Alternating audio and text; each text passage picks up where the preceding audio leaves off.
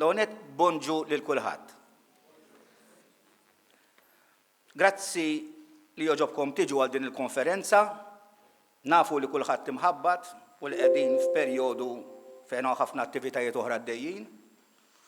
Il-preżenza tagħkom tixet l-interess u l-imħabba li għandna għal-ilsienna u l-entużjażmu biex inkomplu nitalmu dwaru.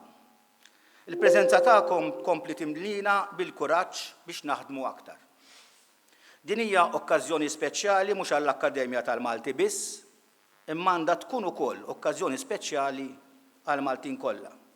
Għax wara kollox illum qed infakru ġrajja importanti marbuta mal-istorja tal-kitba tal-Sienna. Minħabba li għandi intervent aktar tard u żgur se jkollna ġlieda mal-ħin biex inlaħqu fil-fatt qed nimmaġina ħajkun hawn ħafna battibekki bejn il-moderatur u l-kelliem. Ma nistax intawwal wisq u minflok diskors ieħor issa għażilna mod ieħor kif nintroduċu din il-konferenza. Ħejjejna filmat li se jurina x'qed niċċelebraw illum. Ħanaraw flimkien.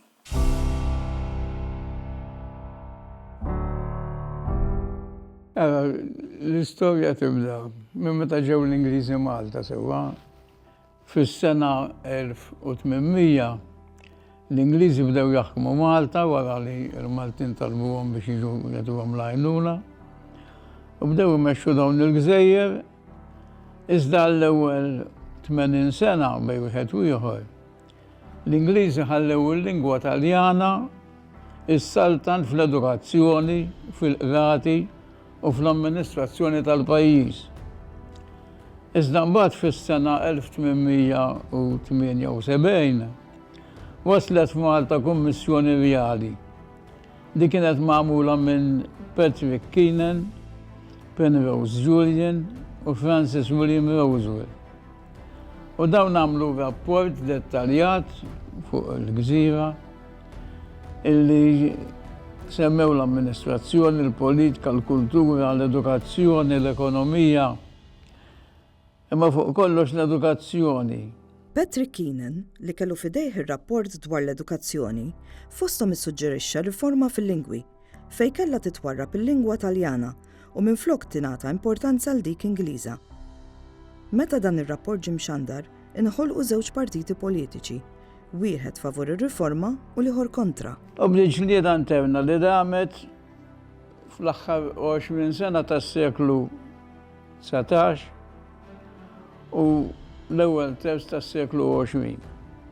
Jiġifieri 50 sena li fihom il-gazzetti, il-minuti tal-Kunsill tal-Gvern u wara tal-Parlament. Xi drabi wkoll il-pjazzett kienu mimlija attakki jew kontra l-Ingliż jew kontra t-Taljan. U il-Malti baqa' barra mix-xena biex ngħidu hekk, ma kienx barra, keċċew barra. Il-mexxejja tal-Partit Antiriformista, dawk li kienu favur it-Taljan, tant għammew fuq l-irżiem predilet tagħhom it-Taljan li nsew li huma Maltin jitkellmu bil-Malti. Il-Malti kienu jgħidu li ma jiswa xejn ħlief għall-kċina u għall-għalqa. U kienu wkoll jikkritikaw il-Malta x'ma kellux ortografija fissa. Dawk tal-Partit Riformista għalkemm taw xi importanza lill-Malti, imma l-ewwel importanza tawha lill-Ingliż. Għalihom l-Ingliż kien fuq kollox u qabel kollox. Issa kien f'din l-atmosfera ta' żewġ partiti jiġġieldu wieħed favur it-Taljan u ieħor favur l-Ingliż. Illi twildet l-għaqda tal-kittieba tal-Malti llum Akkademja tal-Malti. Fl-1920 twaqfet l-għaqda tal-kittieba tal-Malti. Fiha kien hemm numru ta' kittieba magħrufa fosthom Duncan Bsajla u Giuseppe Muscat Zoppardi, li fil-fatt kien l-ewwel president tal-għaqda. L-għanijiet tal-għaqda kienu bażikament tnejn. L-ewwel li jfasslu alfabet xjentifiku u li jfasslu imbagħad regoli tal-kitba bil-Malti ibbażati fuq dan l-alfabet. U t-tieni għan huwa t-tixrid tal-letteratura bil-Malti. Dak iż-żmien kien hemm ħafna sistemi tal-ortografija differenti. Uħud kellhom ċerti simboli li ttieħdu minn alfabetti oħra, iżda dawn qatt ma saru popolari u ma qabdux. Xi wħud mill-alfabetti wkoll kienu jħaltu flimkien fl-istess sistema anka karattri mill-alfabet Tarbi u karattri Latini. Aktar ma bdew jinħolqu minn dawn is-sistemi, aktar bdiet tikber il-konfużjoni tal-kitba bil-Malti.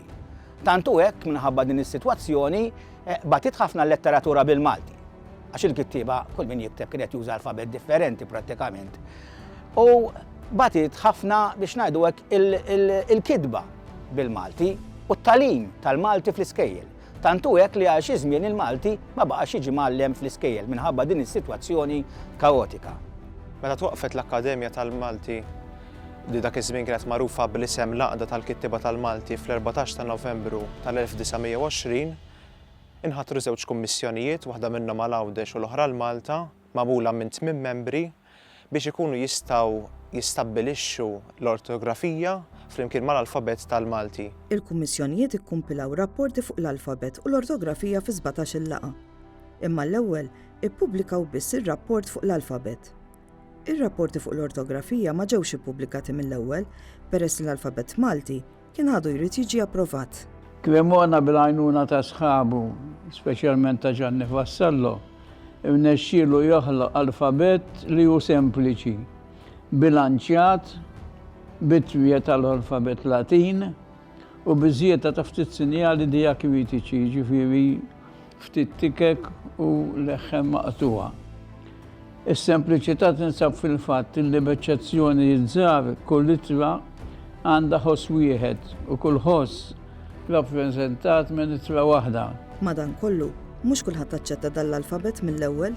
Dak li ġara però li għalkemm il-biċċa l-kbira tal-kittiba leqgħu dal-alfabet u leqgħu it-tarif, però mhux kulħadd daħlu mill-ewwel damu ftit jaħsbuha sakemm daħluh. Imma mbagħad nafu illi fl-1934 fil-bidu il-gvern li kien allura gvern kolonjali daħħal dan it-tarif l-alfabet u t-tarif daħħalhom fl-iskejjel kollha u fil-amministrazzjoni tiegħu. Allura bekk tista' tgħid li mbagħad kulħadd beda. Wieħed milli beda juża l-alfabet mill-ewwel kien Sajdon. Għalkemm kien hemm xi regola waħda żgħira li ma mxiex fuqha. Imma hu Sajdon kien juża l-alfabet u l-grammatika tat-tarif.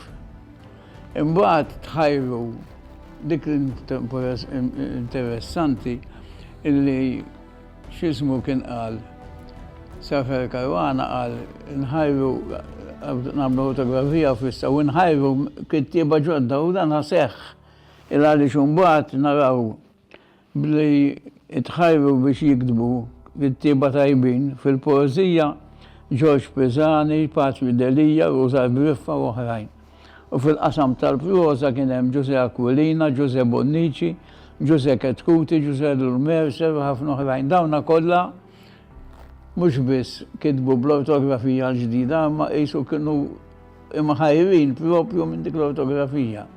Laqda tal-Kittiba tal-Malti ħabtet wiċċa ma' żewġ problemi meta ġiet biex tippubblika ir-rapport fuq l-ortografija.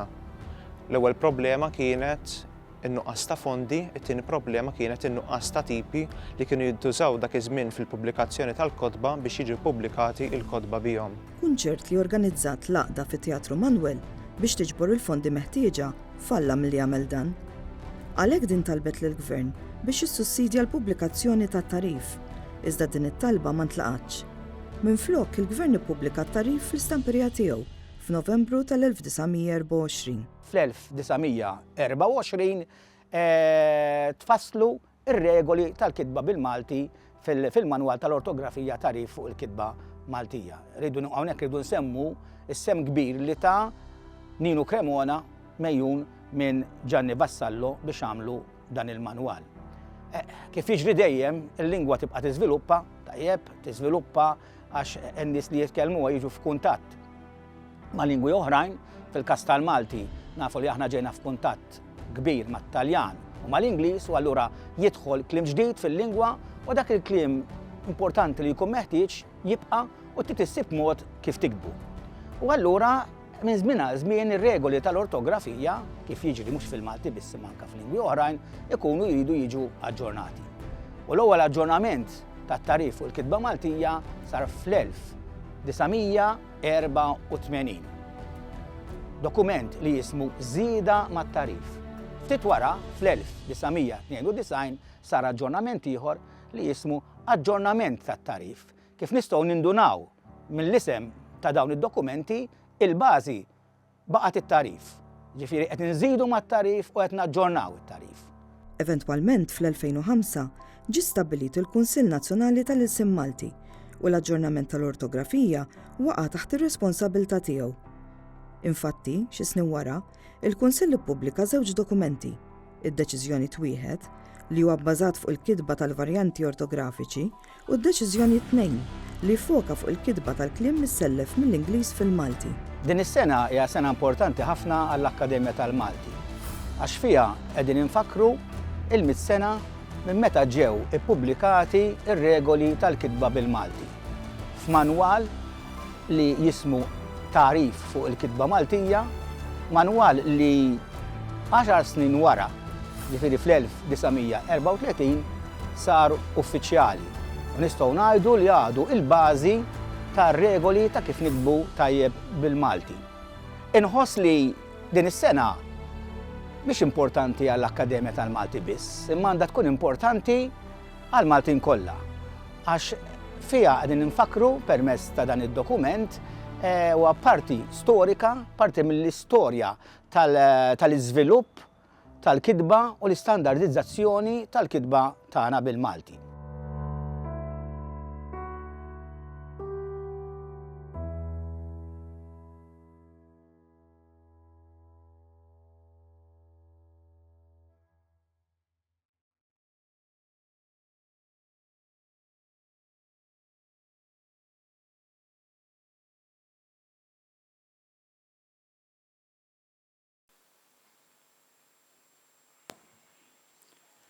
Kif tistgħu tobsru attività bħal din kienet titlob ħafna xogħol li ridna nagħmluh bir-riżorsi limitati ħafna li għandna fl-Akkademja.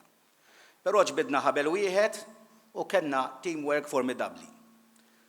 Għaldaqstant irrid nirringrazzja lill-Kunsill kollu tal-Akkademja tal-entużjażmu li wera u tas-sem ta' kulħadd.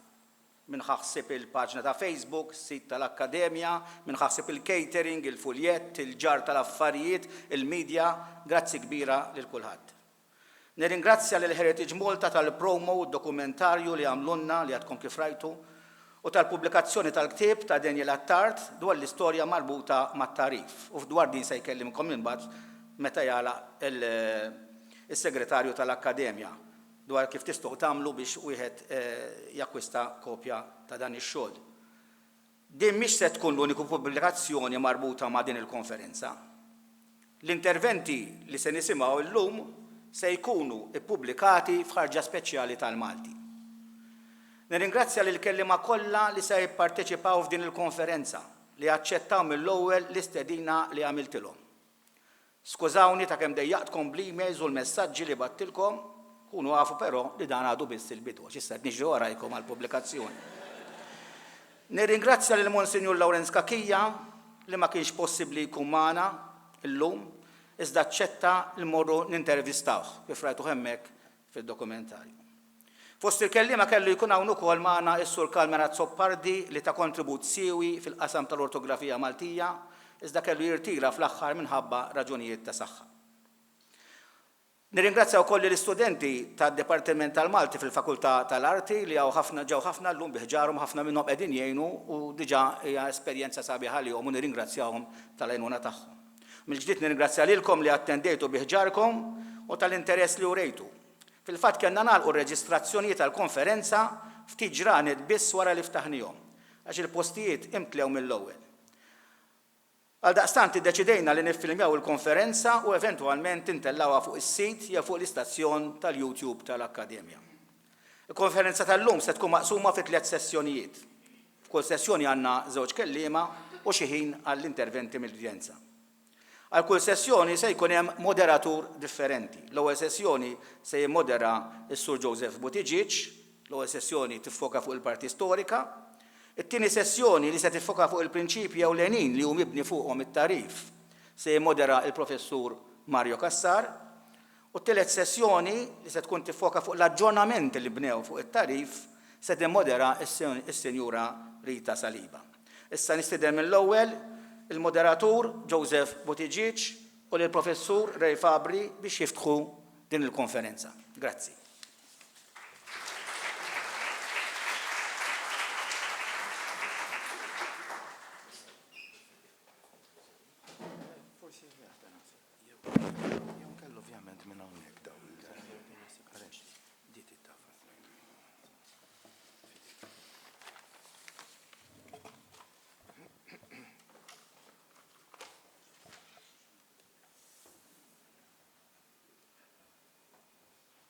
كده نستلمنا.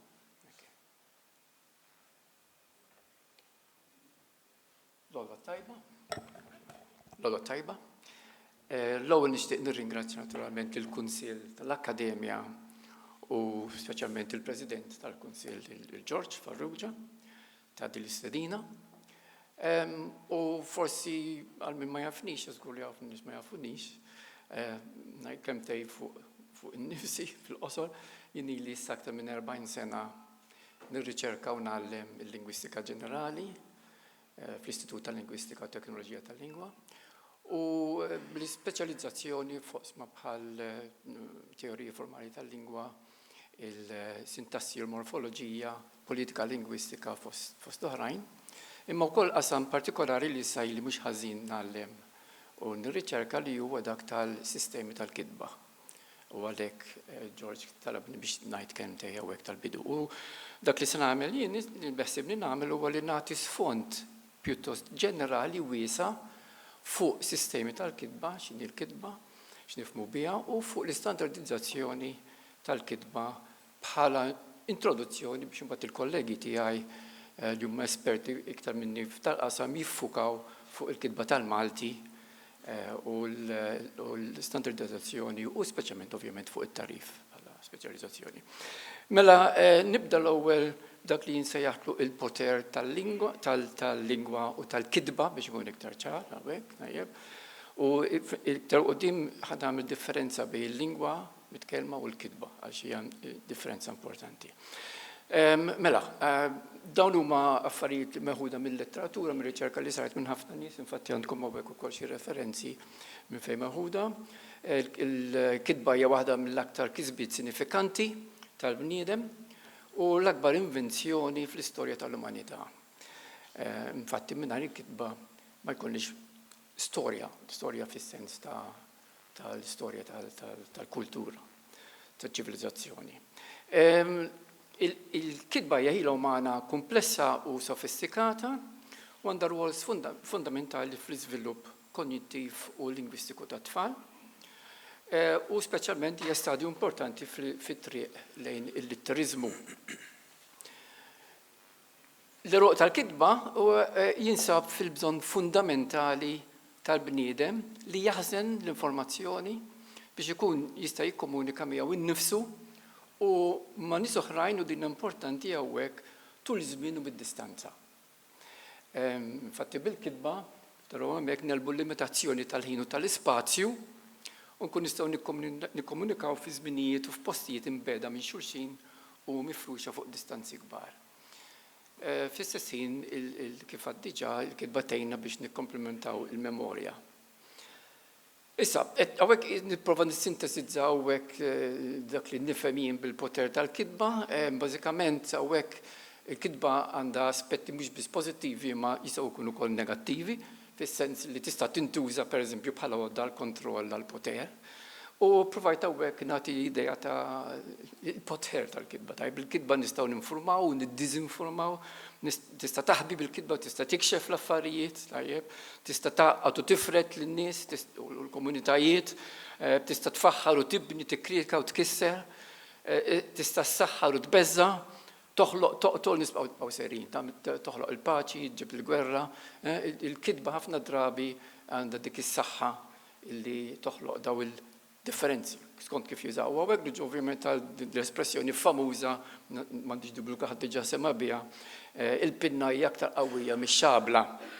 The pen is mightier than the sword li ntqal l-ewwel darba fil-dram ta' Dan Bulwer Lytton mill-Kardinal Richelieu kien karattru prinċipali hemmhekk f'dan. Però hemm ukoll espressjonijiet simili li saru, Roma xi interessanti wkoll, b'daqqa ta' kelma tidħol aktar fil-fond minn kolb ta' xabla. Daqqa ta' pinna hija aktar gravi minn kontrakolb bil-lanza koll li kien jisprimmis idea. U min jgħid ukoll li Napoleon għal din tal-aħħar hawnhekk 4 gazzetti ostili u miktar tal-biża' minn 1000 bajonetta. Ġifri hawnhekk da kollu juri naqra din is-saħħa. Imma nixtieq ukoll nagħmel kumment biex nagħlaq il-parti tal-taħdita tiegħi fuq il-kitba sa fid-dinja tal-lum bl-iżviluppi teknoloġiċi u diġitali u l-kitba elettronika biex ngħidu hekk. U jien nara żewġ aspetti, wieħed pożittiv u l-ieħor negattiv. Dawn wieħed jista' jiddiskutihom eventwalment, naturalment. Mill-aspett pożittiv, wessajna d-distanza, issa nistgħu nikkomunikaw bil-kitba diġitali f'distanzi ikbar milli konna qabel. U apparti minn hekk iktar malajr, b'ħeffa iktar kbira bl-internet, etc. Imma fl-istess ħin, u dina forsi huwa aspett negattiv, il-fatt li issa anki il-viżwal, tajjeb, l-audio u l-filmati, u ma iktar faċa mod ħafna biex jikkomunika, jista' jkun li ħafna drabi nikkomunikaw mingħajr ma jkollna l-bżonn li nużaw il-kitba. Tajjeb, ġifieri sa ċertu punt il-kitba qed tintuża iktar, imma fl-istess ħin hemm qisu di l-kompetizzjoni iktar qawwija sa li l-viżwal u l-filmat u l-awdio qed jieħu il-post ta' x-xogħol li kienet tagħmel il-kitba. Ma x'inhi l-kitba? Ħanniġi se naqra l-partit tarwiesa. Hemm ħafna definizzjonijiet, ħansemmi ftit minnhom fuq żewġ elementi li jissemmu ħafna meta wieħed jiddefinixxi l-kelma il-kitba, skużawni, hija l-viżibilità u l-permanenza. Tajjeb, ġifieri hawnhekk għandna żewġ kwotazzjonijiet, il-kitba hija komunikazzjoni ta' ideat relattivament speċifiċi bl-użu ta' marki li huma viżibbli b'mod permanenti. Jew il-kitba hija tirriduċi l-lingwa mitkellma forma viżibbli. Il-problema tal-viżibilità hija li jeżistu anke sistemi, il-Braille pereżempju, li tiegħu tal-Braille sistema ta' kitba illi fil-fatt hemmhekk għan-nies li huma neqsin mid-dawl. Mela l-viżibilità ma tistax tkun f'dak is-sens parti mid-definizzjoni. Allura forsi aħjar wieħed jiffoka fuq il-permanenza. Il-permanenza hija importanti. Fatt l-ewwel mħabba il-fatt li nikkomunikaw tul iż-żmien u minn spazji differenti, distanzi differenti.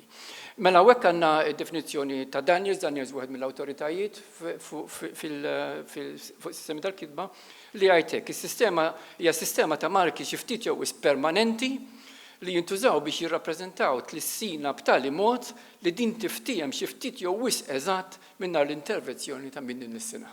Kif qed taraw qed jipprova jagħmel mill-aħjar biex jipprova jiddefinija. U hekk għandna wkoll di definizzjoni ta' Fisher, iktar mid-definizzjoni hija kriterji li jagħti għad-definizzjoni tagħhom.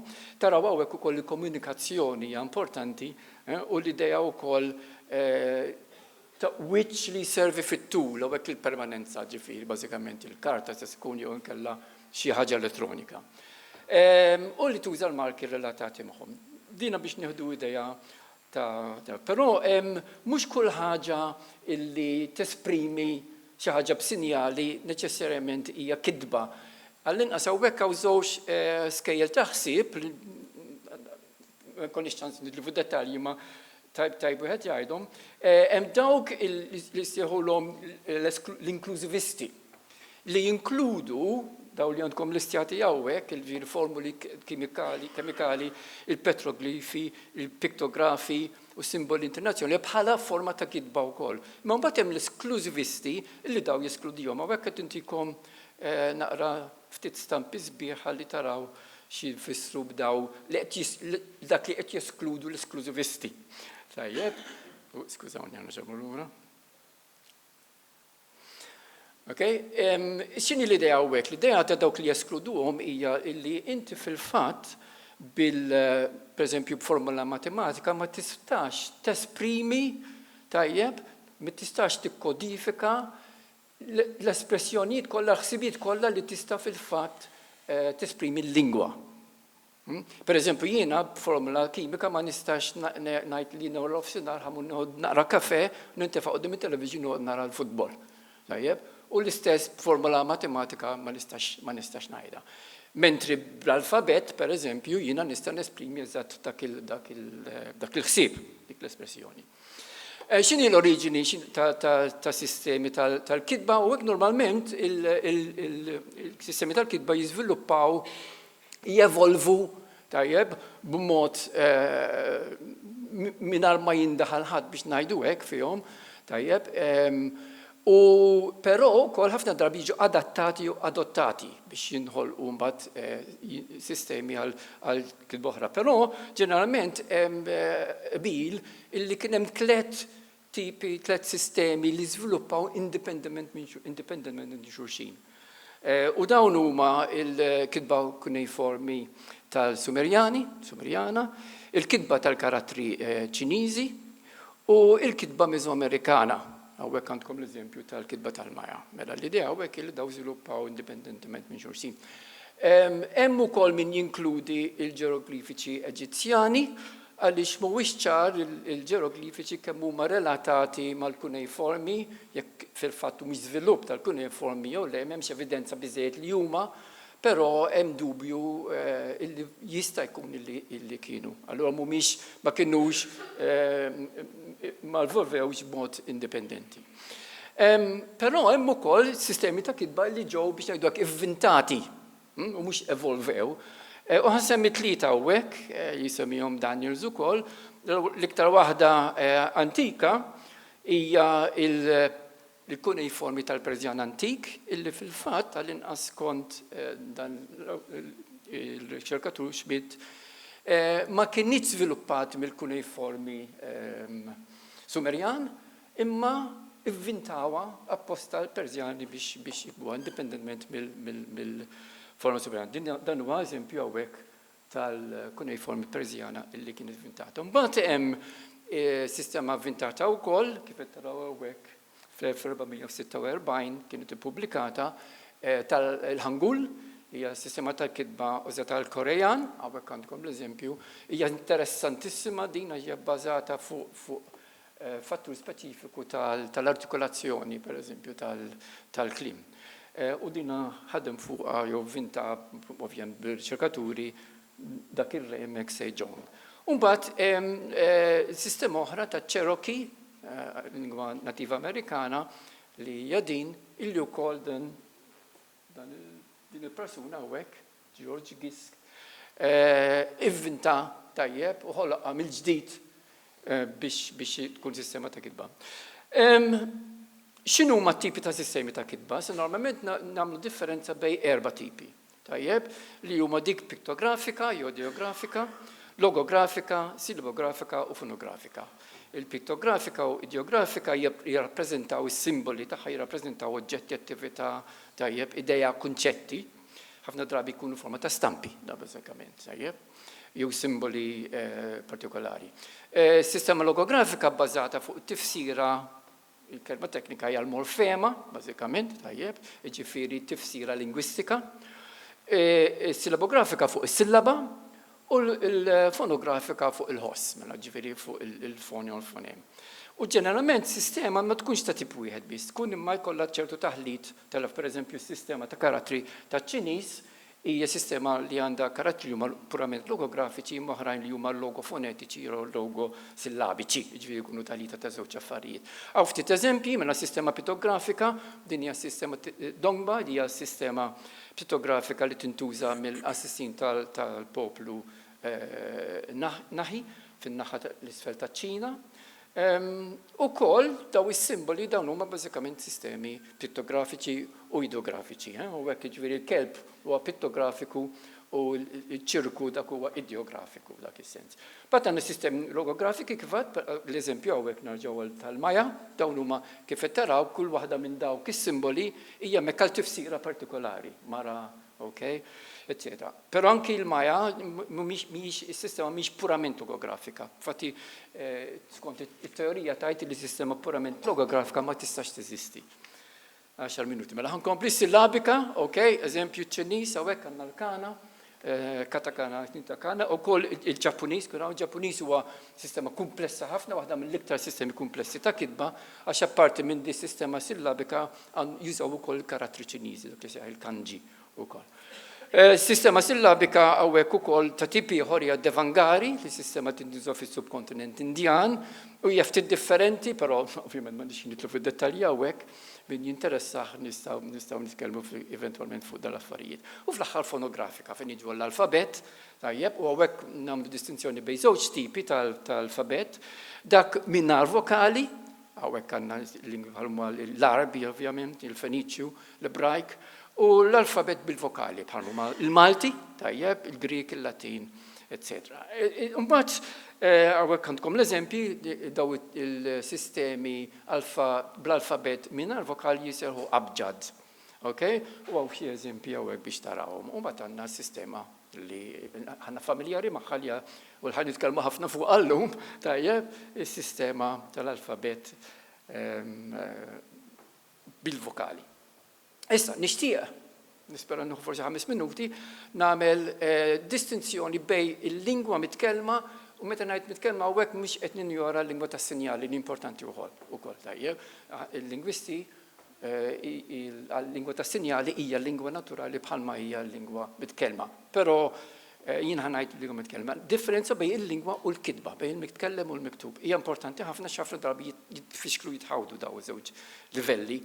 Biex nagħti eżempju, jekk għandna neħdu l-Ebrajk, pereżempju tajjeb ħafna drabi, is-sistema ta' kitba tal-Ebrajk wieħed jassoċja mal-lingwa l-Ebrajk. Imma fil-fatt l-Ebrajk bħala kitba, mhux bħala lingwa, tintuża wkoll pereżempju għal Jiddish li hija lingwa Ġermanika, mhijiex lingwa Ebrajka. B'taħlit ma' elementi mill-Ebrajk, mill-Aramajk, elementi Slaviċi u Romanzi.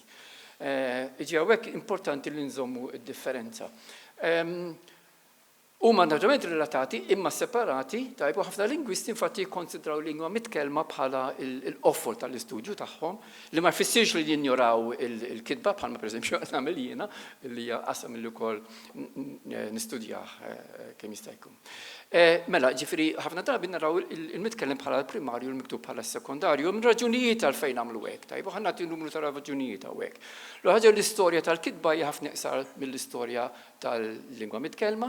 Il-bniedin kollha jitkellmu imma mhux kollha jikbu, tajjeb, u nitkellmu qabel ma nitalmu nikbu. Infatti hawn min qatt ma jitgħallem jikteb u xorta huwa kapaċi lingwistikament jesprimi ruħu, anzi ħafna drabi forsi anke iktar minn nies li kapaċi li jafu jikbu wkoll. Hemm lingwi li m'għandhomx sistema ta' kitba, tajjeb, għattalkom żewġ eżempji hawnhekk.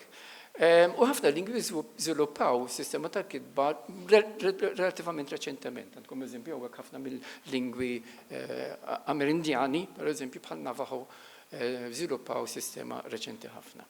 Il-lingwa hija prodott tal-moħħ, prodott naturali tal-moħħ tal-bniedem, mentri l-kitba hija prodott maħluq mill-intellett tal-bniedem. Il-lingwa takkwista, il-kitba titallima.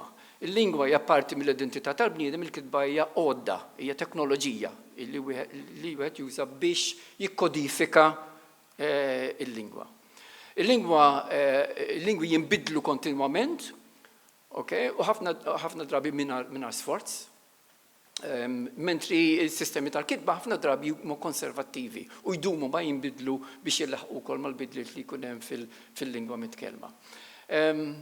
Huma konservattivi u għal din ir-raġuni, għal-raġunijiet li tajt, huwa importanti li il-sistema tal-kitba tkun standardizzata u aġġornata regolarment. Biex tkun kemm jista' jkun effettiva bħala kodiċi għal-lingwa mitkellma li kif għadna tkompli tiżviluppa. Mela l-ortografija hija l-istandardizzazzjoni ta' sistema tal-kitba, jekk ix logografika, sillabika, fonetika, għandu differenza, tikkonsisti minn regoli u linji gwida li jastabilixxu l-limiti tal-varjazzjoni. Tinkludi l-spelling, il-punteġġatura, li jinkludu affarijiet bħal kapitalizzazzjoni, l-ispazji bejn il-kliem u l-affarijiet l-oħra kollha. U għawek, però s-mandumx, kivek minix taqsek tajja pal-metafori, però li nħabbel speċi l-ideja tal-pinna u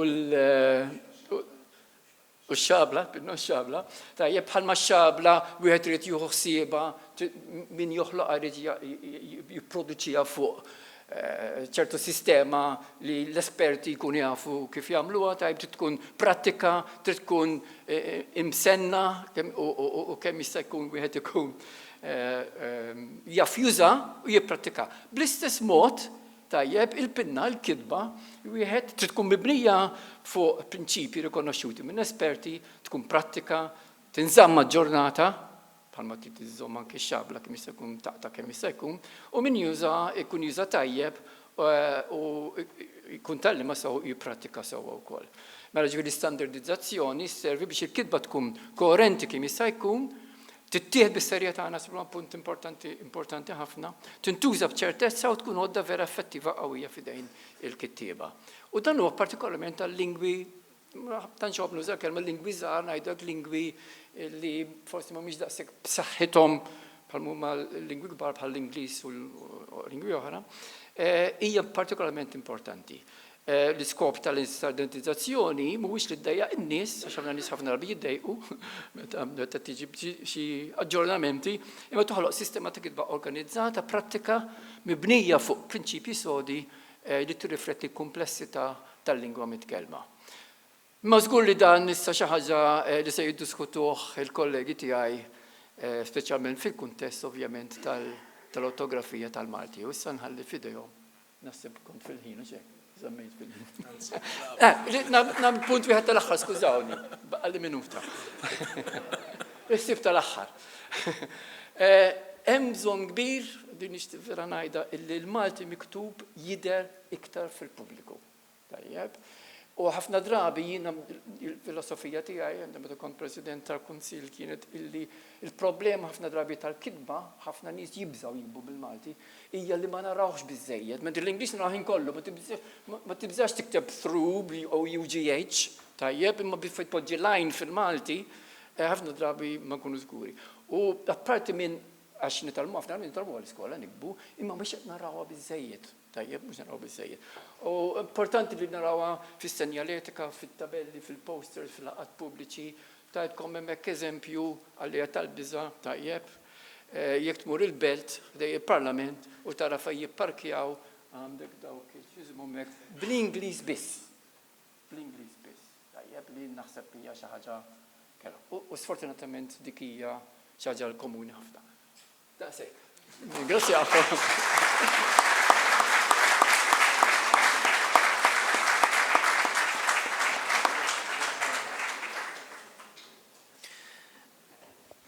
Grazzi, Prof. Fabri, tal-intervent tiegħek. Issa se nagħtu bidu għall-ewwel sessjoni ta' din il-konferenza li hija ta' xi ħaġa aktar storika u se nsejjaħ hawnhekk lis-Sur Daniel Attart u lil-Dr. Olvin Vella għal din is-sessjoni.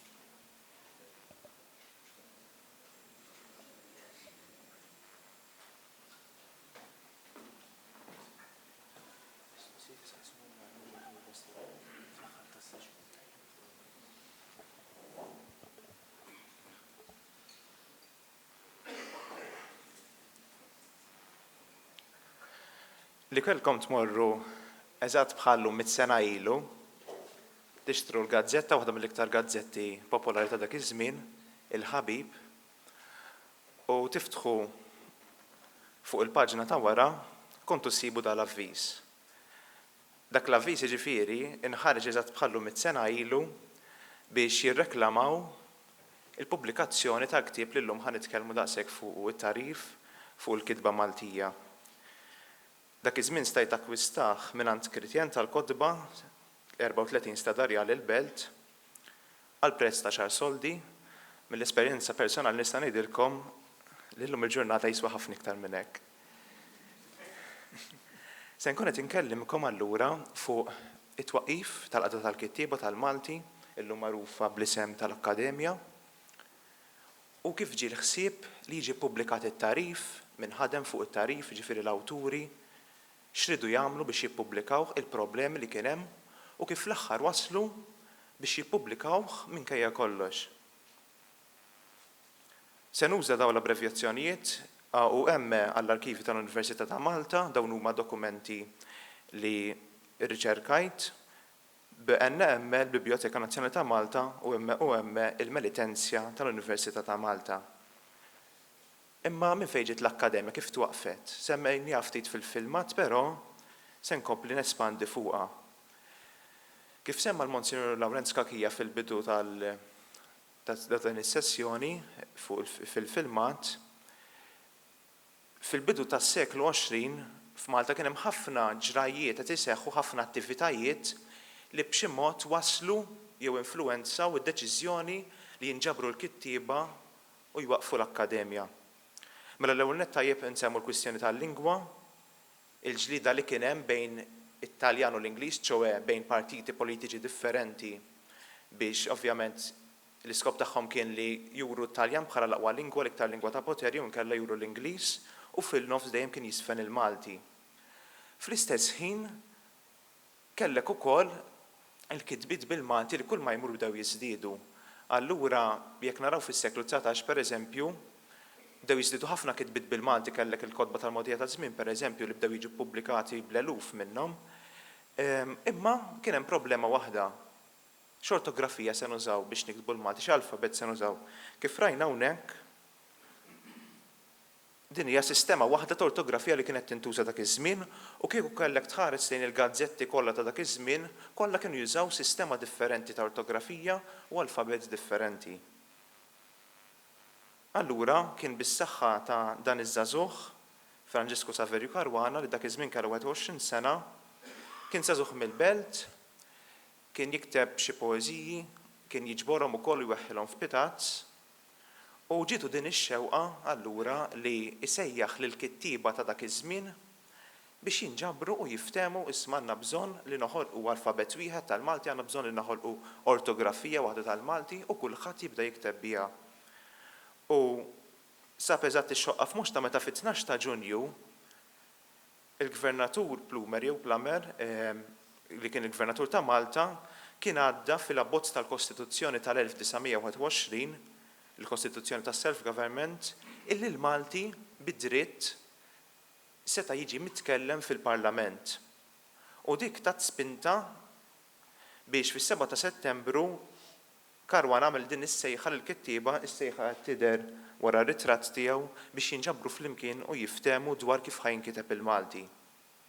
U infatti fl-14 ta' Novembru ta' dik is-sena twaqfet l-Għaqda tal-Kittieba tal-Malti. Kien hemm ikra kombinazzjoni bħallu mal-kemm ħarġet ix-xemx, inġabru 36 kittieb u ftehmu allura illi ħajaqtaw darba għal dejjem dan id-disgwit li kien hemm fuq il-Malti. Inġabru f'din id-dar, għal min ma rafix din id-dar qiegħda triq San Pawl il-Belt, kienet is-sede tal-Unjoni Kattolika San Giuseppe, aqdar il-ġjuża ta' dak iż-żmien u anke nistgħu ngħidu li kienet il-founding member tal-APS, tal-Bank APS, u twaqfu żewġ kummissjonijiet biex jiktbu rapport fuq l-alfabet u fuq l-ortografija biex joħorġu b'soluzzjoni. U nistgħu ngħidu li fl-ewwel kummissjoni għal Malta kien hemm Giuseppe Scatazzo Pardi, Nino Cremona, Paolo Bellanti, Duncan Psajla u Monsignor Paolo Gallia. Fit-tieni kummissjoni, il-kummissjoni Awla Għawdex kien hemm Monsignor Paolo Kawki, Gianni Vassallo u Giuseppe Kallef. Dawn iż-żewġ kummissjonijiet iltaqgħu 17-il darba bejniethom u għamlu rapport fuq l-alfabet tal-Malti u rapport ieħor fuq l-ortografija. Ħalli nibdew mir-rapport fuq l-alfabet. Dan ir-rapport fuq l-alfabet fih semmew il-membri tal-Kummissjoni l-alfabetti l-oħra li ntużaw matul iż-żmien kellek jiġifieri għaqdiet tal-Malti fl-antik bħal xirka xemmija tal-1880, kellek l-Akkademja Filoloġika Maltezi tal-1843 li ipprovaw joħolqu alfabet u ortografija standard imma ma rnexxilhomx. Allura, f'dan ir-rapport, il-membri tal-Kummissjoni ipprovaw isibu soluzzjoni għal alfabet li jkun jista' jintuża minn kulħadd. Minkejja li r-rapporti lestewhom 2 sa Ġunju tal-1921, xorta waħda kienet tfadal kien importanti ċewwa li l-ewwel jippubblikaw l-alfabet juruh lill-membri tal-Akkademja tal-għaqda ċoħe, mbagħad wara li jiġi approvat l-alfabet, ikunu jistgħu jaħdmu fuq ir-rapport fuq l-ortografija. Infatti fit-18 ta' Diċembru 1921 saret laqgħa kbira li fiha inġemgħu il-membri tal-Akkademja u nies oħra u approvaw l-alfabet kważi li għandna llum ma kien hemm biss żewġ tibdiliet żgħar, pereżempju l-G kellha sinjal fuqha u neħħewilha u kien hemm il-U bis-sinjal fuqha minflok il-W u llum nużaw il-W. Wara li approvaw l-alfabet, il-membri tal-Akkademja iddeċidew issa li jaħdmu fuq it-tarif fuq il-kitba Maltija u naħseb għal ħafna żmien ukoll kien hemm dawn il-ħsibijiet jew ix-xettiċiżmi dwar min kiteb it-tarif. Nistgħu ngħidu li dawn li qed taraw Nino Cremona u Gianni Vassallo huma żewġ pilastri kbar tal-ortografija li għandna llum għaliex Nino Cremona li kien Awċi għamel ir-rapport għal Malta u Gianni Vassallo li kien Malti għamel ir-rapport għal Għawdex. U mela tajjeb ngħidu xi ftit affarijiet fuqhom mela Nino Cremona kien jaħdem mal-gvern, ġifieri ma kellu qabel meta kien żgħir ma kellux idea ta' Malti, però beda jistudja waħdu beda jiskopri li hemm bżonn li jkun hemm sistema ta' kif jinkiteb il-Malti. Gianni Vassallo li kien ftit ikbar minnu kien diġà ħareġ ktieb li jismu l-Muftiħ fuq il-Kitba Maltija li ħarġu fl-1902 jekk m'iniex sejjer żball li fih kien diġà wera kif iridu jiġu r-regoli tal-ortografija. U allura x'għamlu dawn it-tnejn? Kemm Nino Cremona kif ukoll Gianni Vassallo, it-tnejn li huma ħadmu fuq rapport dwar l-ortografija u fir-rapport semmew x'għandha tkun l-ortografija tal-Malti. Ir-rapporti tagħhom sfortunatament ma sibthomx, però irnexxiel insib l-abbozz tat-tarif li għad fuq in-naħa ta' hawnhekk tax-xelluk tagħkom li kien miġbur minn Nino Cremona. Nistgħu ngħidu li kemm Nino Cremona u kemm Gianni Vassallo ħadmu fuq, però Nino Cremona kien dak li kkompila iż-żewġ rapporti ġabarhom f'wieħed u ħadem ġifieri fuq l-abbozz tat-tarif. Min-naħa l-oħra ovvjament kellu bżonn lil Gianni Vassallo li x'aktarx kien jista' ngħidu li kien espert iktar minnu fis-sens li kellu iktar idea ta' kif jaħdmu l-affarijiet għax diġà kien esperjenzhom. U allura Gianni Vassallo kien batlu l-osservazzjoni tiegħu fuq dan l-abbozz u qallu x'irid jirranġa. Tajjeb ngħidu wkoll li x'aktarx li t-tarif kellu s-suċċess li kellu għaliex fuqu għaliex raw ħafna nies qabel ma ġie ppubblikat. Jiġifieri Cremona pereżempju kien bagħat dan ir-rapport fuq l-ortografija lil ħafna nies fosthom nies barranin bħal Charles de Solafil li kien Assis Ingliż Svizzeru u lil Alberto Foccari li kien Ġiżwita li għamel żmien rettur tal-Università Gregorjana ta' Ruma u anke ta' nies minn Malta bħal Duncan Bsajla u Monsignor Paolo Gallia. Ovvjament il-kitba kienet lesta imma kien hemm żewġ problemi meta ġew biex jistampaw it-tarif, l-ewwel net l-ispejjeż u t-tieni t-tipi. Tajjeb niftakru li l-għaqda tal-kitiba tal-Malti kienet għaqda volontiera voldieri ma kien hemm ħadd li jtija fondi fl-ewwel snin tagħha, allura kellha bżonn iġġib il-fondi minn x'imkien. Mela ħa nitkellmu l-ewwel fuq kif irnexxiela telep il-problema tal-ispejjeż li dak iż-żmien kienu kbar ħafna biex tippubblika ktieb. L-ewwel ħsibijiet biex jiġi ppubblikat it-tarif u l-kitba Maltija deru meta inħatar l-ewwel kumitat tal-għaqda. L-ewwel kumitat inħatar fis-7 ta' Mejju 1922 għaw dan ir-ratratt naħseb li baqa' sinonimu mal-Akkademja u f'punt numru 3 tal-aġenda ta' din il-laqgħa tal-kumitat iddeċidew il-membri ddiskutew kif setgħu jagħmlu biex iħarsu għall-istampar tat-tarif.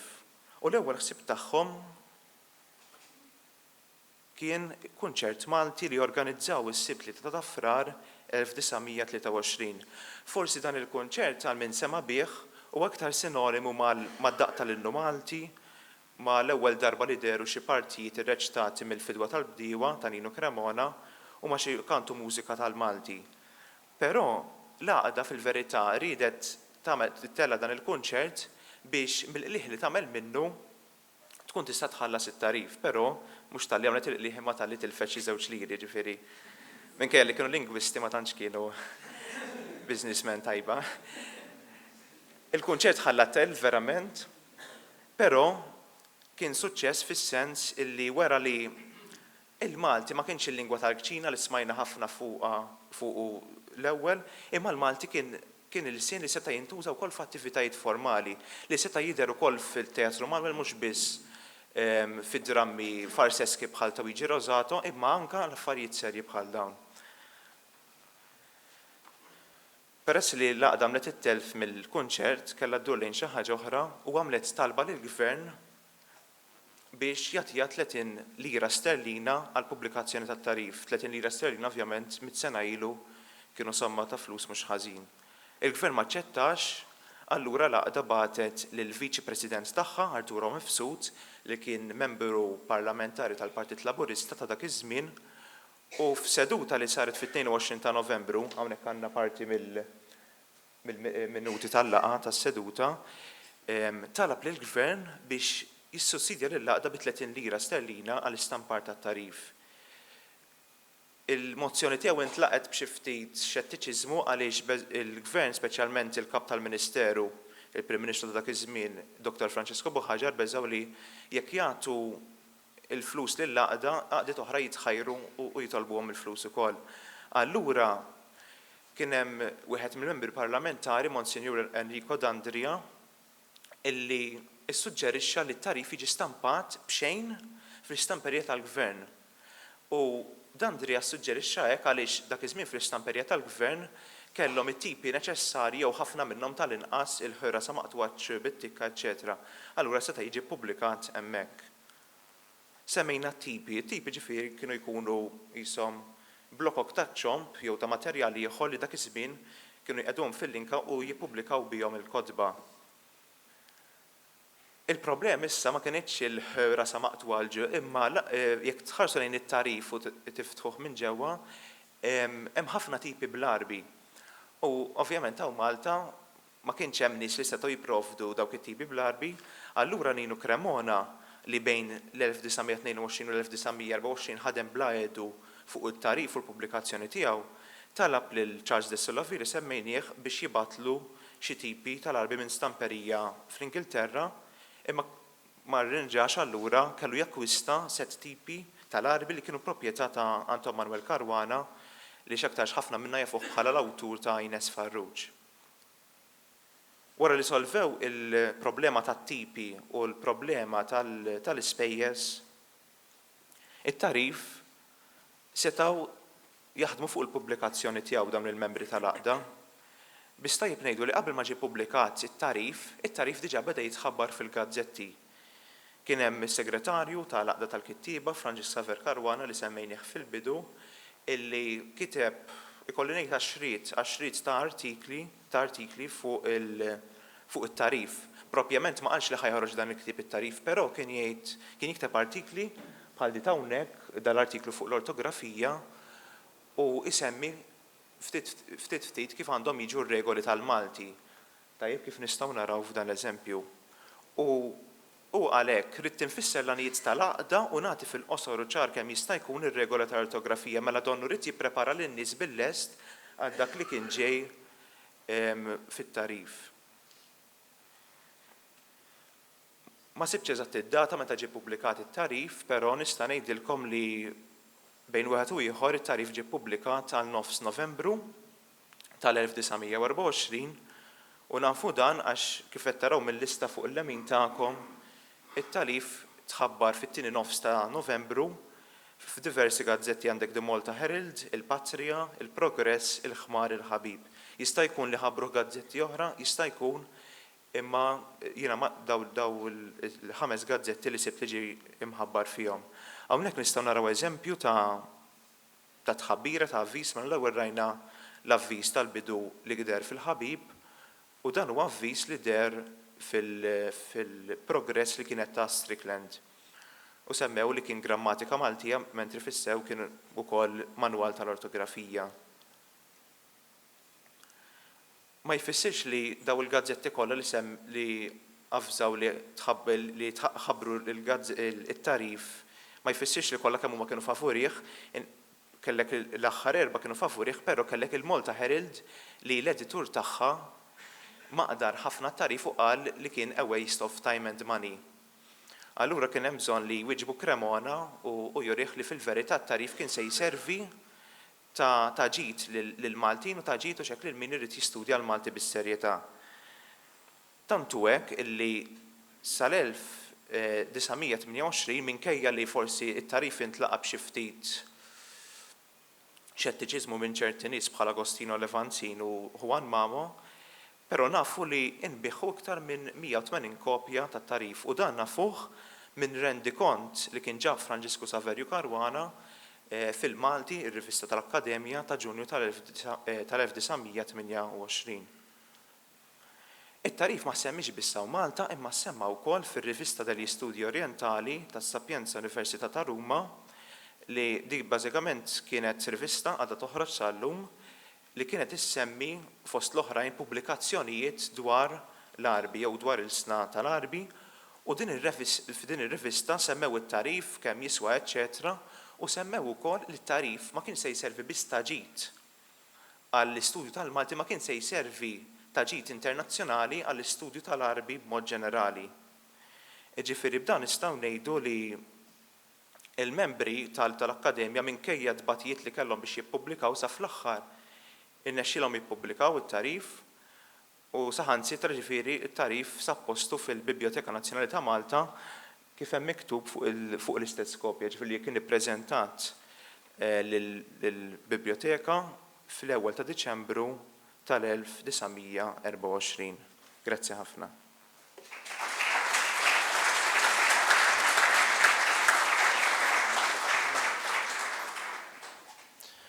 Ringrazzjaw lil Daniel Attard ta' dal-intervent. Issa jmiss li nisimgħu lil Dr. Olvin Vella li se jitkellem dwar l-influenza ta' Vassalli fuq it-tarif.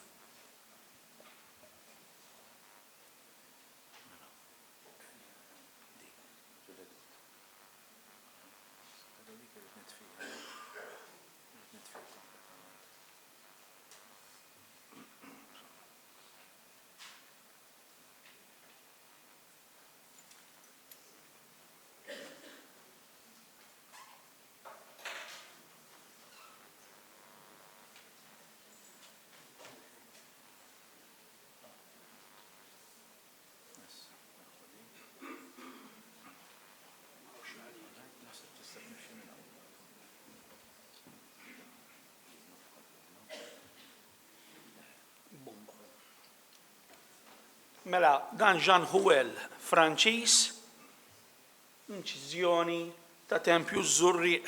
Issa nippruvaw naraw x'għandha x'taqsam. Jidhru n-nies missirijietna. 1770 xi ħaġa. Mela, illum ħanitkellem fuq l-oqbra jiena, fuq nismejtin fuq ċimiterji. U fuq kollox fuq il-wirt. Jinteressa lil kulħadd. It-tarif il-wirt ta' Vassalli.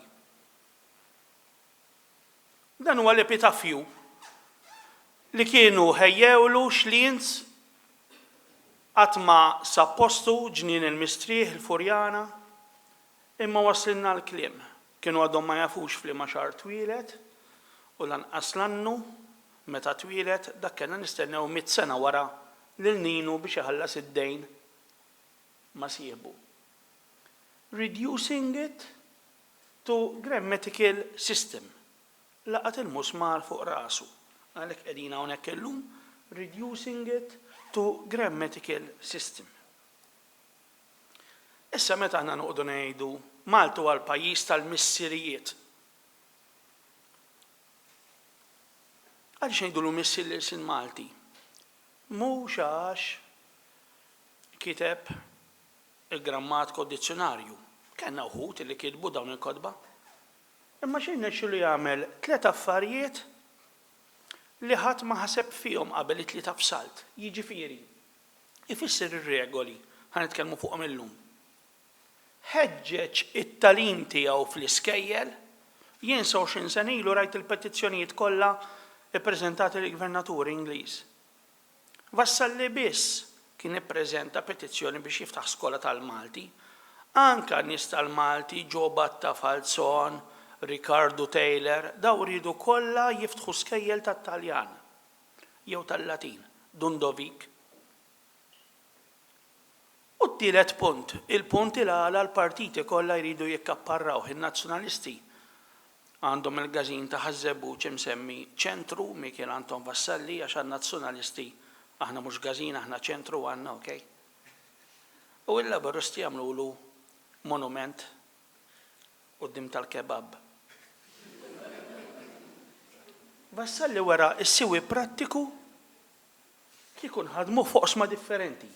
Pal-edukazzjoni li skejjel kollha jiġifieri, il-qrati, jisir li sinta qrati, kwota l-bekkarija, u l-Knisja.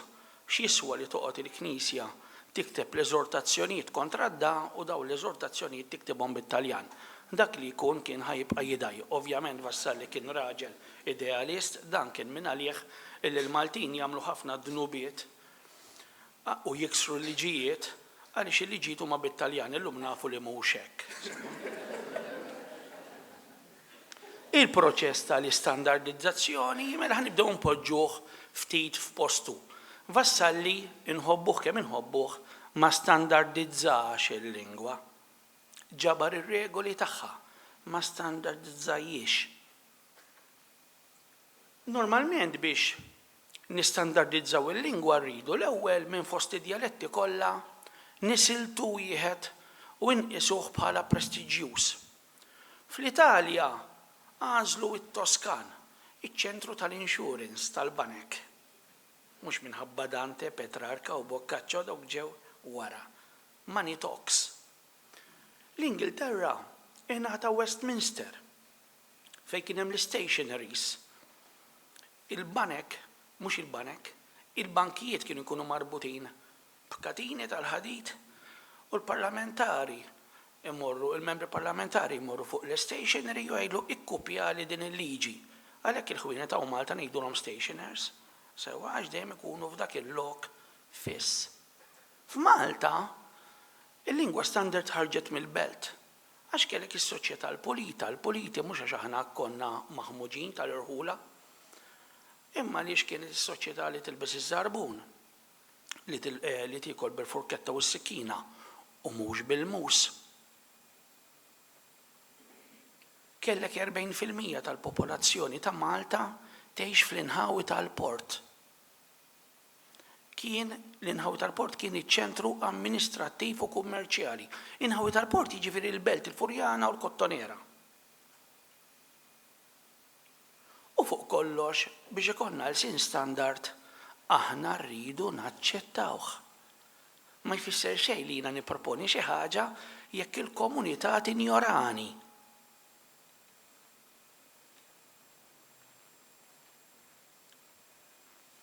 Issa Vassalli minn fost tan dialetti li seta' jagħżel l-aktar wieħed ovvju kien id-dialett tal-Belt għandna xhieda tiegħu fid-dokumenti, il-vokalizzazzjoni tal-Belt tibda tidher fid-dokumenti bil-Malti sa minn 200 sena qablu.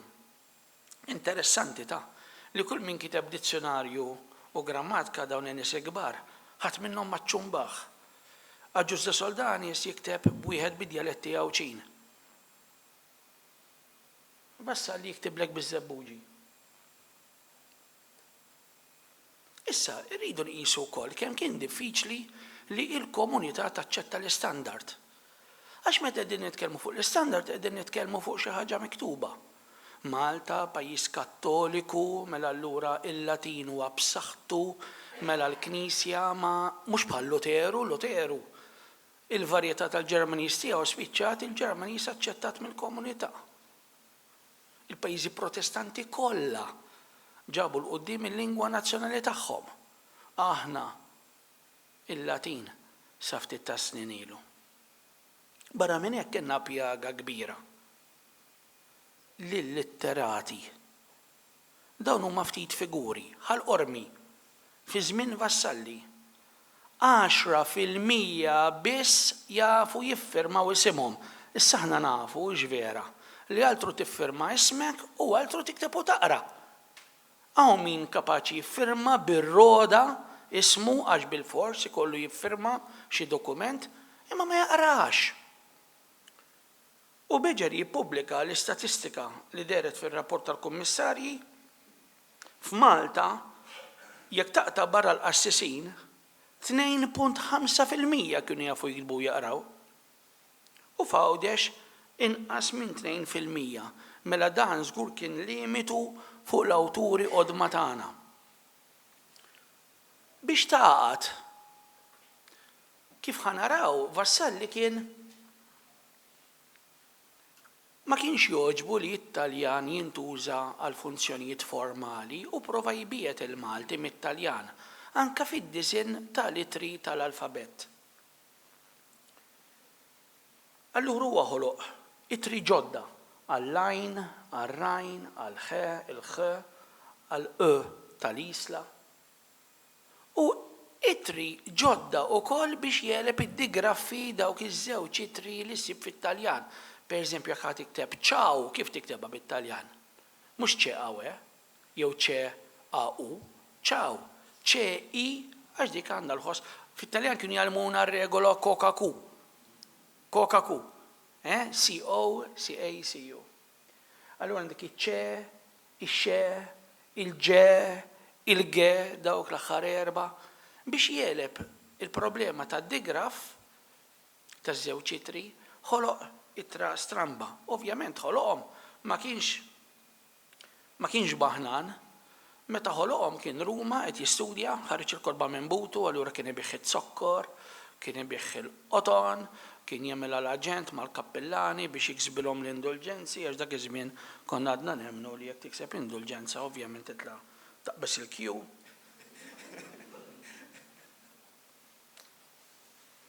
U ħareġ il-Kodba Menbutu, kum sumptibus auctore.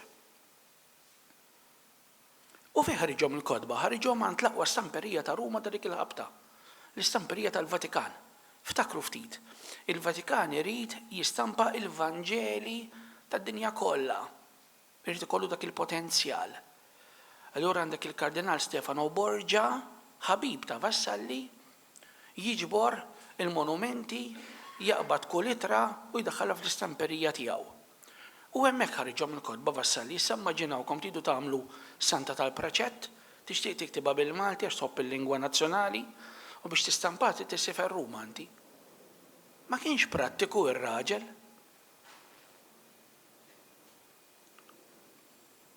Mill-banda l-oħra tant kien perfett. Illi llum il-ġurnata fl-2024, 29 għandna llum? 30 għandna llum? Fit-30 ta' Novembru nistgħu nagħtu risposta għala imġieba nikdbuha bil-qiegħ tat-tikka u mhux bil-qiegħ. Għax fi żmienu kienu jgħidu imġiba. Hemm l-aċċent fuq il-vokali. Jiena sirt naf jumejn ilu biss. Jien minn għalija meta jinġibidli muskolu. Imbagħad bil-bukawwiċ. Ma kontx naf li hawn min jgħidu buwawwiċ, jien qatt ma smajta. Bukawwiċ. Kemm hawn minnkom jgħidu bħali bukawwiċ? Jitkellmu bil-pulit, jiġifieri. U kemm hawn minnkom jgħidu buwawwiċ, jitkellmu bl-imaw.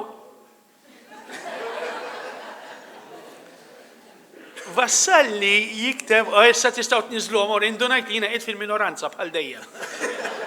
Vassalli jgħid buwawwiċ. U jimmarkah it-tul tal-vokali.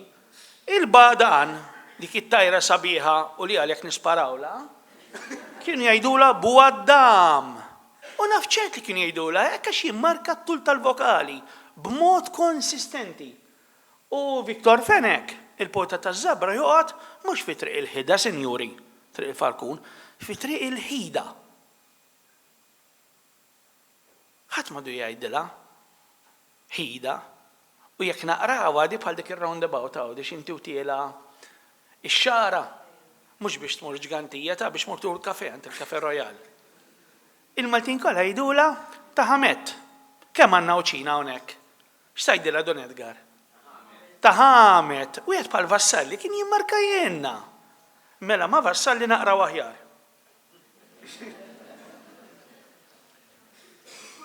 Din ħadd pjaċir li sibta.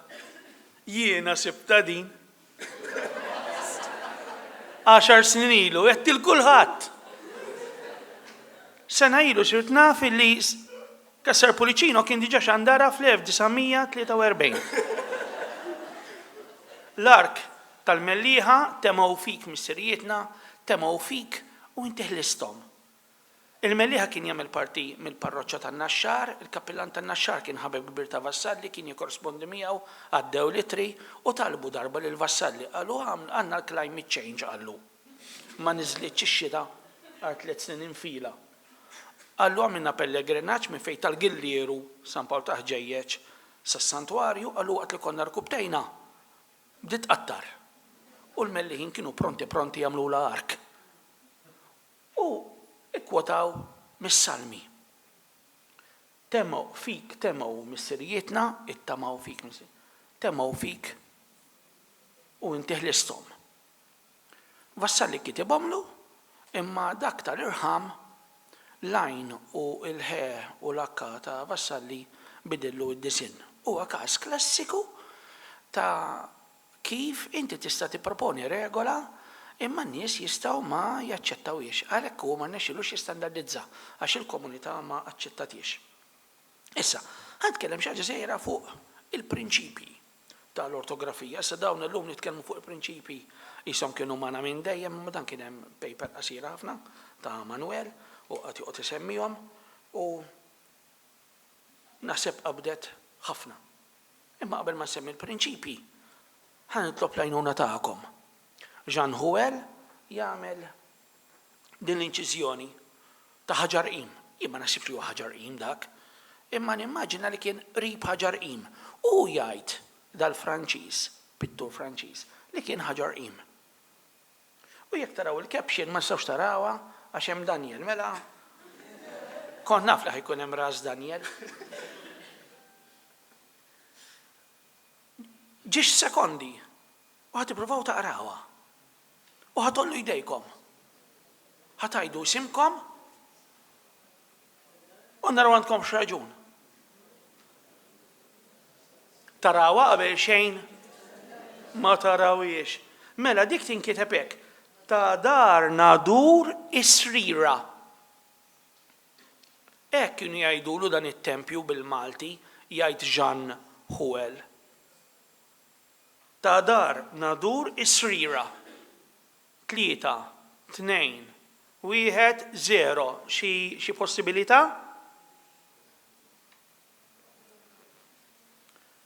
Xi ħadd qallu li t-tempju kienu jsibuh ta' dar in-nadur iżgħira. Issibuha fi Freller, The Observing Guy. Jiġifieri kienu għadhom minħa taż-żuri jgħidu l-għ li l-huma ta' tinstema l-arb jgħidlek ħammur fuq dħajsa lejn Għawdex biex inغني. Sajdon ma jemminx lil Vassalli illi l-gutturali li jirrappreżenta l-għ pereżempju ta' bilħaq kienu jinstemaw u ħaseb li kien joqgħod jiffantastika.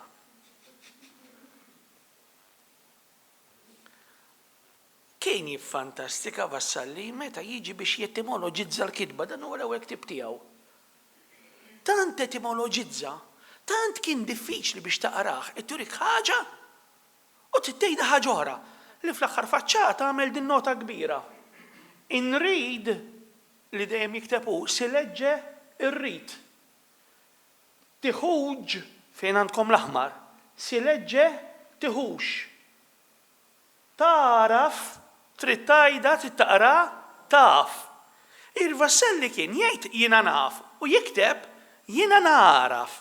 Dak kien Vassalli fil-bidu qiegħed juża l-prinċipju storiku qed jettimoloġizza. L-aħħar waħda fejn għandkom l-aħmar taħwid tispiċċa bid-de. Tittaqra taħwid. Kif naqrawha aħna? Tajna bil-qajn fil-bidu. Aħna l-lum naċċettawa tini idejk, etc. Sal-lum. Mela l-ewwel ktib ta' Vassalli qed taqra sal-jum u ma tistax tgħid sal-jum, ma tistax taqra kif għandek miktub. Fl-aħħar mill-aħħar hekk nagħmlu fl-Ingliż ta'. the knight in shining armor. Għaliex tiktibha KN? Għax fil-Medjuevu dik kienet kneħt. U għaliex knight billej tiktibha bl-N? Għax fil-Medjuevu kienet neħt. Fil-fatt jekk fil-Ġermaniż tasal għalija differenza għal waħda bil-K u l-oħra bl-N. U għaliex beauty bl-Ingliż B-E-A-U-T-Y. Idaħquni jiena jitlu tfal fil-jertu jituhom it-tricky words. Iridu jitalmuha. Għax l-Ingliż jittimoloġizza bo mill-Franċiż E-A-U. Vassalli jintroduċi, ħajibda jsewwi l-kitba, jintroduċi il-kriterju fonoloġiku. Araw kif. Il-kelma ġdid araw tan-naħa l-oħra.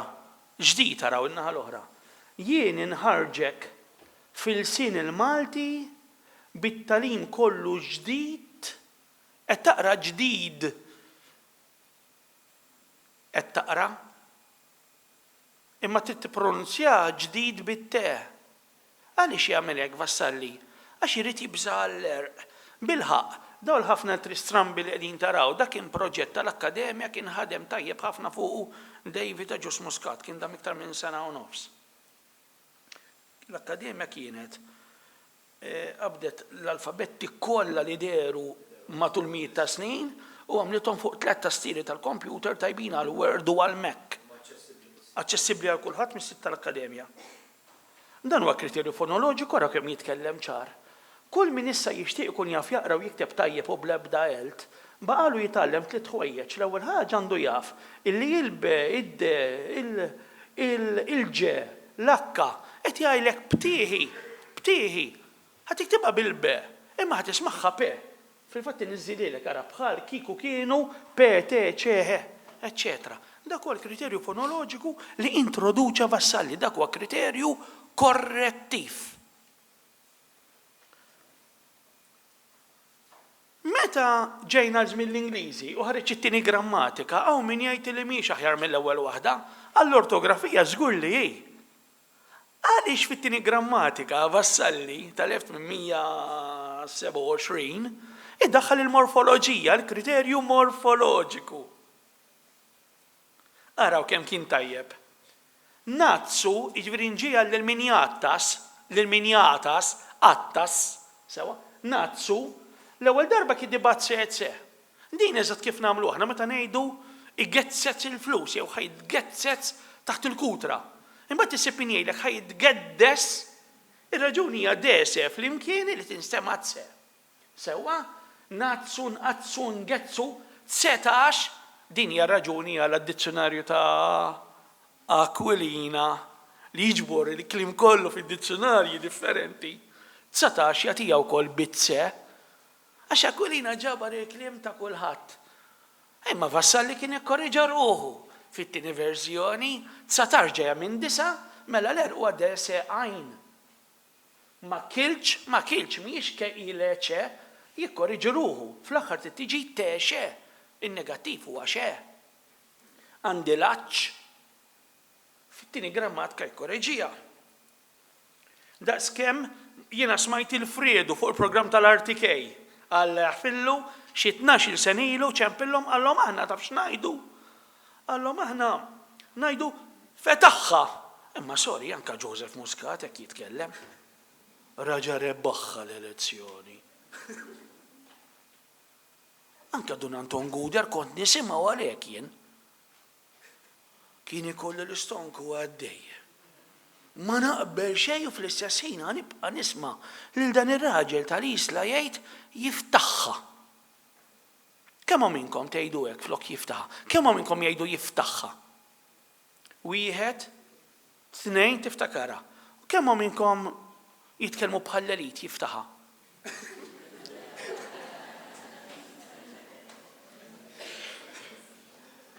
Imbus, l-ewwel grammat, għax inbidlet, ġifieri aħna fil-fatt aħna hekk għadna nagħmlu meta ngħidu jilqa' lila jilqaħħa ngħidu. Sewwa, għax għandek għajn u akka, jiġbaħ lila, jiġbaħħa jew jiġbaħha. Mela, imbus jibdejja MB u jispiċċa NB. Qed ikun korrettiv hawnhekk għax għandu l-kriterju morfoloġiku. L-istess ħaġa meta għandek l-assimilazzjoni sħiħa jibda jikteb jiena mratt bil-COVID, tete, u fit-tieni edizzjoni jagħmililek dete. Jew inkella daħlinna l-ilma ngħiduha l-ħin kollu ngħiduha, daħlinna l-ilma u nikdbu daħlilna.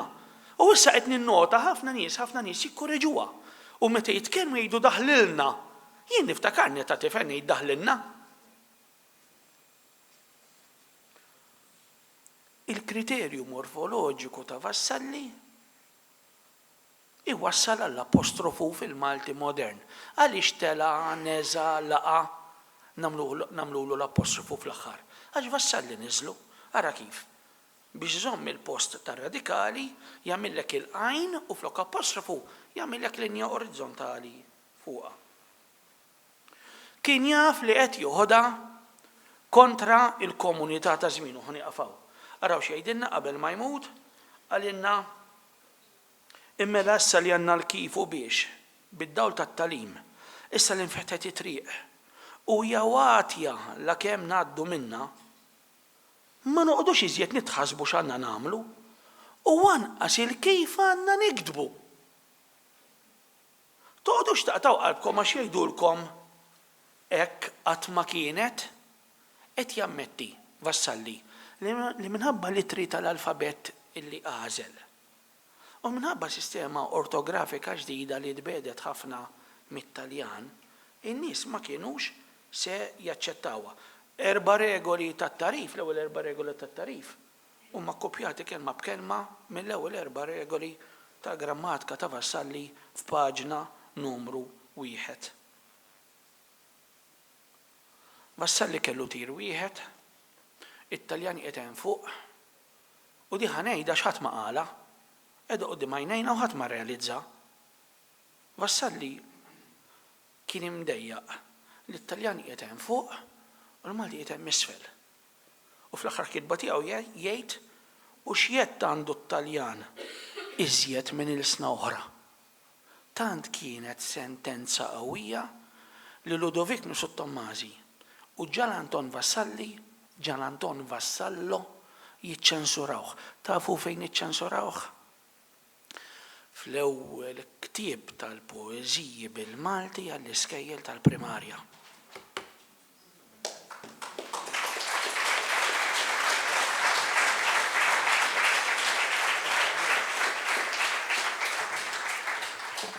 Nirringrazzjaw lil Dr. Olvin Vella ta' din it-taħdita. Issa għandna ftit ħin għall-mistoqsijiet. Se jkollna żewġ mikrofoni iduru, min ikun jixtieq jitkellem jagħmel sinjal. Nitlobkom kemm jista' jkun żommu fil-qosor u ma ntawlux fil-kummenti tagħna ħalli nagħtu ċans kemm jista' jkun nies jitkellmu għax m'għandniex ħafna ħin għad-dispożizzjoni tagħna.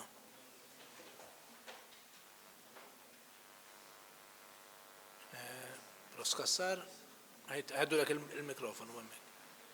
Għal Daniel fid-dawla dak li qed ma jidhirlekx li fil-qoxra tat-tarif oriġinali mal-isem Nino Cremona kellu jiżdied ukoll l-isem ta' Gianni Vassallo.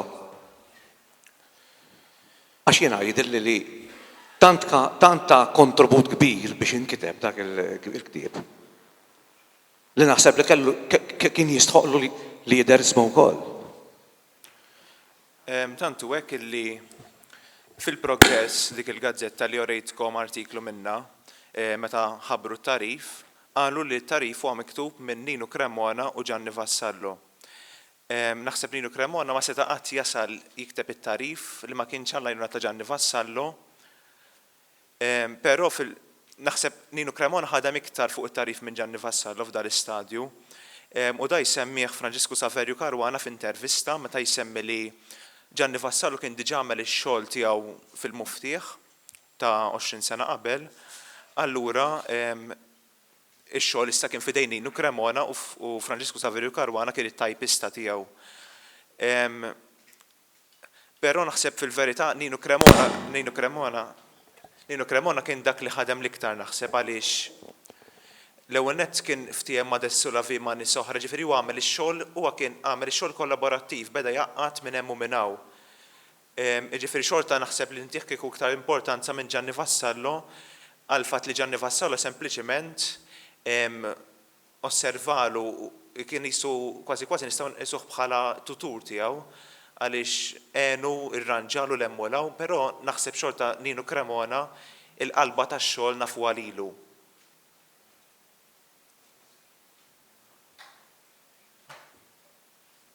Għaddu l-mikrofonu hemm wara kieġobkom.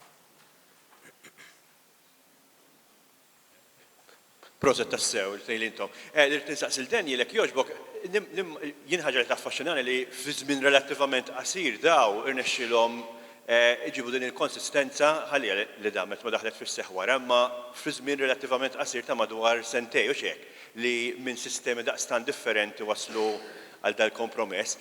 L-isfond tal-nies li ħadmu l-iktar fuqhom kien ħafna differenti minn ta' xulxin jew kienu iktar tendenzi simili li allura prevalew huma. Ġifieri li qed nistaqsi jekk nafux kemm kienet kwistjoni ta' kompromess kulħadd ċeda biċċa. Jew inkellek kien xem issu xi xejra dominanti u allura mbagħad intażlet hi.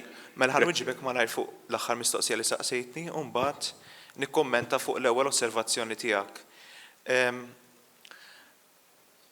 Francesco Saverio Caruana ħana ġa nikkwota lilu isemmi illi fil-verità l-ortografija jgħid kienu regoli prattiċi jew kienet loġika. Jiena naħseb li iktar kien hemm problema meta niġu għall-alfabet milli għall-ortografija. Għax l-ortografija peress li hija mqiegħda bejn wieħed u ieħor fuq sisien li Francesco Saverio Caruana jsejħilhom loġiċi, hemmhekk il-differenzi li hemm bejn li kien hemm bejn kittieb u ieħor ma kinux daqstant kbar, għaliex inti għandek il-grammatika wkoll tista' tik forma ta' kif ħadd tikteb il-Malti. Naħseb l-iktar li kellhom disgwit kienet fl-alfabet, tantu hekk illi l-alfabet isemmu li anke l-membri tal-Akkademja stess ma kinux jaqblu fuqu fil-bidu. Ġifieri kellek lil Giuseppe Muscat Zoppardi li bl-artu l-baħar il-wi ma ridix ritlu bil-aċċent fuqha, bil-bisting fuqha. U kien anzi bis-saħħa tal-istamperija xurewh li ma kienx hemm dik it-tiba ma kienx possibbli li mbagħad aċċetta l-wi. Ġifieri naħseb il-disgwit li kellhom u li kellhom iċedu biċċa allura kien iktar marbut mal-alfabet milli mal-ortografija. Issa rigward l-ewwel osservazzjoni tiegħek, semmejt li f'tem ftit qasir insomma rnexxielhom jistandardizzaw ħanejdu hekk, irnexxielhom joħorġu t-tarif. Ma rnexxielhomx li kulħadd hemm barra jibda juża l-ortografija tal-Akkademja, tantu hekk jiġifieri li l-barax ta' kummenti u artikli kontra l-alfabet u l-ortografija li qalet laqda kienu kbar ħafna u ġifieri kellek kittiba stess jiena semmejt il-Levanzin, il-Juan Mamo, kellek wieħed Valerio Caruana li tkellmu kontrihom. Ġifieri mbagħad kien bis-saħħa naħseb l-ewwel tal-perseveranza tal-kittiba u t-tieni bis-saħħa tal-Gvern Ingliż u terġa' bis-saħħa tal-gwerra li n-nies il-kittiba l-edituri tal-gazzetti eċċetera adottaw is-sistema tal-għaqda.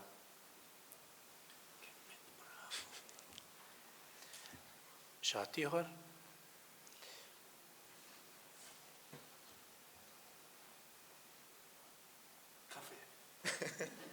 Tistennina l-kafe.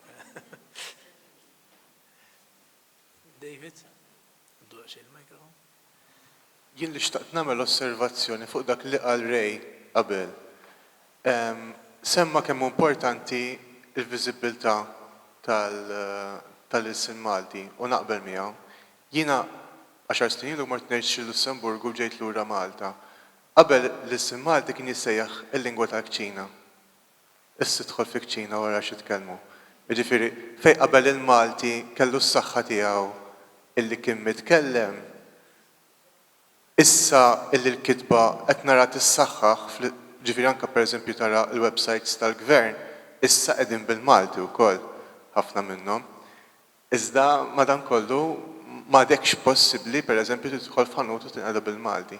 Jiġifieri eventwalment naħseb jkollna niddiskutu wkoll il-kelma Maltija illi fl-aħħar mill-aħħar kif qal Ray hija tiġi qabel il-kelma mitkellma minn dik miktuba.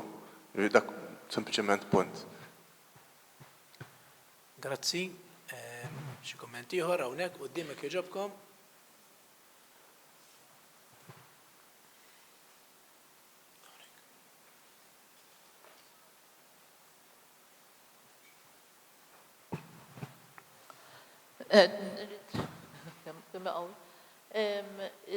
L-aħħar punt li qabad Dr. Olvin u mal-aħħar kumment.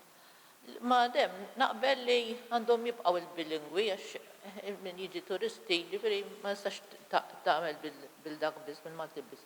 Imma l-websites tal-gvern u ħafna ministeri għandhom x'ismu spellings orrur ta' ġifiri tanka avvis mill-isptar.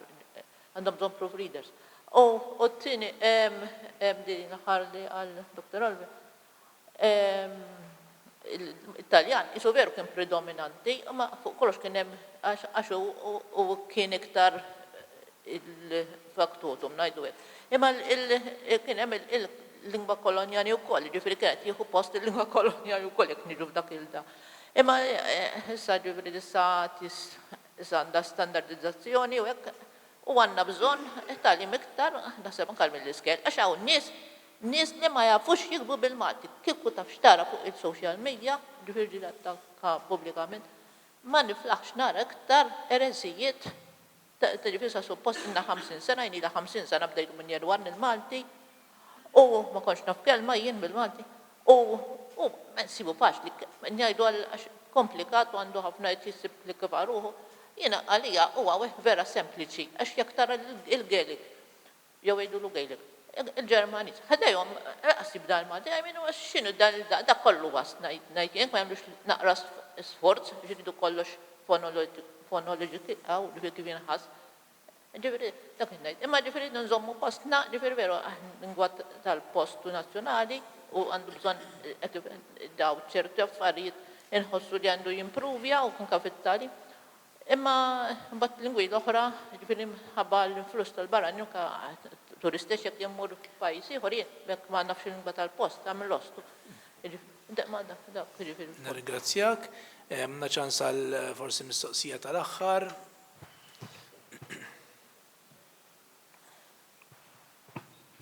Mistoqsija lil Dr. Olvin Vella.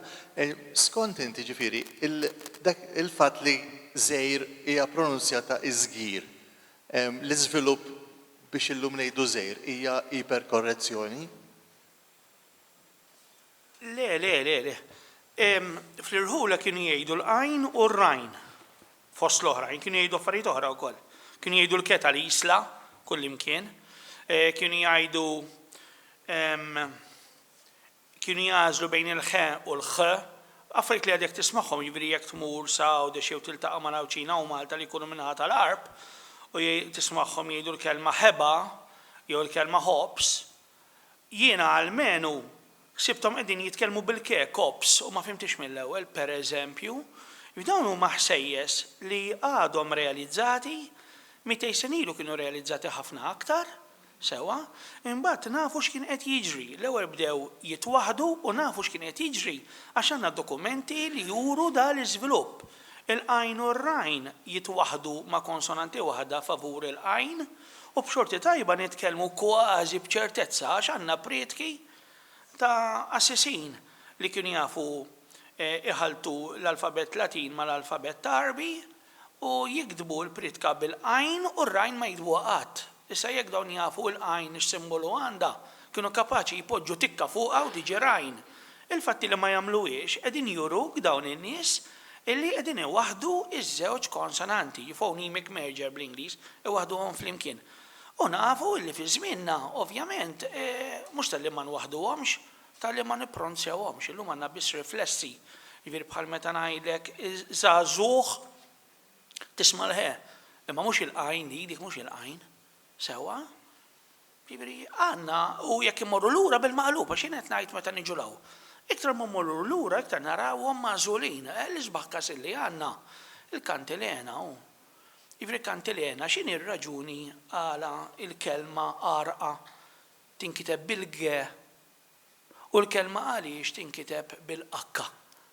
Għax dik hija l-għażla perfetta bejn il-għajn u r-rajn.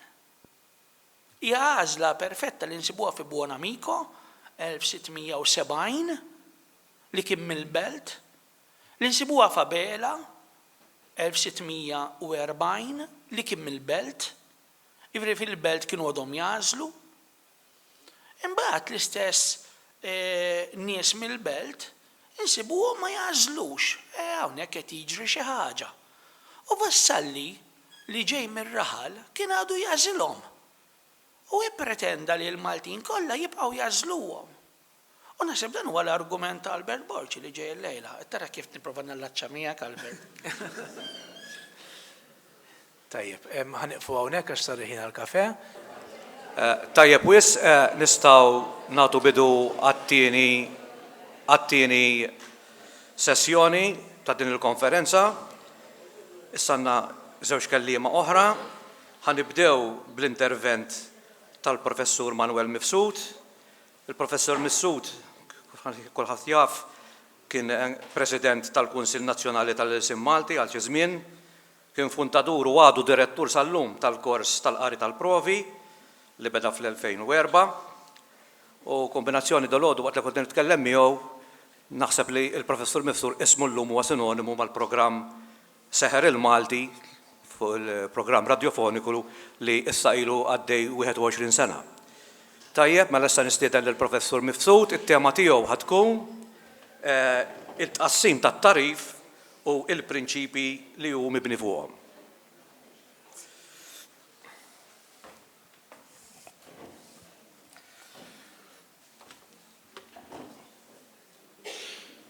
Naħseb taqblu miegħi li f'Malta il-kelma ortografija jew ma tiftihemx, jew inkella t'akkwista importanza esaġerata, tant li spiss naħbtu niġġudikaw x'ħakma wieħed ikollu tal-ilsim Malti minn kemm jikteb ortografija tajba, iktar milli kemm ifisser ruħu sewwa bih. U tafu bħali kemm Maltin imqar jekk jitkellmu bil-Malti ma li jiġu għall-kitba jażlu l-Ingliż biex ma jkollhom lil ħadd minn dawk tal-Malti li jsibuh kif jgħiduha tajjeb it-Taljani kol fjatu sul kollo. Għalhekk inħoss li aħjar niċċaraw mill-bidu x'inhi u x'mhijiex l-ortografija. Jiena f'dit taħdita provajt li anke nitfa' l-enfasi tiegħi iktar milli fuq il-prodott, fuq il-konsumatur, min hu il-konsumatur tagħha.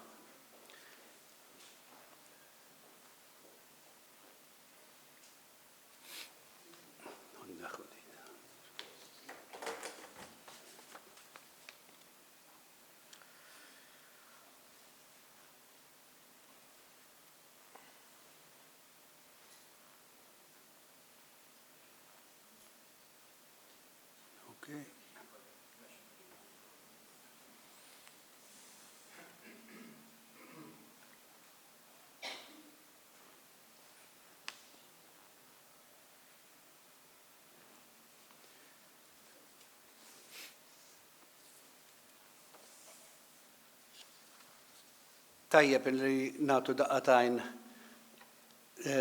fuq din il-slide biex niftakru x'qed jagħmel min qed jikteb il-lingwa. Dan ħaseb ifforma l-kunċett, il-kunċett huwa astratt u allura ma jistax jgħaddi minni għalejk u il-konċett allura l-bniedem f'ċertu żmien tgħallem induna illi jista' mingħajr sforz u mingħajr spejjeż juża l-istess nifs illi ħireġ biex iwassal il-ħsibijiet tiegħu. Il-kunċett jgħaddih bħala ħoss. Dalgħodu smajna biżżejjed mingħand il-Prof Fabri li dan huwa kien l-ikbar invenzjoni aktarx tal-umanità għaliex bih ħa vantaġġ kbir fuq il-ħlejjaq ħutu. Mela għandna l-ewwel tisrifa, l-ewwel kambjament minn xi ħaġa astratta għal xi ħaġa li tista' tinstema' permezz u titwassal permezz tas-sensi. Imbagħad mill-ħoss il-bniedem beda jinduna li l-ħoss il-lingwa mitkellma għalkemm taqdik tajjeb ħafna, imma għandha limitazzjonijiet tagħha. Taż-żmien għaliex malli tgħid xi ħaġa il-vuċi tispiċċa u kemm mill-espansjoni. Għaliex jiena kieku m'għandix dan, ninstema' forsi mill-ewwel 3 ringieli, mhux veru. Imma il-bniedem eventwalment iktar tard naturalment għandu dawn il-mezzi elettroniċi. Imma minn kmieni, ħafna iktar kmieni, kien inventa l-kidba, wasal għal-kidba li mhijiex ħlief. L-istess ħsejjes qed ipinġihom. Issa din daqsxejn diffiċli, mhux tassew. Illi inti tiġik f'moħħok, anke li tiġik f'moħħok illi tpinġi ħoss, għax qabel kien hemm il-piktografija, eċetera, fejn inti kont tpinġi l-oġġett direttament, u allura taqbes il-fażi tal-ħoss. Mela aħna qed nirċievu qed nagħmlu xi ħaġa li hija tisrifa ta' darbtejn mill-kunċett għal ħoss u mill-ħoss għal kidba. X'jiġri li minħabba li l-kidba kif qed ngħidu taqa' taħt il-għajn, allura tieħu importanza u kultant tieħu importanza anka kbira wisq. Nibdew naħsbu illi min ma jafx jikteb qisu m'għandux il-lingwa. Assolutament mhux hekk. Pros Fabri dal-għodu semma diversi każi. Popli li għata m'għandhomx kidba, imma naturalment jitkellmu jeqdew. U anke fostna għaw nies illitterati li jitkellmu l-Malti, jitkellmu tajjeb, kultant aħjar minna, ikollhom espressjoni aħjar, ma jafux jiktbu. Mela il-lingwa hija sħiħa fil-livell anka tal-ħoss, jekk ma tgħaddix għall-kidba. Naturalment il-kidba tagħti boom kbir tgħin ħafna biex il-ħoss u l-fema allura l-kunċett jinftemu. Jinfirxu. Sewa, hemm ortografiji li bdew f'mod imbiegħed u evolvew bil-mod mingħajr skossi. Imqar jekk daħlu bosta elementi ġodda li strieħu bħad-depożitu fih xmara kbira. Bħall-ortografija tal-Ingliż li għadha tixhed il-ftuħ demokratiku tagħha. Imma hemm ukoll ortografiji li nħadmu a tavolino madwar mejda f'mument partikolari meta nħasset xi ħtieġa nazzjonali. Aktarx xogħol ta' ftit persuni, aktarx lingwisti. Fil-waqt li ftal-ewwel sem il-kelliema fl-iżvilupp tal-kidba ikun kbir, tat-tieni aktarx igawdu konsistenza interna ikbar, inqas eċċezzjonijiet, imma jista' jkollhom id-difett li billi maħsubin u mfasslin minn nies tal-iskola jistgħu jippretendu mill-kelliem komuni iktar milli jmisshom.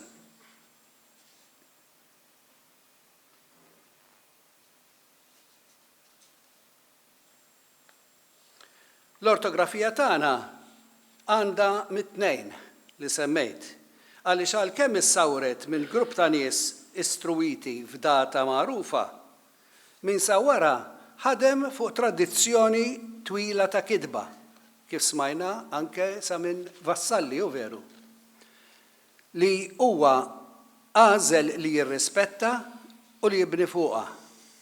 Mhux bħal missjonarju li għodwa waħda joħloq xi skrittura aljena għal xi lingwa indiġena tal-Amerki li għadu forsi qed jitgħallimha.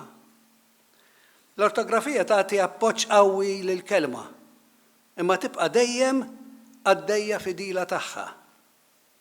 Jekk il-kelliema iħossu li jridu jużaw kelma ġdida, forsi neoloġiżmu ardit fil-kitba tiegħu, biżvilupp ġdid li jingħad imma għadu ma nkitibx, l-ortografija ma tistax iżżomma. Xogħla huwa biss li tbaxxi rasa u tforni soluzzjoni tajba għaliha. U dan qed ngħidu għax f'Malta mhix l-ewwel darba li kien hemm min ħolom li jista' jħalli kliem meħtieġ jistenna wara l-bib tal-miklem Malti, klim komuni bħal television jekk tiftakru, għax l-ortografija kienet għada ma libsitux. U kif għandha tkun ortografija ta' lingwa biex taqdi xogħla sewwa?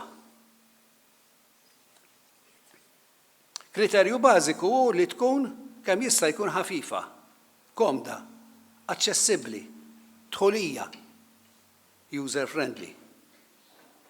La darba trid taqgħet il-kelliema kollha, mhux lingwisti imma nies minn kull qasam tal-ħajja, trid tinħadem b'mod li kull kelliem ikun jista' jlaħħaq magħha bl-inqas sforz ta' tagħlim.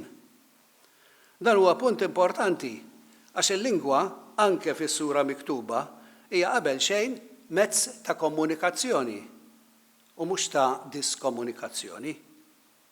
Meta ngħidu aħna fi programmi tax-xandir nenfasizzaw skrupolosament l-għarfien tal-irqaqat ortografiċi, imqarjek b'intenzjoni tajba, jaf inkunu qed nesaġeraw l-aspett miktub għaspejjeż tal-ħila komunikattiva. U r-riżultat jista' jkun li ninqatgħu mis-semmija tagħna li m'għandhomx l-istudju lingwistiku bħala l-ewwel lema tagħhom bħalna. X'qed nifhmu b'ħafif? Jien naqsam l-għarfien mitlub minn ortografija f'4 livelli. Għandek il-livell nattiv li jimplika għarfien nattiv tal-lingwa, sempliċi, li tkun taf li il-familji ta' ħabib ħabiba, il-plural ta' ħabel huwa ħbula, imma ta' tifel huwa tfal. Dan huwa l-għarfien tal-lingwa nattiv. Imma bat għandek l-għarfien li jrid jasal bit-tagħlim minn barra minnek, mhux mit-trobbija tiegħek minn ommok, missierek, l-ħbieb, eċċetera, l-għarfien nattiv. U dan jiena qsamtu fi 3. Għandek tagħlim bażiku, per eżempju, li titgħallem biex tikteb naturalment littri, il-forma tagħhom, dak li jibdew jgħallmuna fil-bidu. U x'inhu l-ħoss li kull simbolu li kull ittra twassal. Imma jista' jkun xi naqra iktar, pereżempju li nagħlmu li biex jikteb il-kelma ħabib, tajjeb, irid imur għall-kelma ħabiba, jagħmel vokali wara il-konsonanti. Imma huwa tagħlim, huwa għarfien illi hu għandu minnu nnifsu l-ewwa Malti. Kull ma trid tagħlmu dawn iż-żewġ prinċipji, pereżempju, u diġà tkun għallimtu l-biċċa kbira tal-kitba Maltija, għax il-kitba Maltija hija il-bażi tagħha fonetika ħafna. Għaliex hija wkoll reċenti kif qed ngħidu, aħna qed nitkellmu fuq 100 sena u qed nistaġbu għax hija huwa naturali, ma fl-istess ħin bħala sistema ortografika tiġi reċenti. Imma mbagħad għandek tagħlim iktar avvanzat, livell iktar avvanzat, illi irid jiġi minn barra bil-fors. Ħadd minna, għalkemm nikdbu bil-għajn u bil-akka pereżempju, ħadd minna ma ħarġet minnu b'mod sempliċi, jew li jekk intih verb ġdid li ma jafx jista' jiddeċiedi jekk għandu xajn jew le, dak kollu irid ikun imwassal lilek permezz tal-kodba, tal-kidba, tal-għalliema, illa għaliex huwa tagħlim li huwa barra minnek. Issa se nispjegaw anke għaliex. Jew affarijiet oħra bħal fejn jaqa' l-aċċent ewlieni tal-kelma. Imbagħad għandek livell illi laqqas staqt inniżlu jiena għax ortografija ma għandix titlob ċerti affarijiet sewa minn bniedem biex jaraf jaqra jew jikteb il-lingwa tiegħu. Għalhekk se jaħdlu eċċessiv jiena u għamiltu fil-parentesi propju għax qed nippermettilu joqgħod hemm. Għaliex, pereżempju, meta tkun ikollu biex jikteb tajjeb bil-Malti, irid imur jirreferi għal lingwa oħra. Għandna l-każ aħna, illi l-ħin kollu jinqala diffikultà x'nikteb ħa ingravata jew ħa ngravata. Sewa, se nsemmi dan il-punt iktar il-qoddim. Iktar ma ortografija tibbaża fuq l-ewwel żewġ livelli u tisfruttom, iktar tibqa' ħafifa. It-tielet livell naturalment, it-tielet livell jiġifieri il-B2 qed ngħid.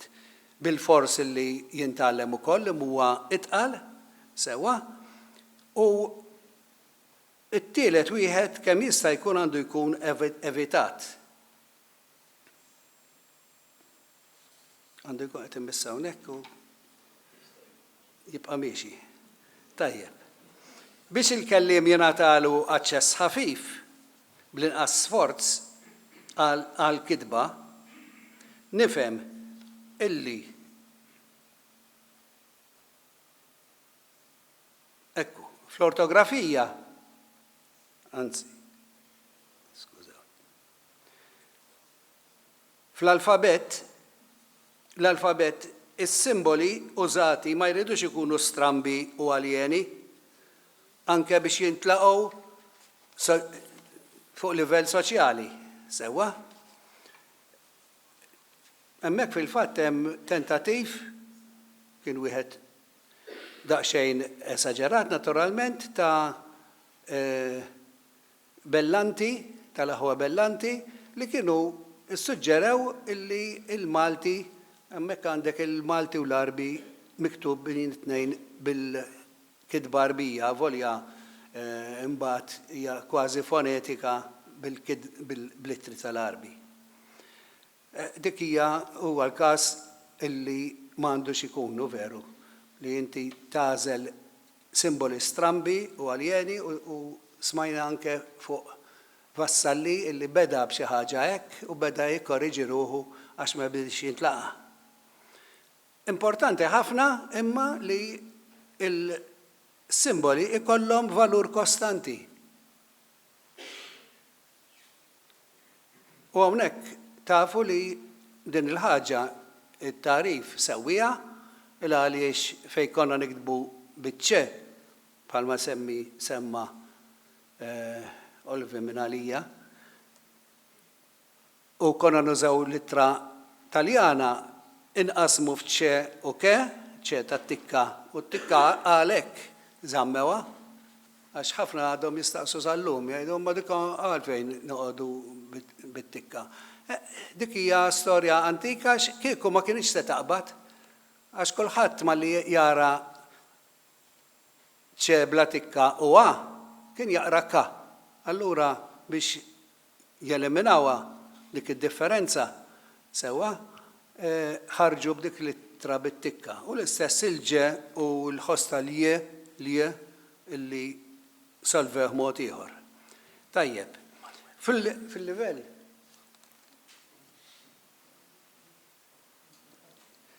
Ok, sanaddi nabess.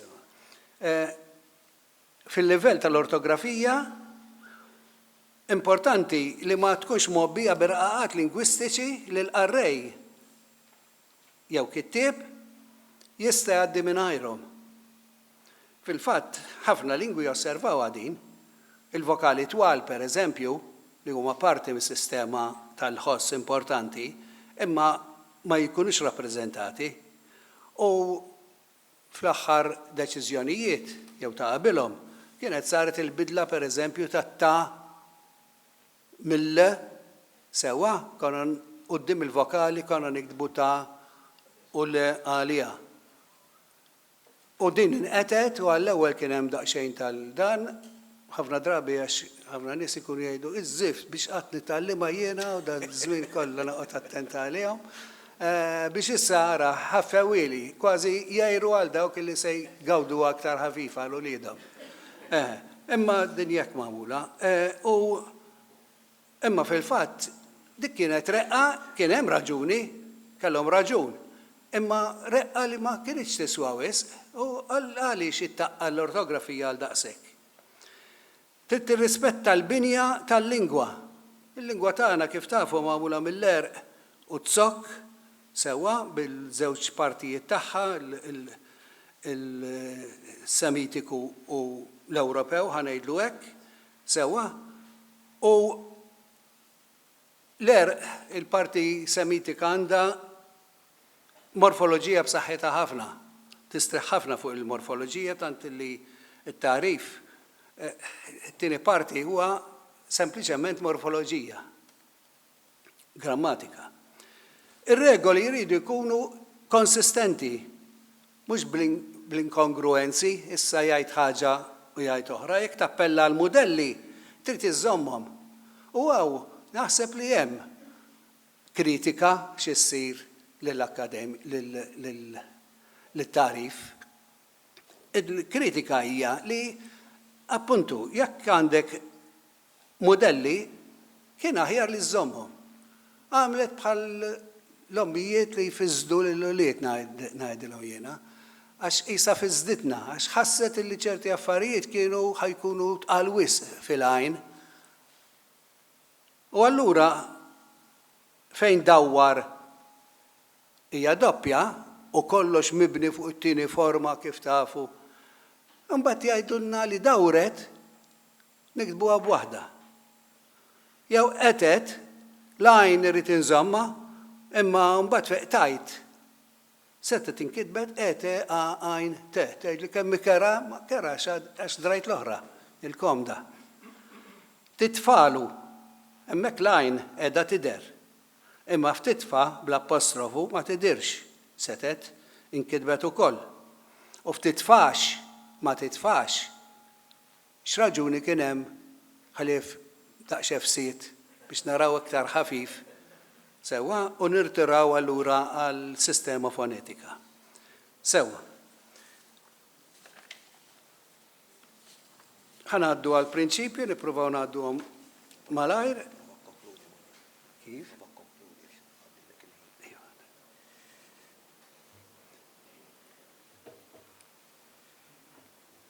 Sewwa, il-kitba fonetika.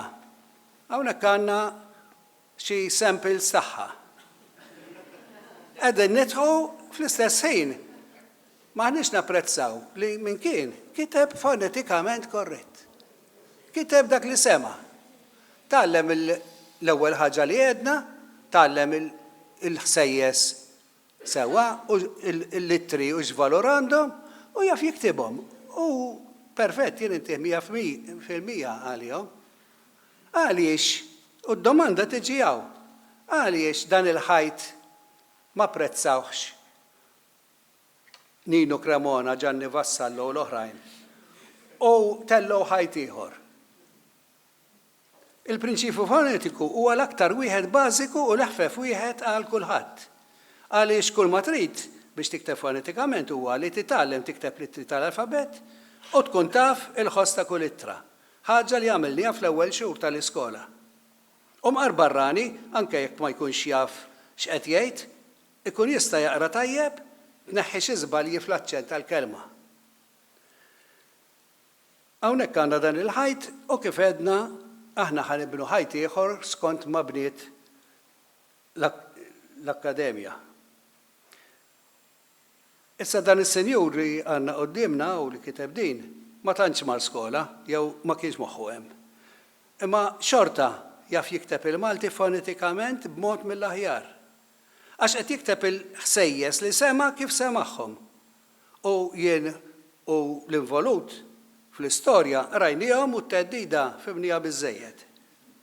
Mela mit-senilu għaliex ma ħallewix hekk l-ortografija fil-kitba fonetika. Għax kull prinċipju li se nżidu kull bidla li se nagħmlu se tbedna miġbija perfetta tal-ħoss. U bil-fors li se tirrendi l-kidba itqal. Għaliex ittieħdet din id-deċiżjoni. Ħanibdew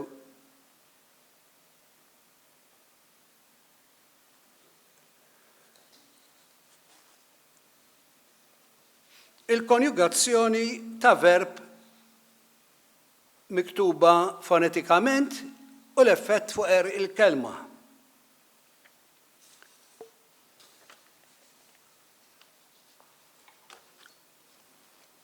Hawnhekk huwa ovvju illi għandna diversi forom ktibna fonetikament u r-riżultat kien se jkun dak li jidher fuq il-lemin. Li għandek 4 eruq, ma tistax tgħidilhom eruq għax eruq wieħed ikun, imma liebes 4 forom differenti.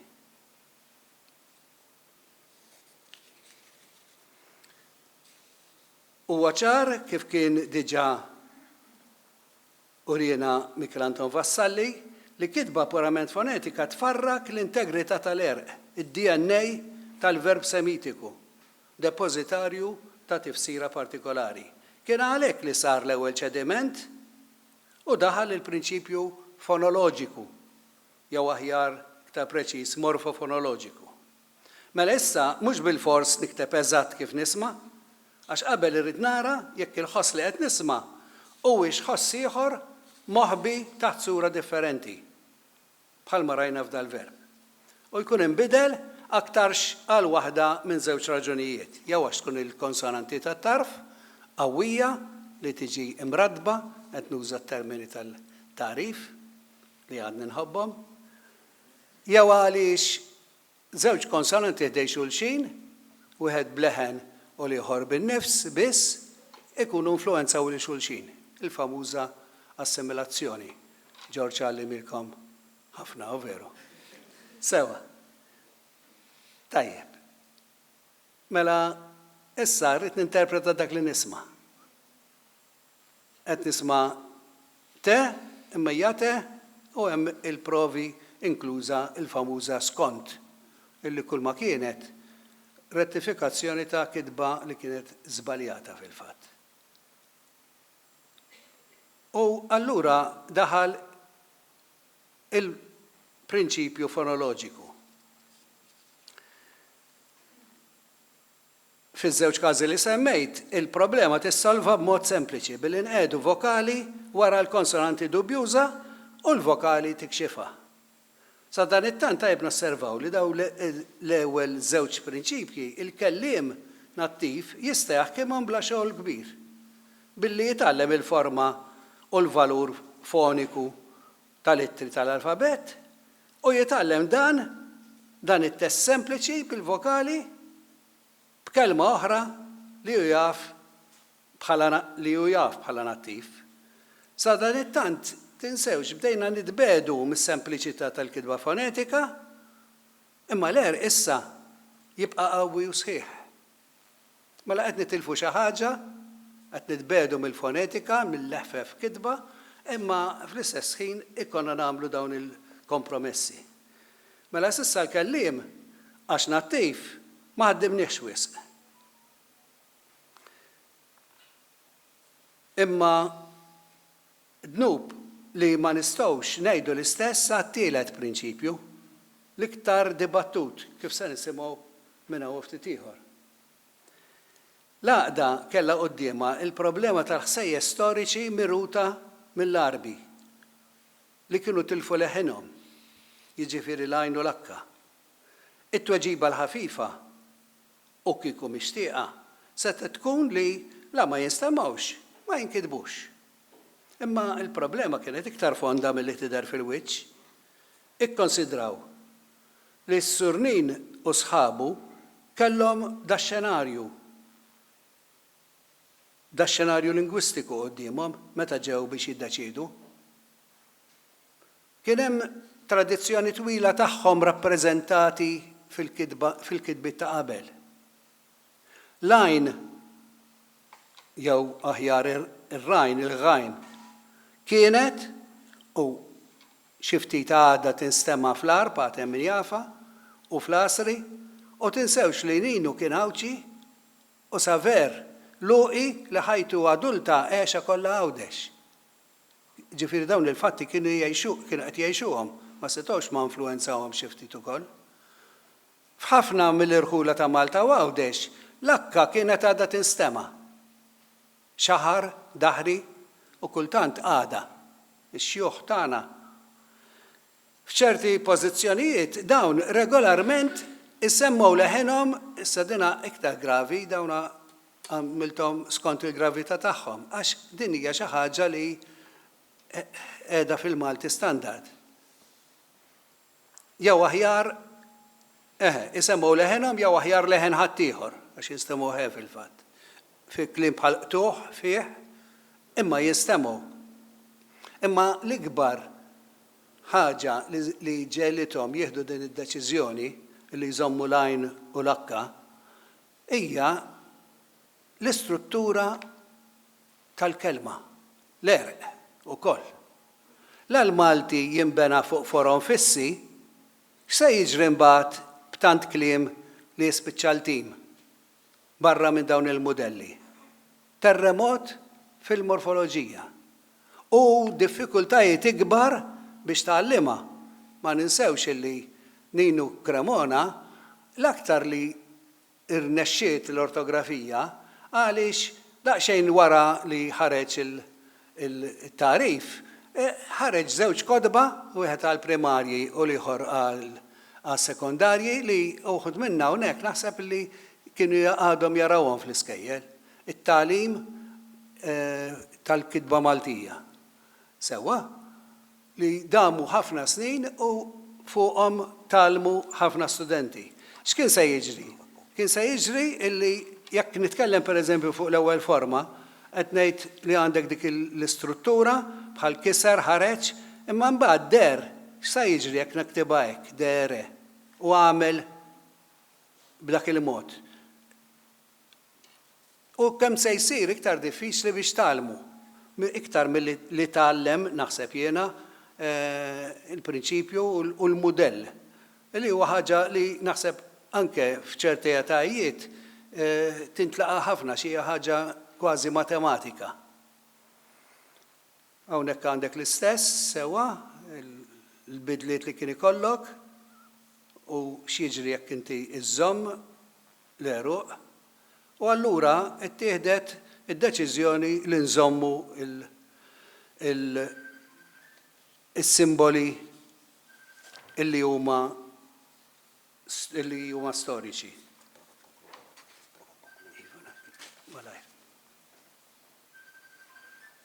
Sewwa, jien għamilt żewġ versi ta' taqbiliet għal kull prinċipju għax ir-rima nafu li sewwa. Tajjeb, nista' nispjega minn hawnhekk stess. Ir-raba' wieħed huwa il-morfoloġiku għaliex għax tajjeb li nkun naf illi l-kelma lab fiha lajn. Imma l-istoriku propjament iwessalni hemmhekk li nkun naf illi hemm għajn. Imma fejn se niktibha? Fejn toqgħod din? Għaddit tista' tkun għajn, għajna, għajna, sewwa. U allura hawnhekk jidħol il-morfoloġija, jiġifieri il-mudelli. Dawk il-mudelli li aħna nibnu fuqhom, u veru. Sewwa għalmuna minn konna żgħar dejjem hu mudell. U għada sistema tajba sissa. Mela ma tafx tispelli uża l-mudelli. Tajjeb, semmek il-prinċipji veri tal-kitba Maltija kif joħorġu mit-tarif. B'dan li qegħdin ngħidu prattikament tkopri l-biċċa l-kbira tal-kitba xi affarijiet żgħar ikun hemm. Imma l-aħħar wieħed għax jiena nħobb inkludi l-aħħar prinċipju, iktar milli prinċipju huwa permess, huwa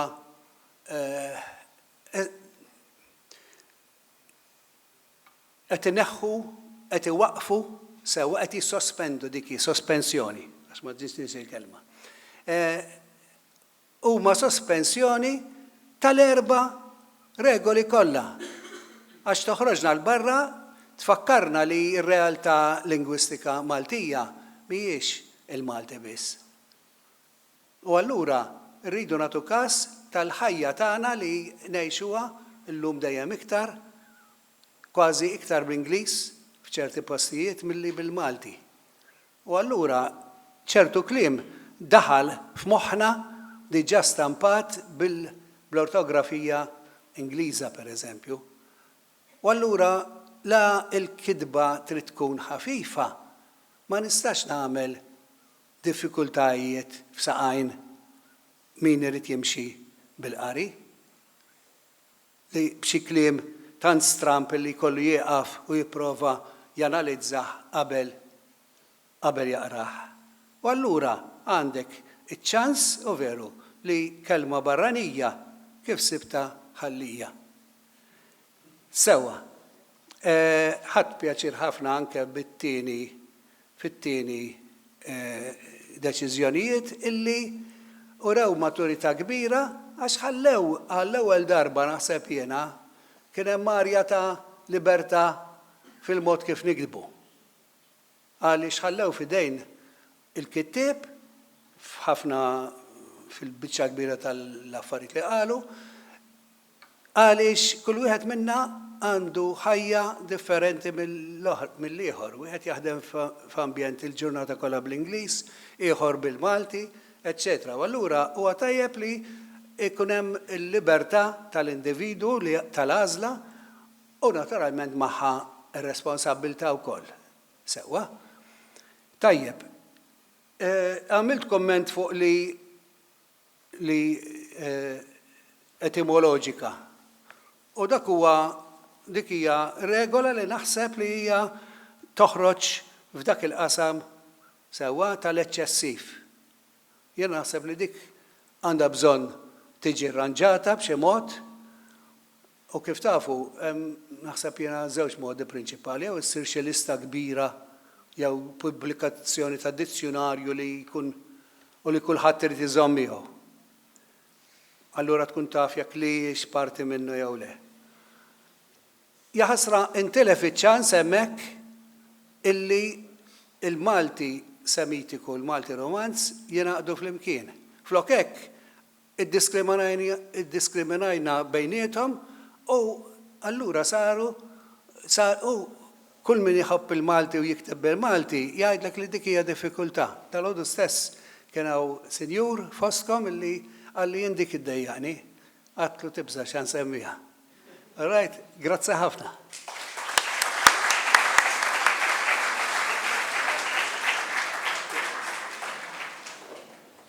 Tajjeb wis, grazzi Prof. Mifsud. Issa, it-tieni kelliem f'din is-sessjoni huwa il-Professur Albert Borch, niftakruh li kien anki direttur tal-Istitut tal-Lingwistika għal ħafna żmien u kien ukoll ta' semmuhu ukoll fil-Bord tal-Malti. Niftakru ukoll li kien ex-president tal-istess akkademja li torganizza din il-konferenza. Issa l-Professur Borch ħabta ta' 50 sen ilu. Għadda żmien mhux ħażin. Issa ngħidlek. Mela, il-Professur Borch ħabta ta' 25 sen ilu sewwa sew. Ekku. Fl-1975 kien ħareġ proposta għas-simplifikazzjoni ortografika. Ħajerġa' jreġġana lura ġifier 50 sena u naħseb li ħajdilna jekk wara dal-żmien kollu għadux tal-istess opinjoni.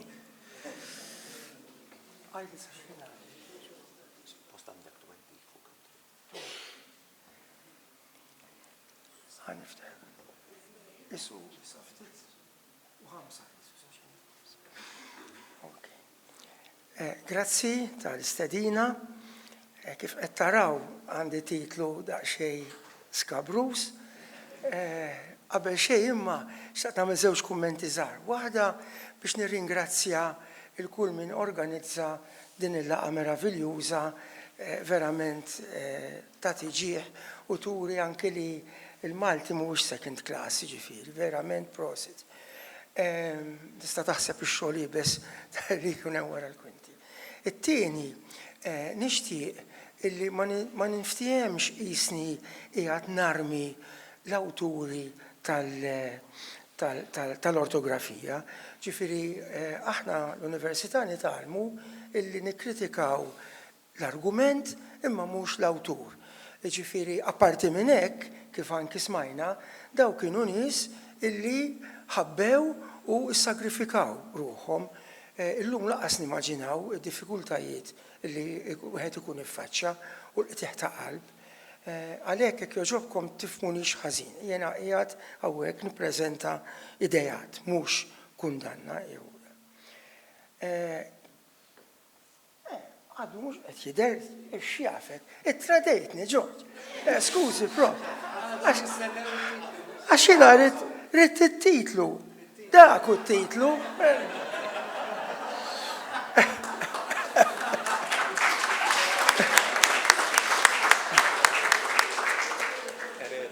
Għal-grazzja talla anki jew xi assissin ġifieri jekk tiġġed xidu li tissuttawni u taħarquni anke rara nista' nagħmel ukoll. Mela, dana 51 sen ilu kont qiegħed wasalt biex nippreżenta t-teżi l-Università La Sapienza ta' Ruma u kont qed infittex suġġett. U dak iż-żmien il-kap tad-dipartiment kien il-professur Duncan Sant u għalli għax ma tħares daqsxejn lejn it-tarif għax se jagħlaq 50 sena. Allora tistgħu taraw kemm jinxie. Mela, u bdejt inħares leha. Issa, l-ikbar parti tar-regoli ortografiċi tal-Malti jiddependu kompletament mill-arfin li għandu l-kellim nattiv tal-lingwa tiegħu. U din hija xi ħaġa għalina teżor kif anki wara Manuel Siebi u kieku tajnih ftit ċans il-ħin ma kienx daqshekk kattif miegħu kien ikompli jispjegana. Innissen biba rieda kobor u nikteb biba rieda kobor. Kompletament trasparenti. Kitba fonemika, għawek, kissa hemm raġuni teknika minn issa nidħol fiha issa. Imma mbagħad nikteb sab rietu kbirt għalkemm inlissen sab riet.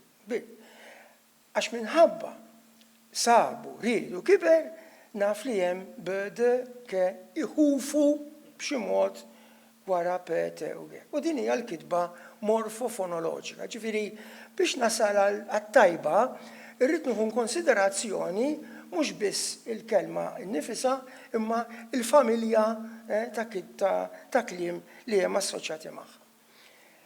Issa, il-problema imma hi illi dana id-dnub oriġinali jidħol kullimkien, anki fl-ortografija. Ma semmijiex Sieħbi, Rej u laqqas semmija Manuel, ma jiena nħobb ħafna il-metafori reliġjużi u hawnhekk għandna di. Nistantikom eżempju oħra ta' dnub oriġinali fejn ħuf, imma uħud minnhom naħseb aħjar nżommhom għalija. Xi regoli ortografiċi ma jiddependux minn dak li naf nattivament jaf dwar il-lingwa tiegħu, jeħtieġ informazzjoni li fl-aħħar mill-aħħar ġejja mill-arbi, kitba storika. Allura, konklużjoni loġikament possibbli, jekk inti għandek sistema fej il-parti l-kbira tagħha tiddependi minn dak li jaf il-kellim. F'dak l-oqsma li mhux hekk, dik ngħidu l-realtà sinkronika. Għaliex ma nirriduċux il-kitba kollha hekk, li għandu għalija aċċess għalija il-kellim. U hawnhekk se nillimita ruħi b'mod daqsxejn sempliċistiku għal kwistjoni tal-għajn u l-kemm affarijiet oħra ma fil-proposta tiegħi imma m'għandix ċans nidħol fihom. Jiġifieri isu il-mitħna ta' Don Quixote tiegħi kienet l-għajn u l-akka. u daw ma jikkorrispondu għall-ebda fonema speċifika għalihom. Kieku taf kemm ħabtitni din is-sentenza biex għadha mhix preċiża biżżejjed, għaliex fil-fatt daw is-simboli hemm ħsejjes illi fl-ortografija jikkorrispondu għalihom, imma mhux speċifikament għalihom, kif se naraw, fir-repertorju konsonantali. Issa, każijiet fejn il-kitba titbiet mit-tlissin. Mela, jew għal daw l-ittri ma tikkorrispondi l-ebda realtà fonetika. Per eżempju, għati inlisnuha jew tinstema' għati kif inni miktuba hemmhekk bil-blu fem kif ntaraw. Jew inkella skont il-kuntest għal dawn l-ittri korrispondu fonemi oħra. U hemmhekk għandkom eżempju. Taħħa, ġieħ, biet, kruwa. Mela, it-tri qed insejħilhom jien fantażma. Fil-każ ta' għati fem, taħħa, ġieħ, biet u kruwa, il-kellim fl-ebda ħin ma jisma' jew jippronunzja ħoss li jikkorrispondi speċifikament għall-ittri għajn u akka. Jista' jisma' affarijiet oħra ma mhux. Jew ma jisma' l-ebda ħoss, jew jisma' ħoss li jinkiteb waħda mill-ittri li tirrappreżenta fonemi attwali tal-Malti kontemporani, bħal leħħe jew il-je. Issa, għandna każi fej is-sitwazzjoni hija daqsxejn iżjed komplessa. U jiena sejjaħtilha hemmhekk każ ta' għajn semi moħbija. Pereżempju, verb moħfi bħal dab u qam jagħmlu fl-imperfett idub u iqum. Mbagħad għandna ċerti verbi li bħalhom huma monosillabiċi fil-mamma lab u bat. Imma daw ma jagħmlux ilub u ibut, imma jagħmlu jilab u jibad. Ġifieri hawnhekk il-lingwa stess irridu ngħidu din hija daqsxi ħaġa teknika għalkemm il-lingwisti dak li jiddeskrivu l-lingwa kif inhi jgħidu li jagħmlu deskrizzjoni sinkronika, fil-fatt il-lingwa fiha isu għandha rikapitulazzjoni ta' parti mill-istorja tagħha. Jew għaliex ċerti kelliema jippreservaw idea ta' fażi iktar antika, bħal pereżempju li semmejna li f'ċerti irħula għadha tissemma il-ħajn, pereżempju. Jew inkella, u din hija iktar mferxa, l-istruttura stess tal-lingwa turik illi hemmhekk ġifieri l-anomaliji ħafna drabi huma sinjal ta' fażi iktar antika bħal mu dal-każ. Ġifieri din in-nuqqas ta' paralleliżmu qed jurik illi kien hemm xi ħaġa illi mhux qiegħda issa ċara. Iva, anomalija sinkronika li turina li fl-immodi kien hemm sitwazzjoni differenti. U ġifieri l-uniku ħiel li għandna ta' din it-telfa li kellna hija propju din l-anomalija, l-irregolarità jew diskrepanza sinkronika. Issa imma l-kellim xorta m'għandux ħoss jew fonema speċifika biex jirrappreżenta din l-anomalija. U minflok ikollu jitgħallem ir-regoli u l-modelli il-koll nafu. Bħalissa qed naħdem man-neputija jien ta' ftit snin u meta saqsitni x'se nagħmel illum u pruvajt nispjegala fi ftit kliem, qalt li l-aħwa qalt li kieku kemm ikun iktar faċli.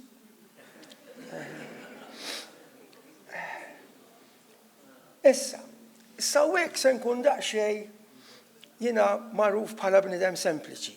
Ħa nipprova nieħu daqsxejn ħażen. Ġudikaw intom kemm sejjer nexxieli. It-trilitterizmu assolut ħa nipprova nipperswadikom li għandi raġuni ġifieri. Anki fil-fażi qadima tal-Arbi klassiku kienu jirrappreżentaw ortografikament żviluppi li marru lil hemm mit-trilitterizmu. Hawnhekk kieku kellna żewġ pari ingwanti jien u Manuel kien ikun jonqosna ring u nibqgħu niġġieldu sakemm wieħed minna jispiċċa mal-art. Min fassal l-ortografija tagħna mexa warahom u għamel bħalhom. fejn hu triliterizmu verbi bħal mar. Ħadd ma joħolhom li għandna nikdbu mawar qabbel mawra. Kulħadd jaf li hemm tħuf x'imkien ma nikbuhiex.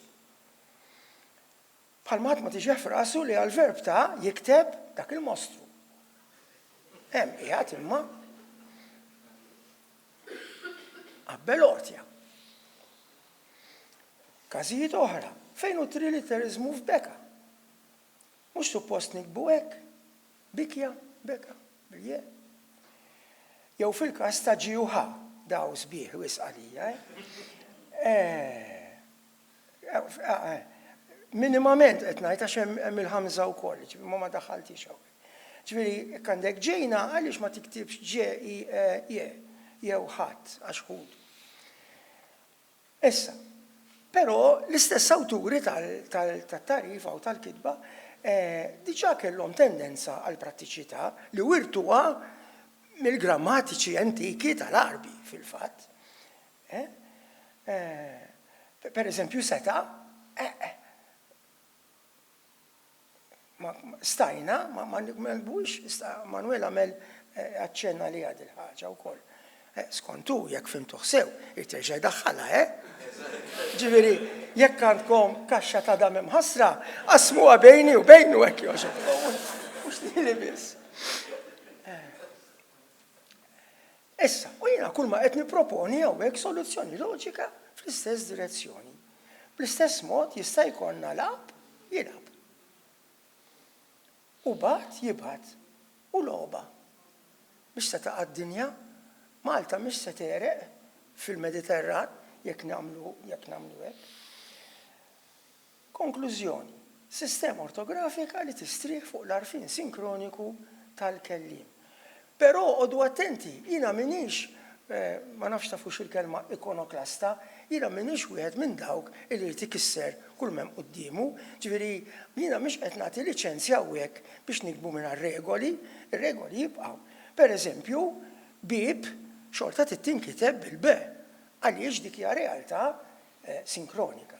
Sewwa 12 araw fejn poġġejt il-sink. Sewwa għax għandna evidenza sinkronika tagħha dik. Ġifieri it-tfal tagħna xorta rridu nagħlmuhom. U fil-fema tiegħi huwa tajjeb illi ikun hemm ċertu dixxiplina wkoll. Sorry ftit qabel ma nagħmel hekk. Jiena meta proponejthom daw kont naf li ir-reazzjoni se tkun. Fil-fatt, meta provajt nippubblika dan ix-xogħol u anki xogħlijiet oħrajn, l-ebda pubblikatur Malti ma rid imissni bl-Ingliż għajdu with a barge pole. U l-Akkademja naħseb għamlet 25 sena qabel ma xi ħadd kellu l-kuraġġ jgħid li isma' ejja tina lecture. Mbagħad ma nafx kif, sorpriża kbira tiegħi, anki għamluni president, imma insomma dik hija prova illi midneb jista' jikkonverti.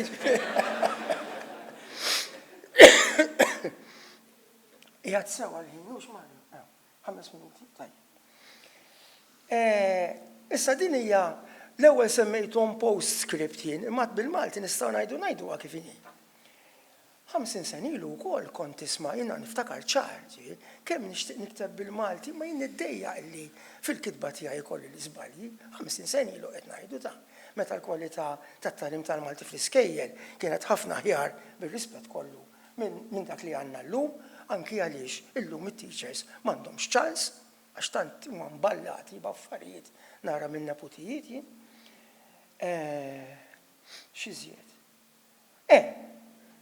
Issa l-problema imma jiena rrid nagħmel section kif il-maġġor parti tal-popolazzjoni aċċettat il-proposta tiegħi fil-fatt.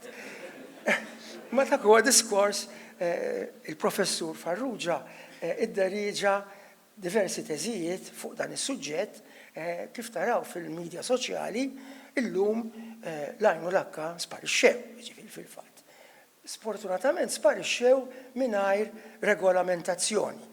Jiena irrid ngħidha kif inhi u nesprimi daqsxejn ta' xewqa li forsi kieku 50 sen ilu aċċettaw għadi, forsi llum fis-social media kien ikun hemm iżjed regolarità fil-kitba tal-Malti, però xettiku wkoll fuqha ġifieri.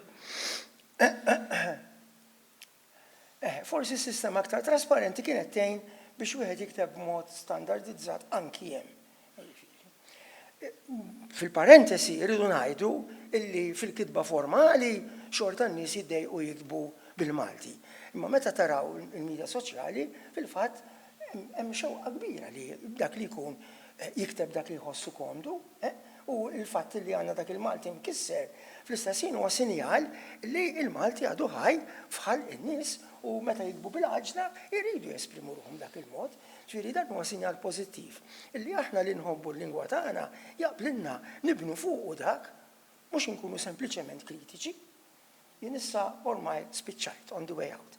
Ma hawnhekk għall-grazzja tal-Alla ħafna żgħażagħ illi dil-ħaġa jistgħu forsi jieħduha bħala parti mill-vokazzjoni tagħhom, ġifieri għall-istudju tal-Malti.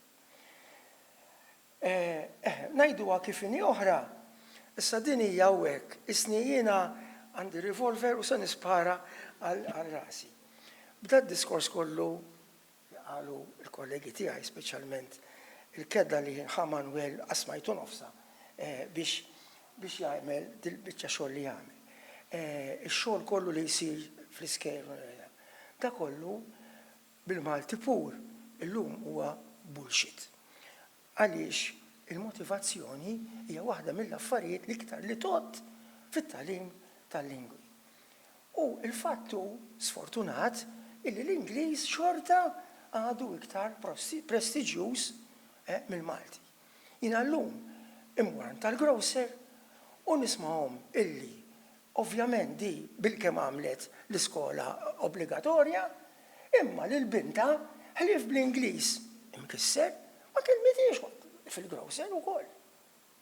Qegħdin hija l-problema, l-isfida kbira. Mhux tiegħi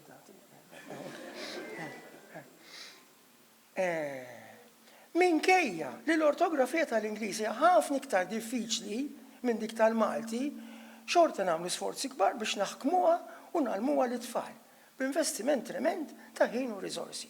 Nieħu minn neputijiet meta bdew jiktbu, bdewhom fuq il-Malti.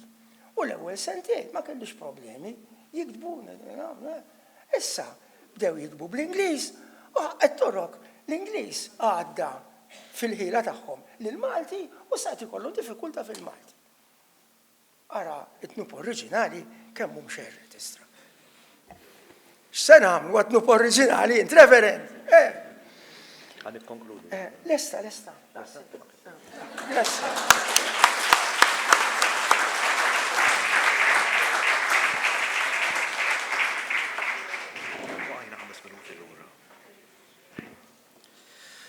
Tajjeb, grazzi Prof. Sborċ. Għanna ftit minuti għal interventi mill-pubbliku, domandi, suġġerimenti, kommenti, eccetera. Daniel.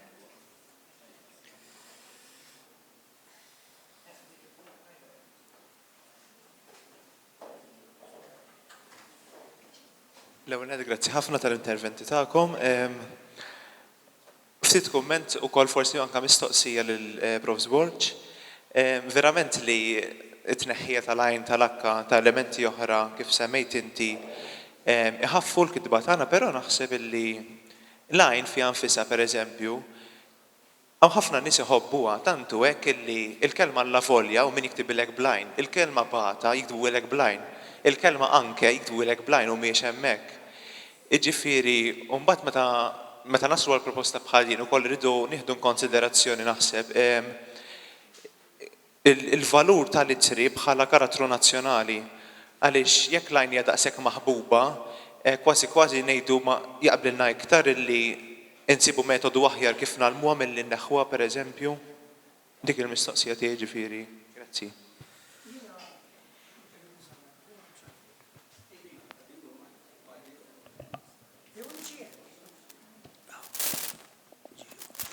Grazzi. Jiena għandi kif naqbad ngħid, ma rridx nuża kelma kondescenti, ma rrid ngħid simpatija ma' din il-pożizzjoni tiegħek.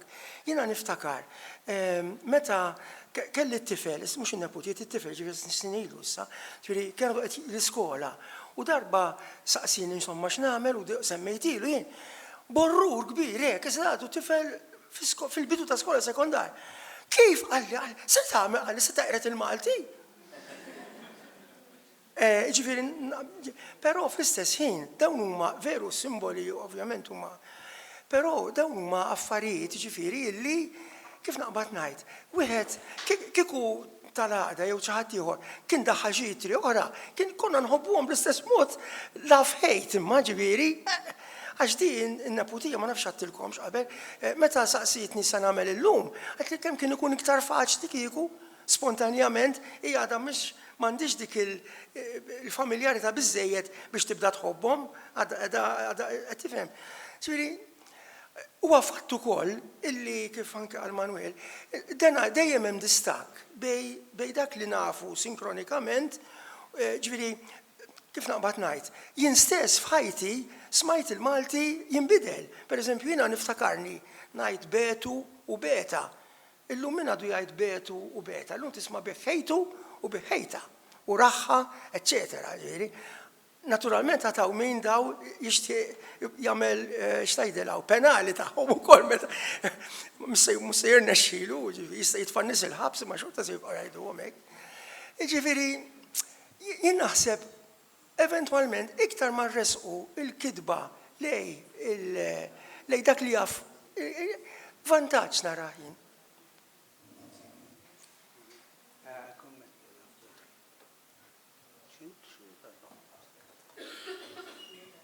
Iva, dwar din li qed isemmi Albert, naqbel ħafna għaliex niftakar pereżempju meta Xarabank kien hemm il-programm u kien kellu l-sit tiegħu u kien qiegħed xi problema kull darba soċjali insomma.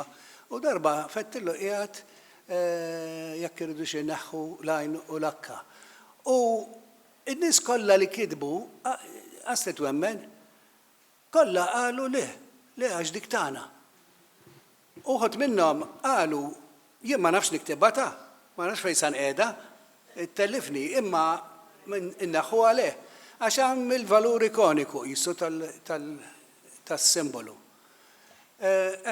U dwar l-aċċettazzjoni tal-Akkademja, ħan nitkellem daqsxejn favur tagħha jiena, għaliex tajjeb inkunu nafu li madwar 5 snin wara li ħarġu t-tarif, ippubblikaw fil-Malti sistema ta' kif tħaffef il-kitba Maltija. Kienet ta' żewġ aħwa li kienu kienu jgħixu Malta, kienu jgħixu l-Afrika ta' fuq. Bħalissa qed ninsa l-isem. Kienu żewġ aħwa, wieħed Nikolas niftakar imma kienet isa riduzzjoni għal kitba ħafifa u ma qalu rridu jagħmlu qisu l-idea kienet bejn alfabet u bejn il-shorthand isa. Imma ma kienx hemm sinjali ħlief littri, pereżempju fenna fal-kiteb jiktbu ketebe biss sewwa. U rajta matura ħafna jiena li meta inti għadek qed tiġġieled biex tistabbilixxi l-ortografija qiegħed fl-istess ħin qiegħed kompetitur għalija kważi sa forsi businessman jgħidilha ġennata dik, imma jista' jkun, imma naħseb li hija favur il-ftuħ tal-Akkademja. Xi domanda oħra jkun? Mela, grazzi fil-bidu ta' din is-sessjoni kont semmejtu biex nifirmaw ir-rassenja u forsi bċajtat min jaf mit-sena oħra se jiġri minnha. Il-fatt li mit-sena oħra xi ħadd ikun hawnhekk ma nafx għandi dubju. Imma kemm ħajibqa' il-Malti għandi dubju wkoll. U ħossni inkwetat u inkwetat ħafna illi meta nkun l-Italja u mmur nixtri ħanut tal-merċa, mhix ħanuża supermarket, merċa, inkun nista' nitkellem faċli bit-Taljan, immur il-Ġermanja l-istess, l-Ingilterra l-istess. Meta nidħol ġo ħanut tal-merċa għaw Malta u ngħix ġo Malta u jkolli mmur spiss, ikolli immur nfittex il-mxi ħallas fil-magna waħdi, illa li xikol diffikultà biex nikkomunika mal-persona li kun hemmhekk. Għax la titkellem bil-Malti, u laqas Malti nfarrak, la b'Ingliż nfarrak, ma titkellem xejn. U jiena ħossni qisni jew trux u munktu. Jiena titkellem bis-sinjali u nifrustra ruħi. L-istess meta nitla' fuq karozza ta' linja. Nitla' fil-qodu ngħidlu di tmur il-belt jgħidli no Valletta. U di l-esperienza ta' kuljum. Iġi jekk immur f'ħanut ieħor, immur nixtri ħwejjeġ, immur jiġi xi ħadd jagħmel li xogħol ta' manutenzjoni d-dar, xogħol tal-ilma, xogħol tad-dawl. Biex nikkomunika magħhom, ġi spiċċa nitkellem jew waħdi jew bis-sinjali, jew kellha s-sabiħa meta tiġi il-ħassiela, tajtla għamil tal-bidħa, tajtlek yes, immur ma nisba kollha trapp. Ġi ma tkun fuq meta assolutament xejn. U tiġi fis-settur tas-saħħa, jiġifieri waqt li qed nitkellmu u diskors tajjeb, jekk inżommux line, inżommux li inżommux is-sing, inżommux l-apostrofu, irdu naraw kif ħanżommu l-lingwa Maltija ħajja. Grazzi.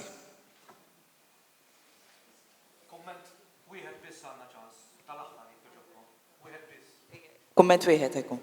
Etnu pjaċir li semmejt l-oralità hawn, għax naf li din hija konferenza dwar il-kitba tal-Malti, imma rridu ninteressaw il-fatt li l-lingwa hin min natura tagħha hija orali, sew?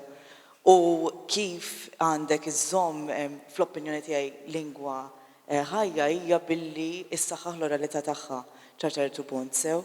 Hija problema ta' komunikazzjoni fl-aħħar mill-aħħar qed tissemmijint. U hekk irridu nagħmlu tipu ma' tfal tagħna, sew imma anke nista' madwar il-barranin.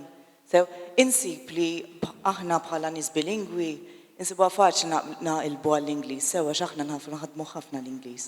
Imma anke meta jkollna nies barranin, jiena nappella, jiena nagħlem il-Malti online for context. Meta tkellmu lin-nies, jieħdu l-żbalji kellmuhom bil-Malti, u se jiddejqu u anzi jieħdu pjaċir bik.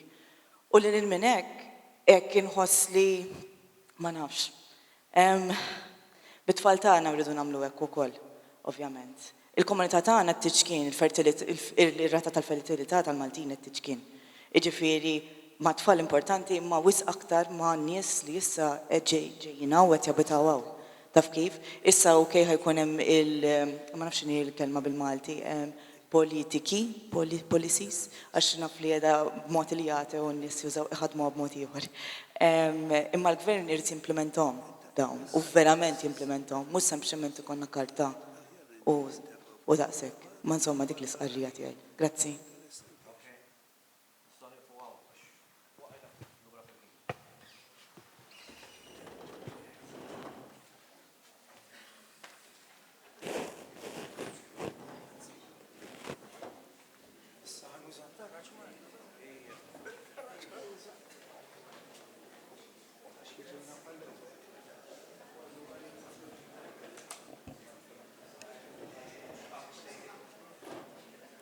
Wasalna fit-tielet taqsima ta' dan il-konferenza fejn se nittrattaw il-bażi għall-aġġornamenti tar-regoli tal-kitba Maltija kif ukoll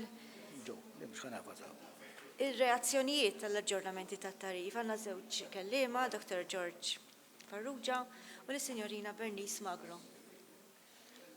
Tajib, kumment żgħar qabel nibda. L-aħħar żewġ interventi li kien hawn jistgħu jkunu spunti għal konferenza oħra. Tajjeb, illum qegħdin nifoka fuq it-tarif imma kif qalilna l-Professur Fabri fil-bidu, il-lingwa għandha żewġ ferrat ewlenin tagħha, it-taħdid u l-kitba. Dak jista' jkunu spunti jekk il-bambin irid forsi għal xi konferenza oħra. Tajjeb, mela, ħalli nkomplu fejn tidħol il-kitba. U din is-sessjoni se tkun iffokata fuq l-aġġornamenti li saru tat-tarif. Il-tarif li huwa il-bażi tajjeb u l-aġġornamenti li imbnew fuq. Il-punt ta' tluq tiegħi huwa l-5 prinċipji li kien semma Manuel Mifsud f'dik il-kitba tiegħu ir-regoli tal-kitba bil-Malti u li tkellem fuqhom illum stess fil-preżentazzjoni li tagħna. Il-punt ta' tluq tiegħi se jkun dawn il-5 prinċipji ewlenin. Immur daqsxejn lura fi żmien fl-1974 meta l-Akkademja tal-Malti kienet ħadet kummissjoni propju biex tirrevedi it-tarif. Ir-raġunijiet li kienu taw dak iż-żmien kienu tlieta. L-ewwel li t-tarif issa kien għadda ftit ta' żmien minn fuq. Imbagħad minħabba dan iż-żmien is-soċjetà Maltija kienet inbidlet u x'veru, il-mod ta' kif nesprimu ruħna kien inbidel, daħal ħafna kliem ġdid, u t-tielet punt li kienu semmew it-tielet ġustifikazzjoni li t-tarif kien ħalla ċertu vojt l-aktar fejn jidħol l-element romanz, il-kitba ta' kliem l-aktar mit-Taljan. Allura beda dan il-proċess, tajjeb, u f'dan ix-xenarju l-Akkademja kienet stiednet żewġ persuni, il-Professur Akkolina u l-Erin Saracin Onglot biex jagħtu żewġ taħdidiet tajjeb biex minn dawn it-taħdidiet joħorġu idejat, joħorġu opinjonijiet li jgħinu lill-Kummissjoni biex kompli tirrevi biex tagħmel l-ewwel aġġornament fil-fatt kelli jkun l-ewwel aġġornament tat-tarif. Nistgħu ngħidu li l-Professor Akkolina u Erin telqu minn prinċipji diversi kif ħanaraw. L-ewwel beda Akkolina fit-taħdida tiegħu tal-1976 ta' f'Marzu u Akkolina jibda billi isejjaħ it-tarif bħala l-ġrajja l-aktar importanti fil-kitba tal-Malti u jirreferi għalih bħala awtorità uffiċjali. Din kienet bot tal-Erin fil-fatt. M'għandix nas nidħol f'dal-argument. Jafas fuq il-punt li min fassal it-tarif ħaseb li biex kull ħoss ikun irrappreżentat b'simbolu wieħed, ħoss wieħed, simbolu wieħed, simbolu wieħed li jirrappreżenta ħoss wieħed. Tajjeb? Jgħid li waqt l-ortografija tal-Malti hija fil-qofol tagħha fonetika u jagħmel enfasi fuq il-prinċipju fonetiku jgħid imma dan mhux dejjem ikun possibbli u allura hemm bżonn nilħqu kompromess. U din il-kelma kompromess tidher fl-aġġornamenti kollha li saru tat-tarif. Tajjeb, importanti li nagħmlu dan il-kompromess. Kieku jgħid li biex it-tarif seta' jżomm sħiħa l-istruttura tal-kelma, allura għandu l-morfoloġija hawnhekk, kellu jitbiet mir-regoli fundamentali ta' ħass wieħed, sinjal wieħed għal ħoss wieħed. U kieku ma kienx hekk kieku l-istruttura morfoloġika tal-Malti kienet ħanikwota issa taqgħu titfarrak bħalma jaqa' ħajt imżaqqaq meta l-ġebel tiegħu jibqa' jiċċaqlaq minn postu.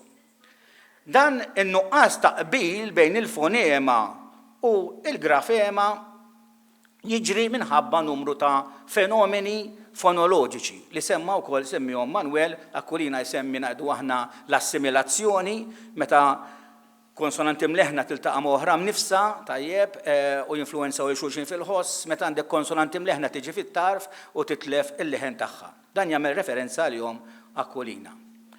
Skont Akkolina, it-traskrizzjoni kieku kellha tkun kollha fonetika veru kienet ħaffef il-kitba tfal tal-iskola u għal kulħadd, imma mbagħad kienet tintilef parti integrali mill-istorja tal-Malti. U aktar minn hekk nikwotaħ li l-morfoloġija Maltija kienet farkila l-qafas ta' sidira dan il-mod, jiġifieri qawwi jiddeskrivi għadi. Imbagħad jagħmel referenza għal Erin, jagħmel referenza għal Miklem u għax Erin kif ħanaraw kien aktar jiffoka fuq il-prinċipju etimoloġiku. U rrit li il-klim ġdid jinkiteb skont il-prinċipju etimoloġiku, ma Akkolina jgħid da ma jagħmilx sens. Ma jagħmilx sens li kelma bħal ngħidu aħna Żventura u Żmerald fil-Malti niktibhom blesse sempliċiment għax fit-Taljan jikbuhom blesse, jekk bil-Malti jiena qed nisma' ze fi Żmerald u Żventura għandi niktibhom biż-ze għax skont Akkolina jiffoka fuq il-prinċipju fonetiku u jsejjaħlu l-isbaħ ħnejja tiegħu. Neħħi l-ħnejjiet u jaqa' saqaf skont Akkolina, tajjeb, u jagħmilha b'mod ċar l-importanti u l-ħoss u mhux in-nisel, mhux l-etimoloġija. Imbagħad jgħaddu ftit xhur u jagħmel it-taħdita Erin Saracin Onglot. Jibda Erin billi jgħid li waqt li qed jagħmel ir-riċerka tiegħu induna li t-tarif ma kienx għal kollox. Tajjeb, it-tarif pereżempju skont Erin ma jsemmi xejn fejn jidħol il-kitba ta' kliem romanz, pereżempju żewġ vokali ħdej xulxin fl-istess kelma. Dwar il-kompromessi li kien diġà semmihom Akkolina, Erin isejħilhom eufemizmu ta' bil-ħaqfin u aktar tard eufemizmu akwilinjan. U jibni t-teorija tiegħu Erin fuq it-tielet regola tat-tarif, ir-regola li tgħidilna li xi jitri konsonanti meta nsawru l-kelma jinstemaw differenti imma jiena għandi inżomm il-konsonanti oriġinali. tan-nisel u jiffoka fuq din ir-regola. Allura skont Erin, jekk jiena fil-każ ta' ngħidu aħna kelma bħal żdieri u żbieħ qed nisma' imma qed nibża n-nisel, qed nibża l-erq, xorta qed nibqa' nikteb se tajjeb fiż-żewġ kelmiet, għaliex fi kliem bħal żgarra u żbalja jiena għandi niktibhom biżżej. Għaliex ma nibżax għan-nisel tagħhom ukoll kif nagħmel fi kliem ta' nisel semitiku. Dan kien l-argument ta' Erin. Nibżgħu għall-etimoloġija. Jagħti ħafna eżempju oħrajn, pereżempju Priedka jgħid. M'għandniex nikbuha bit-tes kont Erin, nikbuha bid-de għax ġej minn predikare, eċċetera, eċċetera. Tajjeb, u skontu il-filoloġija tirbaħ fuq il-fonetika. Qed naraw għal dawn il-prinċipji min jiġbed law, min jiġbed lem. Tajjeb, u l-konklużjoni ta' Erin hija li l-sin ukoll għandu l-istorja tiegħu. U din l-istorja ma turinix il-fonetika, ma twassalix il-fonetika, imma twassala l-etimoloġija, nikwota. Bil-fonetika biss mingħajr l-għajnuna tal-filoloġija, il-sinna kien jispiċċa biex imur għal kollox kif inhu ġa sejjer jgħidu żmien ilu. Għat-torġu ġifieri jkun irvinat u għaddiju storja. U allura jwissi li jekk ma nżommu sħiħa r-rabta filoloġika lillu liedna nkunu ħallejnielhom wirt storiku werġ jekk mhux għama. Issa, allura mbagħad tkompli biex ngħidulek il-preparazzjoni għaż-żieda mat-tarif u kellek dawk l-10 snin hemmhekk bejn l-74 u 8 bejn l-74 u 8 u l-84 inħatlu 3 kummissjonijiet m'għandix xas nidħol fihom daw però nies diħlin u ħreġin fihom daw ishom qatt ma setgħu jaqbdu art. Ħarġu però b'numru ta' konklużjonijiet li kienu komuni, li kienu dawn. Li m'għandhomx għalfejn isiru aġġornamenti rivoluzzjonarji tat-tarif, għax it-tarif għadu validu. Kull ma kien jinħass ħtieġa li jinbidlu xi regoli jew jiżdiedu xi regoli anzi dwar kif se jinkiteb kliem ġdid li daħal fil-Malti. U allura tfassal abbozz mit-tielet kummissjoni. Sar imbagħad seminar, l-Akkademja organizzat seminar dwar l-ortografija ta' neoloġiżmi anglosassoni u rumanzi fil-Malti. U bekk imbagħad inħoloq iż-żieda mat-tarif. Issa, f'dan id-dokument uffiċjali hu maqsum fi 3 l-preambolu, tajjeb, għandek ir-regoli fundamentali u r-regoli partikolari. L-ewwel regola, fir-regola fundamentali hija di ħanikwota biex tikteb il-kliem ta' nisel barrani la hemm il-ħtieġa li tmur għall-oriġini tiegħu fl-isem barrani u lanqas ma hemm bżonn li tkun taf il-isna barranin, trid tkun taf biss kif il-kelma tingħad u tinħass fil-Malti. Din torijinna il-fonetika, dan huwa l-ewwel regola fundamentali, però mbagħad jiġri. Fl-ewwel regola partikolari, taqsima regoli partikolari, issib ma' wiċċek din ir-regola. Kliem barrani li fl-isem barrani jibda bil-vokali, jibqa' jżomm li bħala parti integrali tal-kelma wkoll meta l-kelma ta' qabel tispiċċa vokali. Mela fil-li qegħdin ngħidu li m'għandekx bżonn tmur fil-sin ieħor biex tikteb fil-Malti. Imbagħad issib din l-ewwel regola li qed tgħidlek biex nikteb ċertu kliem irid nkun naf kif jinkiteb fil-kliem. U aktar minn hekk, fl-opinjoni tiegħi, hemm din in-nota li komplet tarra s-sitwazzjoni. Tgħidu li mhux nota żgħira imma dawn in-noti żgħar. Dawn in-noti żgħar huma xorta uffiċjali, ma nafx ġaraw. Xorta anke bit-tarif għandek dik it-tarifa xkejkna u għandhom l-importanza tagħhom u din in-nota tajtek. Nerġa' ngħid, fl-opinjoni tiegħi ma kienet saret xejn. Fil-każijiet kollha ta' kliem missellef li jibda bil-vokali A, E, O jew U, il-Malti jżomm din il-vokali. Jidrilna lek li għandna nżommuha fil-każ tal-vokali wkoll. Dik id-dina xiex qed tirreferi.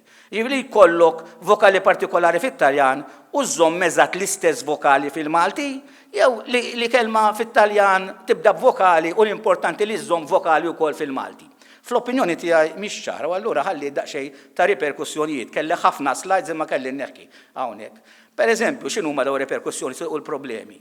Fl-idjolet tiegħi dawn l-tliet espressjonijiet nippronunzjahom l-istess. Jiena ngħidu aħna il-Papa nkluda, il-Papa nkorla, il-Papa nkuruna. Jiena qed nisma' l-istess sejjes, il-Papa nkluda, il-Papa nkorla, il-Papa nkuruna. Imma meta ġimx biex niktibhom dawk.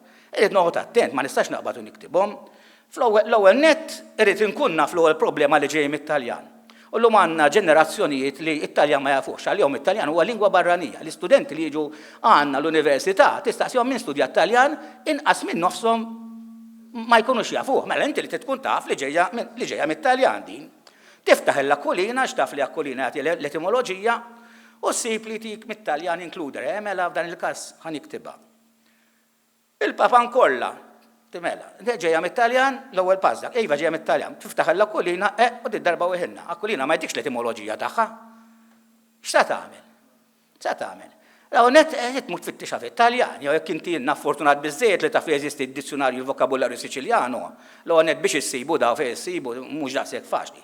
Tmut fit-tixa fih u ssib li ġejja minn koli rari li m'għandix vokali mela tgħid ma niktibix.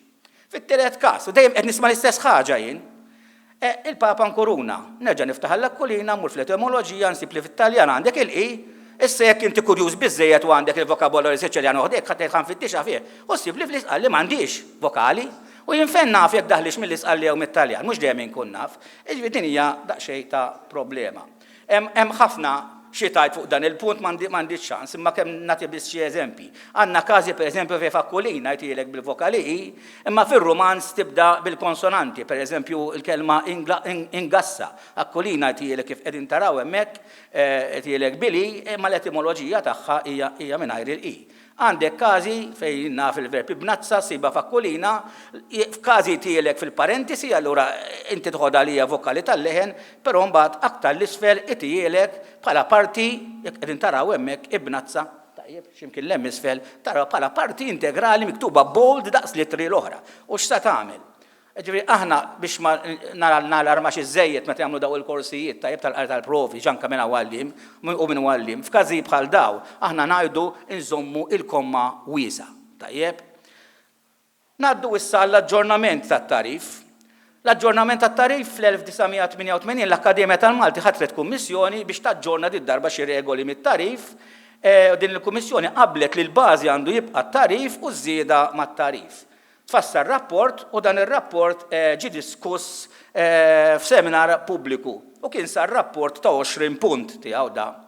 Saret kritika ħarxa, meta ngħid kritika, ġifieri oġġettivament. Tajjeb, ġifieri kritika oġġettiva u mnalla kif ħad naraw saret.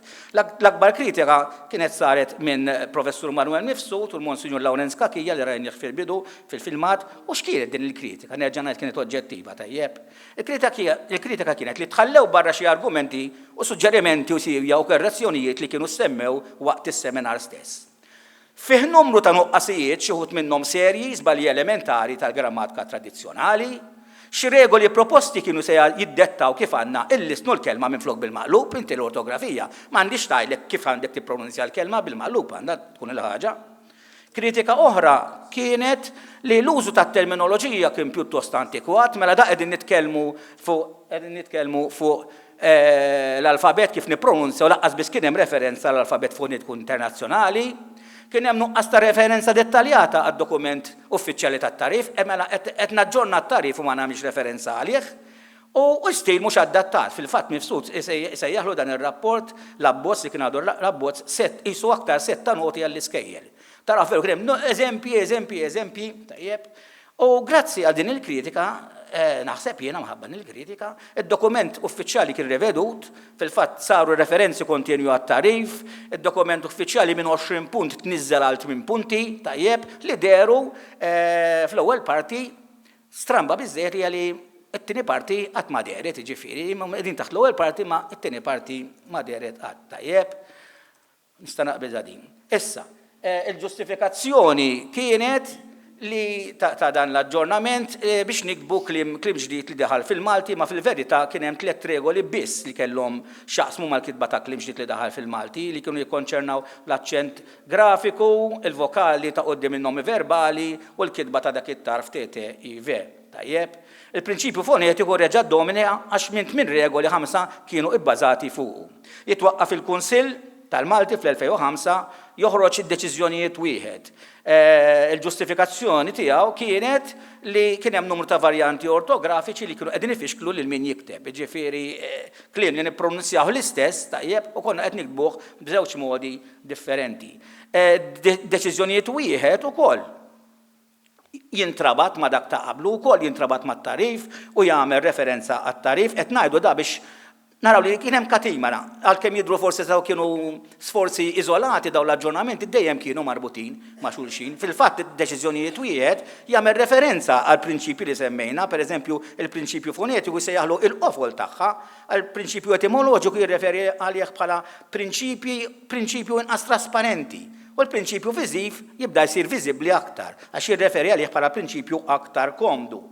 Mela, jissemma wkoll il-kompromess fid-deċiżjonijiet wieħed li hemm bżonn nagħmlu kompromess bejn dawn il-prinċipji differenti, tajjeb. Is-soluzzjonijiet huma bbażati fuq il-prinċipju tal-ekonomija, it-tradizzjoni importanti ħafna fl-ortografija u s-sempliċità.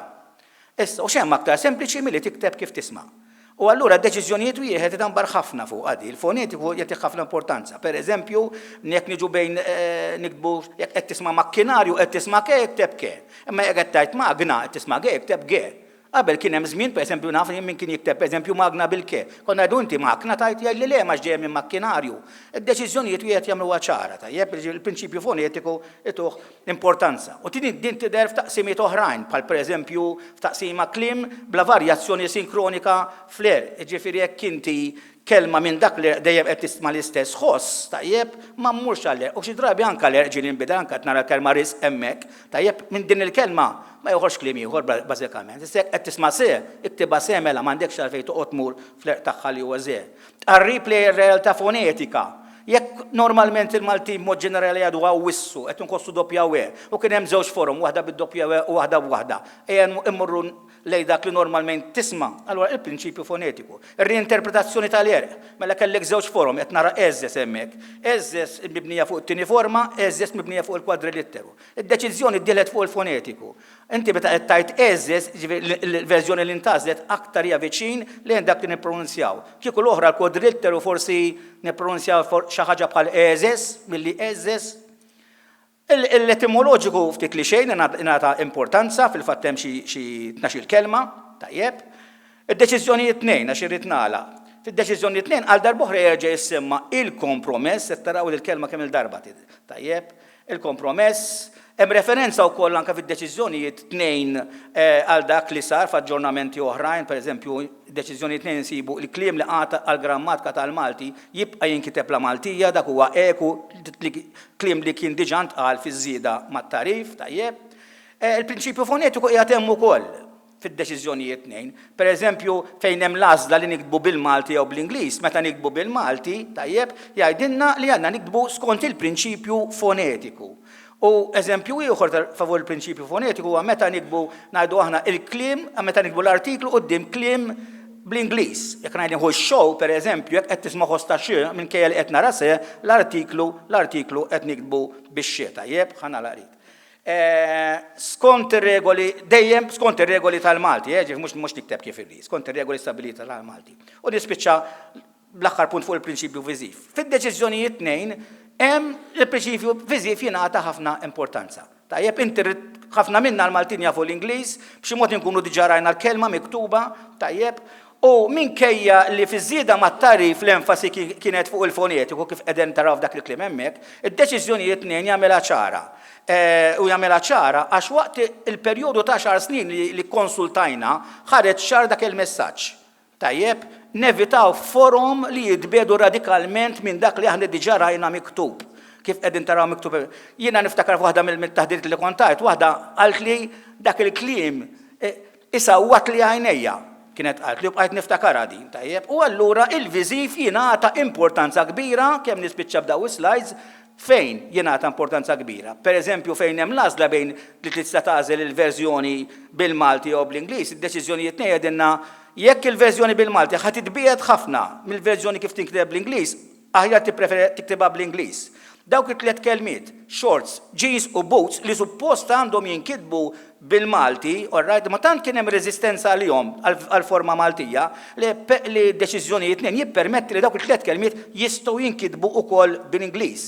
Il-kitba tal-klim kompost, tant idbiet kieku kellna nikbuha bil-Malti mill-Ingliż li din awtomatikament il-klim kompost titħallih bl-Ingliż.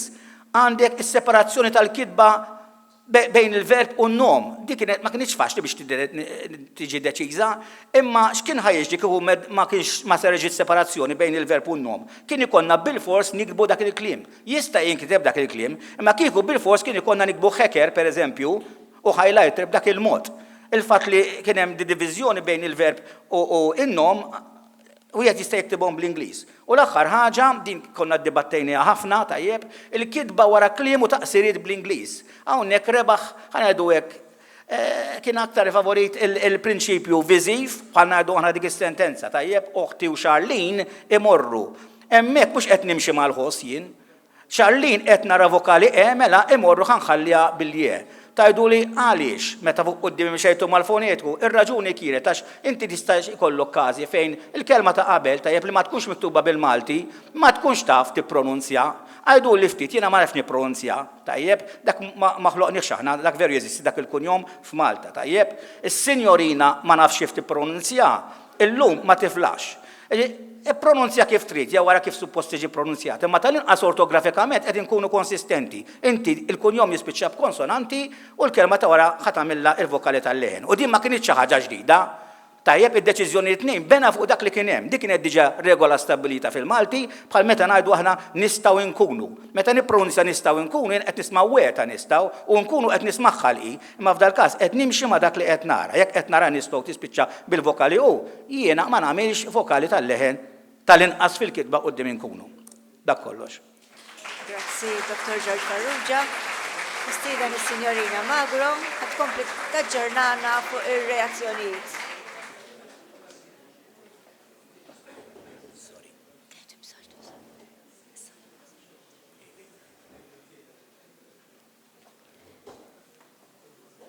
Kemm il-darba smajna frażijiet bħal u l-Malti dejjem jinbidel jew il-Malti diffiċli tikdbu u biex wieħed jgħin lil ieħor iħossu aħjar jgħidlu mhux bil-fors jekk dawn tal-Malti dejjem jaraw kif ibidlu r-regoli. Bidla tkun xi tkun dejjem ħaġib magħha reazzjoni. Dawk il-ftit li jaċċettawha, dawk li jistaqsu għal raġunijiet tal-bidla, dawk li jopponu għax ikunu draw xi ħaġa, u dawk li jaraw kif jagħmlu biex iwaħħlu f'xi ħadd u jgħidu li minħabba fihom qed issir bidla mhux bżonn juża minflok niffukaw fuq affarijiet importanti. Dan kollu jista' japplika għal dak għal bidla li tinvolvi l-lingwa, b'mod partikolari l-ortografija. Dan għaliex bidla bżonn juża kemm bżonn juża dejjem ħatqajjem diskussjoni minħabba li l-kellim nattiv jaħkem il-lingwa u jħossu intitolat li jkollu opinjoni dwarha. L-ortografija llum il-ġurnata hija qasam li ta' sikwit tqajjem dibattitu u diskussjoni fuq il-medja soċjali, fil-klassijiet u b'mod ġenerali fil-ħajja ta' kuljum. U dan huwa l-punt ta' tluq tal-intervent tiegħi. Riforma ortografika qatt mi ser tiġi milquha bl-istess mod minn kulħadd għal raġuni li din tinteressa u tolqot lil kulħadd. Ħarsa ġenerali lejn xtejt il-letteratura dwar l-ortografija ġaf tgħid li riforma ortografika tfisser meta jkun hemm għażla ta' forma minn oħra biex tnaqqas il-konfużjoni u żżid il-prattiċità. Studjużi bħal Sebba Milroy u ġaf huma tal-idea li l-kunsens pubbliku m'għandux jiġi kkunsidrat u għandha tkun l-opinjoni esperta li tmexxi riforma ortografika. Waqt li oħrajn bħal Ottenheimer u Powers jemmnu li l-esperti tal-lingwa jridu jieħdu id-deċiżjoni finali, iżda tajjeb li l-opinjoni tal-pubbliku tiġi kkunsidrata għaliex huma jużaw il-lingwa fil-ħajja ta' kuljum. Jekk din ma tiġix ikkunsidrata, iktar hemm ċans li n-nies ħadd irreżisti l-bidla. Fil-fatt fl-istudju tiegħu Mark Sebba juri kif l-akkademiċi minn dejjem pruvaw jifhmu għaliex tant nies jirreaġixxu għall-bidla ortografika u jsemmi dawn il-5 aspetti. Dak ta' emozzjoni u dak marbut ma' drawwa li jitqisu bħala argumenti konservattivi li morru kontra l-bidla, l-aspett tal-as bl-idea li inti sempliċement qed tinġar mal-kurrent biex tikteb b'mod iktar faċli, l-aspett ta' estetika u dak ta' korruzzjoni, bl-idea li bidla proposta ħatkerraħ il-kidba u tfaqqar il-lingwa miktuba. Oħrajn isemmu wkoll fatturi ekonomiċi bl-idea li meta inti qed tbiddel l-ortografija jridu jiġu rripubblikati xogħlijiet oħra biex dawn jibqgħu aċċessibbli għal ġenerazzjonijiet iż-żgħar. U wieħed jistaqsi. Imma allura fil-Malti biss. Fl-2018 meta ġejt biex nasel suġġett biex nikteb dwaru fit-teżina l-baċċellerat, bdejt ninteressa ruħi fl-ortografija u kif din tista' tiġi studjata minn lenti soċjolingwistika. Fil-fatt il-punt ta' tluq tiegħi kien ix-xogħol ta' Mark Sebba, fejn jassoċja l-ortografija mal-identitajiet soċjali u dawn għandhom jiġu konsidrati fi studju ortografiku. Iktar ma bdejt nirriċerka, iktar bdejt ninteressa ruħi biex insib argumenti ġodda li jitqajmu fil-konfront tal-bidliet tal-ortografija u li dawn dejjem ħajkunu influenzati mill-attitudni tal-kelliema lejn il-lingwa. Parti mir-riċerka tiegħi kienet tinkludi kif irreaġixxew il-kelliema nattivi meta saru riformi fil-Portugal, fil-Ġermaniż u fl-Olandiż. Minkejja li huma 3 lingwi differenti, l-opinjonijiet f'dawn ir-riformi nistgħu impoġġuhom taħt żewġ kampijiet prinċipali, dawk li kienu favur ir-riforma u dawk li kienu kontra. Barra minn hekk, punt interessanti li ħajjidher ukoll, kien li l-argumenti jissemmew fil-każ tal-Malti mhumiex wisq differenti minn dawk li ħarġu minn dawn it-3 riformi ortografiċi. L-an tar-riforma ortografika fil-Portugiż kienet li tqarreb l-standards ortografiċi tal-Brażil u l-Portugiż u jkun hemm ortografija komuni. Barra minn hekk il-ħsieb kien li jkun hemm kitba iktar fonetika. Mela kliem bħal ottimo, il-p ma kienx tinstema, mela allura kellha tiġi eliminata. Reazzjonijiet tipiċi għal din ir-riforma fil-Portugal, dawk li kienu favur qalu li kienet mixtieqa, bżonn juża, setat tiffaċilita t-talim tal-Portugiż u setet televaħ fuq l-istess livell tal-Ingliż u dawk li kienu kontra qalu li ma kienx neċessarja, saret biex taljena lin-nies mill-bżonnijiet kruċjali u li kienet deċiżjoni politika sabiex il-Brażil ikompli ikabbar l-influenza tiegħu. Simili għal dan huwa ir-riforma ortografika fil-Ġermaniż, fejn ukoll naraw li l-għan prinċipali kien li l-kitba tiġi iktar simplifikata u ssir iktar fonetika. Mela kelma bħal kenguru fejn l-akka tal-aħħar ma kienx tinstema hawnhekk ġiet eliminata.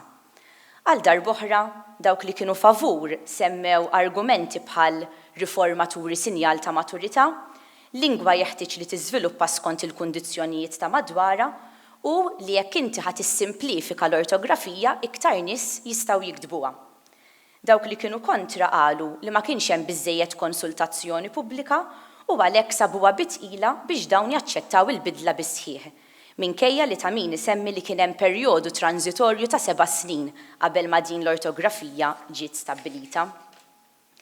Fil-każ tal-Olandiż ukoll naraw li meta il-fonema ċ ma baqgħetx tiġi pronunzjata, pereżempju fil-każ ta' chips, ittieħdet deċiżjoni li titneħħa mill-kitba biex il-prinċipju tal-pronunzja dejjem jibqa' jingħata prominenza. Għal darb'oħra dawk li kienu favur qalu li bekk hemm iktar konsistenza, ġiet ikkonsidrata iktar l-opinjoni pubblika u ġiet magħżula il-varjant ippreferut. Dawk li kienu kontra, speċjalment f'dan il-każ kienu dawk il-professjonisti bħal kittieba u l-ġurnalisti għaliex iridu jibqgħu jiktbu bil-verżjoni ortografika li rridu huma, u kien hemm ukoll reżistenza mill-għalliema għax qalu li ma kinitx aċċessibbli għal kulħadd minħabba li kien hemm xorta waħda taqsimiet li xorta biex inti tkun taf kif tikteb dik il-ħaġa għandek bżonn ċertu livell ta' edukazzjoni. Minn dan naraw 3 lingwi differenti li kollha jġibu l-istess argumenti meta tidħol ir-reazzjoni ta' riforma ortografika. Is-simplifikazzjoni, il-maturità, il-konsultazzjoni u l-kwalità versus kwantità. Fil-fatt, f'din l-idea, naraw li fit-3 każijiet imsemmija ħareġ biċ-ċar li minkejja li ċertu riformi ma kinux ser jaffettwaw iktar minn 0.5% tal-kliem, il-kliem affettwat kien dak użat b'mod frekwenti fil-ħajja ta' kuljum u għalhekk kien hemm iktar reżistenza. Fil-fatt, f'każ tal-Olandiż kien hemm qbil li inqas kemm il-kliem użat kuljum jiġi jinbiddel, iktar il-pubbliku ħajaċċetta r-riforma. Fil-fatt, f'riforma tal-1995 kien hemm 1.2% ta' kliem affettwat u fl-2005 kien hemm 2.6% ta' kliem affettwat fir-riformi ortografiċi. Iżda fl-ewwel waħda minkejja li kien hemm persentaġġ iżgħar, xorta waħda kien hemm reżistenza ikbar għaliex kien hemm iktar kliem użat fil-ħajja ta' kuljum li ġie affettwat. Tajjeb li naraw issa kif dawn l-argumenti jistgħu faċilment japplikaw għal riformi ortografiċi li saru fil-Malti. Kif diġà għedna u semmejna, sissa kellna 4 aġġornamenti fil-Malti, iż-żieda mat-tarif, l-aġġornament tat-tarif, id-deċiżjonijiet 1 u d-deċiżjonijiet 2. U hawnhekk ħankun qed nuri xi reazzjonijiet tipiċi li ħarġu meta kien hemm dawn ir-riformi ortografiċi. Fil-każ ta' żieda mat-tarif, matul din ir-riforma ortografika kien hemm l-importanza tad-diskussjoni. Meta beda joqrob iż-żieda, Aquilina esprima li minn żmien għal żmien min ikun qed imexxi l-għaqda tal-kittieba kellu jħabbrek biex jiġbor il-femiet tal-istudjużi bħala entitajiet awtorevoli. Dawk li kienu favur din ir-riforma qalu li ż-żieda huwa essenzjali biex isir aġġornament rigward kif se joqogħdu għas-sistema qarbija kliem li beda dieħel mir-Rumanz u mill-Ingliż. Oħrajn raw id-dokument bħala wieħed li xorta waħda kellu nuqqasijiet għaliex ma jagħtix biżżejjed eżempji ta' kliem mis-selfa minn lingwi differenti u jiffoka fuq il-Malti Rumanz. Fil-fatt fost l-iktar regoli li ħolqu diskussjoni kienet, kif semmew ta' qabli, il-vokali i fil-bidu tal-kelma. Din tant ħolqot diskussjoni li fl-2013, 29 sena wara li ġiet ippubblikata f'dan id-dokument, reġgħet saret taħdita apposta fejn ġew indirizzati dawn l-ambivalenzi ta' din il-vokali.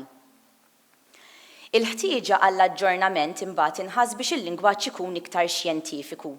Bħalma kien hemm fiż-żieda wkoll naraw l-importanza tal-entitajiet awtorevoli imma iktar minn hekk l-importanza tad-diskussjoni. Hawnhekk semmejt il-kritika ta' Mifsud u Kakija, minix ħanidħol fid-dettall fiha għax semmija l-Prof Farrugia qabli. L-idea iżda hi li minn dawn iż-żewġ kritiċi l-importanza tad-diskussjoni deret għal darb'oħra għaliex l-Akkademja laqat din il-kritika u rrevediet ix-xogħol tagħha, tant li fil-verżjoni finali kienet irtirat ħafna mir-regoli qabel preżentatu. Minkejja li kien ħareġ dan ir-rapport finali u laqat il-proposti, kien hemm xorta waħda min baqa' jinsisti li l-istudjużi u dawk li jużaw il-Malti fil-kitba tagħhom għandhom jitħallew jiktbu kif iridu. Id-deċiżjonijiet 1. Fid-deċiżjonijiet 1 u 2 kien intlaħaq ftehim dwar diversi varjanti ta' matul is-snin. Interessanti il-fatt li dawn il-varjanti li ġew stabbiliti fid-deċiżjonijiet 1 kienu diġà bdew jidhru bejn l-1984 u l-1993 meta l-professur Giuseppe Aquilina kien jippubblika il-Linguistic Potpourri fis-Sunday Times of Malta. Il-pubbliku kien jikteb xi mistoqsijiet li jkollu dwar il-lingwa, b'mod partikolari dwar l-ortografija, pereżempju kif għandna niktbu dalgħodu, jekk hux kelma waħda jew mifruda, l-istess għal filgħodu, l-istess għal kliem bit-tarf nett. Interessanti li dawn il-varjanti 20 sena wara sabu ruhom fir-regoli tad-deċiżjonijiet numru 1. Minkejja li kien hemm proċess twil ta' konsultazzjoni f'dawn id-deċiżjonijiet qabel ma r-riforma saret uffiċjali u kemm jista' jkun il-Kunsill prova jimxi bi proċess inklużiv u kien hemm ukoll perjodu transitorju sakemm jindraw il-forom magħżula, xorta waħda kien hemm opinjon individwi li opponew il-bidla iżda xorta tħarġu fil-bidliet għax raw li kien fl-interess tagħhom li fl-aħħar mill-aħħar jiktbu kif suppost. Barra minn hekk baqgħu jsiru laqat wara l-perjodu ta' tranzizzjoni biex mhux kulħadd ifendi għal rasu imma dak li jkun jista' jibqa' jitħarreġ.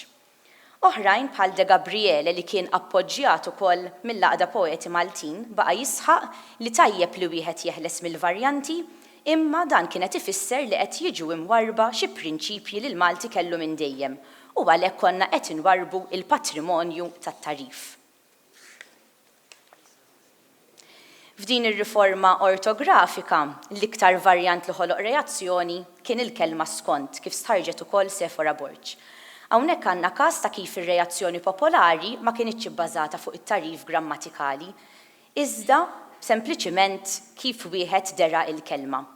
Uħud argumentaw li l-kelma skont konna nistgħu noħduha mill-kuntest, oħrajn qalu li iktar qed inwarbu mir-regoli bażiċi. Din ħankun qed nitkellem iktar dwarha fil-kuntatt li għamiltu ħanitkellem dwaru dal-waqt. Fid-deċiżjonijiet 2 nistgħu naraw l-istess proċess simili għal każ tad-deċiżjonijiet 1 u bitħejjija llum għażilt li nagħmel kuntatt mal-pubbliku Dwar dan kollu fejn staqsejt mistoqsijiet bħal kemm huma konxi tar-riformi ortografiċi fil-Malti, kif jaħsbuha meta jkun hemm aġġornament u jekk jaħsbux li hemm xi regoli li jmisshom jiġu aġġornati.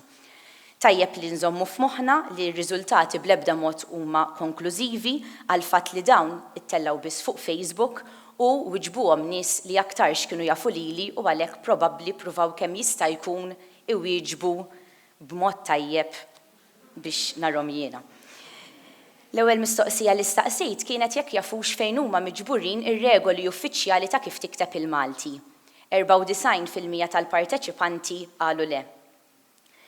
Fil-mistoqsija li mistaqsejt kemm tuża l-Malti biex tikteb fil-ħajja ta' kuljum. Issa hawnhekk ġbart it-tweġibiet b'mod li l-parteċipanti kellhom jażlu numru minn 1 sa 10. Jien għażilt li nikkategorizzhom b'dan il-mod li jażlu bejn 1 u 3 ftit li xejn, bejn 4 u 6 mhux ħażin, bejn 7 u 9 ħafna u minn għażel 10 il-ħin kollu. Jekk niġbru il-kategoriji ħafna u il-ħin kollu, naraw li f'dan il-każ il-maġġoranza tal-parteċipanti li wieġbu kienu jitkellmu bil-Malti fil-ħajja ta' kuljum.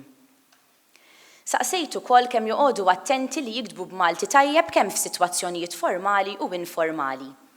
Dawk li għandhom bejn il-15 u l-25 sena u dawk li kellhom bejn is-26 u l-35 sena naraw li joqogħdu attenti kemm jista' jkun biex jiktbu b'Malti tajjeb f'kuntesti formali, mhux daqshekk f'kuntesti informali. Fil-fatt in-numru 10 hawnhekk intgħażel ferm inqas. Fil-każ tal-kategoriji bejn is-36 u 50 sena u minn 51 sena il fuq, naraw li iktar nies wieġbu li jqogħdu iktar attenti kif jiktbu il-ħin kollu, speċjalment fil-kategorija ta' minn 51 sena il fuq. Saqsejt ukoll kemm jaħsbu li hu importanti li r-regoli tal-Malti jibqgħu jiġu aġġornati u għal din tlabthom ukoll jagħtu raġuni. Fil-kategoriji kollha qalu li kienu importanti jew inkella neċessarju. Nerġa' nfakkarkom li kienu jafu lili. Minħabba li hawnhekk ukoll kellhom jimmarkaw numru minn 1 sa 10, għażilt li nqassam il-kategoriji bħal qabel, iżda ovvjament mhux kulħadd jara l-importanza bl-istess mod. Fil-fatt fir-raġunijiet mogħtija kien hemm min għażel in-numru 6 iżda mbagħad ta' raġunijiet simili għal dawk li jimmarkaw in-numru 10. Dawk li qalu li huwa importanti jew neċessarju qalu li r-regoli jirriflettu lingwa li hija ħajja, li tajjeb li nibqgħu aġġornati u li nkunu qed insaħħu l-lingwa u nżommu l-Malti ħaj. Dawk li qalu ftit li xejn jew mhux ħażin qalu li t-tibdil iktar qed ifixkel, li m'għandniex nażlu regola sempliċiment għax iktar faċli, u argument interessanti kien li anka jekk ikun hemm aġġornament ieħor, fil-verità kemm qed nimxu ma' dawn l-aġġornamenti fil-ħajja ta' kuljum. F'mistoqsija oħra staqsejt jekk kienux jafu x'inhu l-ktieb tarif fuq il-kitba Maltija. Il-maġġoranza tal-parteċipanti qalu le. Meta mbagħad fil-mistoqsija ta' wara staqsejt jekk semgħux bid-dokumenti deċiżjonijiet 1 u 2, minkejja li l-maġġoranza xorta qalu le, kien hemm żieda fil-parteċipanti li qalu iva. Kien hemm ukoll min wieġeb iva iżda ma kienx kapaċi jgħid id-distinzjoni bejn dawn iż-żewġ dokumenti. Saqsejt ukoll jekk kienx hemm xi regoli li ma jaqblux kif jinkitbu. Il-varjanti ta' skont, il-maġġoranza tal-parteċipanti wieġbu dwar il-kitba ta' kliem Ingliż bil-Malti u hawnhekk kien hemm varjetà ta' tweġibiet. Kien hemm min qal li għandna niktbu kif inħossu, min li għandna ndaħlu iktar kliem bil-Malti, insibu alternattivi bil-Malti, min qal li nħalluha bl-Ingliż u oħrajn qal li nħalluhom bil-virgoletti. Interessanti l-fatt li xi tweġibiet urew li n-nies tkun minn għalija li taf ir-regola imma fil-verità ma tkunx. Kummenti bħal fire extinguisher tidher kera u roundabout ma tagħmilx sens. Oħrajn qalu li l-għajn u l-akka saru ifixklu kif wieħed jikteb. Xi wħud semmew il-prepożizzjoni ta' maquda mal-artiklu.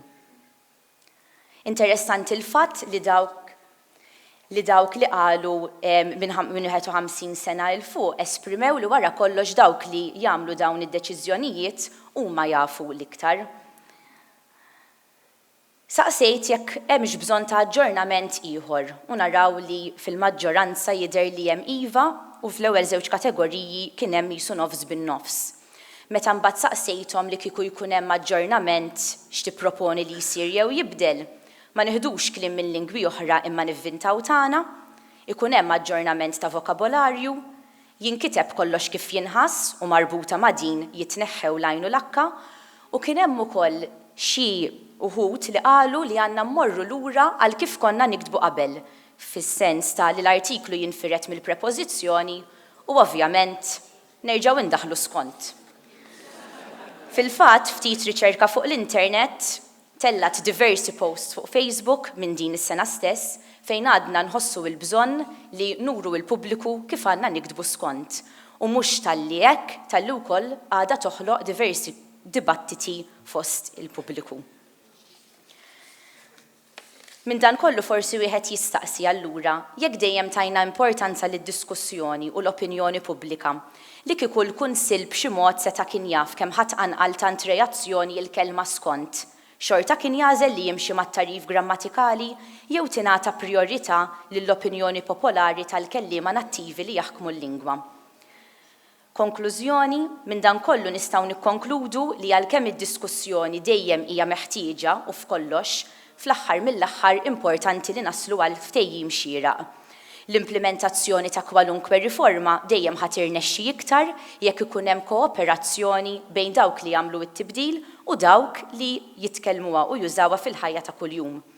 Huwa għalhekk importanti li jkollna entità bħalma hu il-Kunsill tal-Malti li tieħu ħsieb uffiċjalment il-ħarsien tal-lingwa u l-oqsma tagħha biex tkun hi li timmodera l-bidliet u tmexxi l-pass tal-proċess tal-bidla. Grazzi. Grazzi ħafna.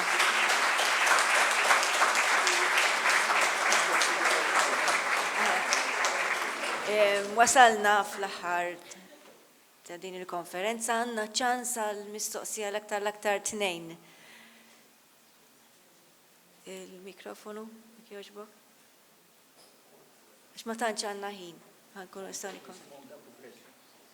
Jidir li Ġan Paul u Bradley qed jgħiduli.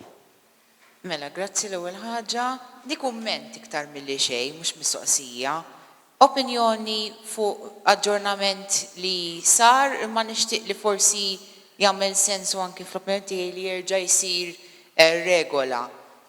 Meta jiġi għall-ittritwal fil-kliem tal-Malti, iċ-ċirkumfless, jien naħseb li kieku jekk inqiegħdu numru ta' kliem nerġgħu nagħmlu iċ-ċirkumfless fl-ittri fihom, naħseb tgħin ħafna anke minn kif nitkellmu fil-lingwi bil-Malti ċoe.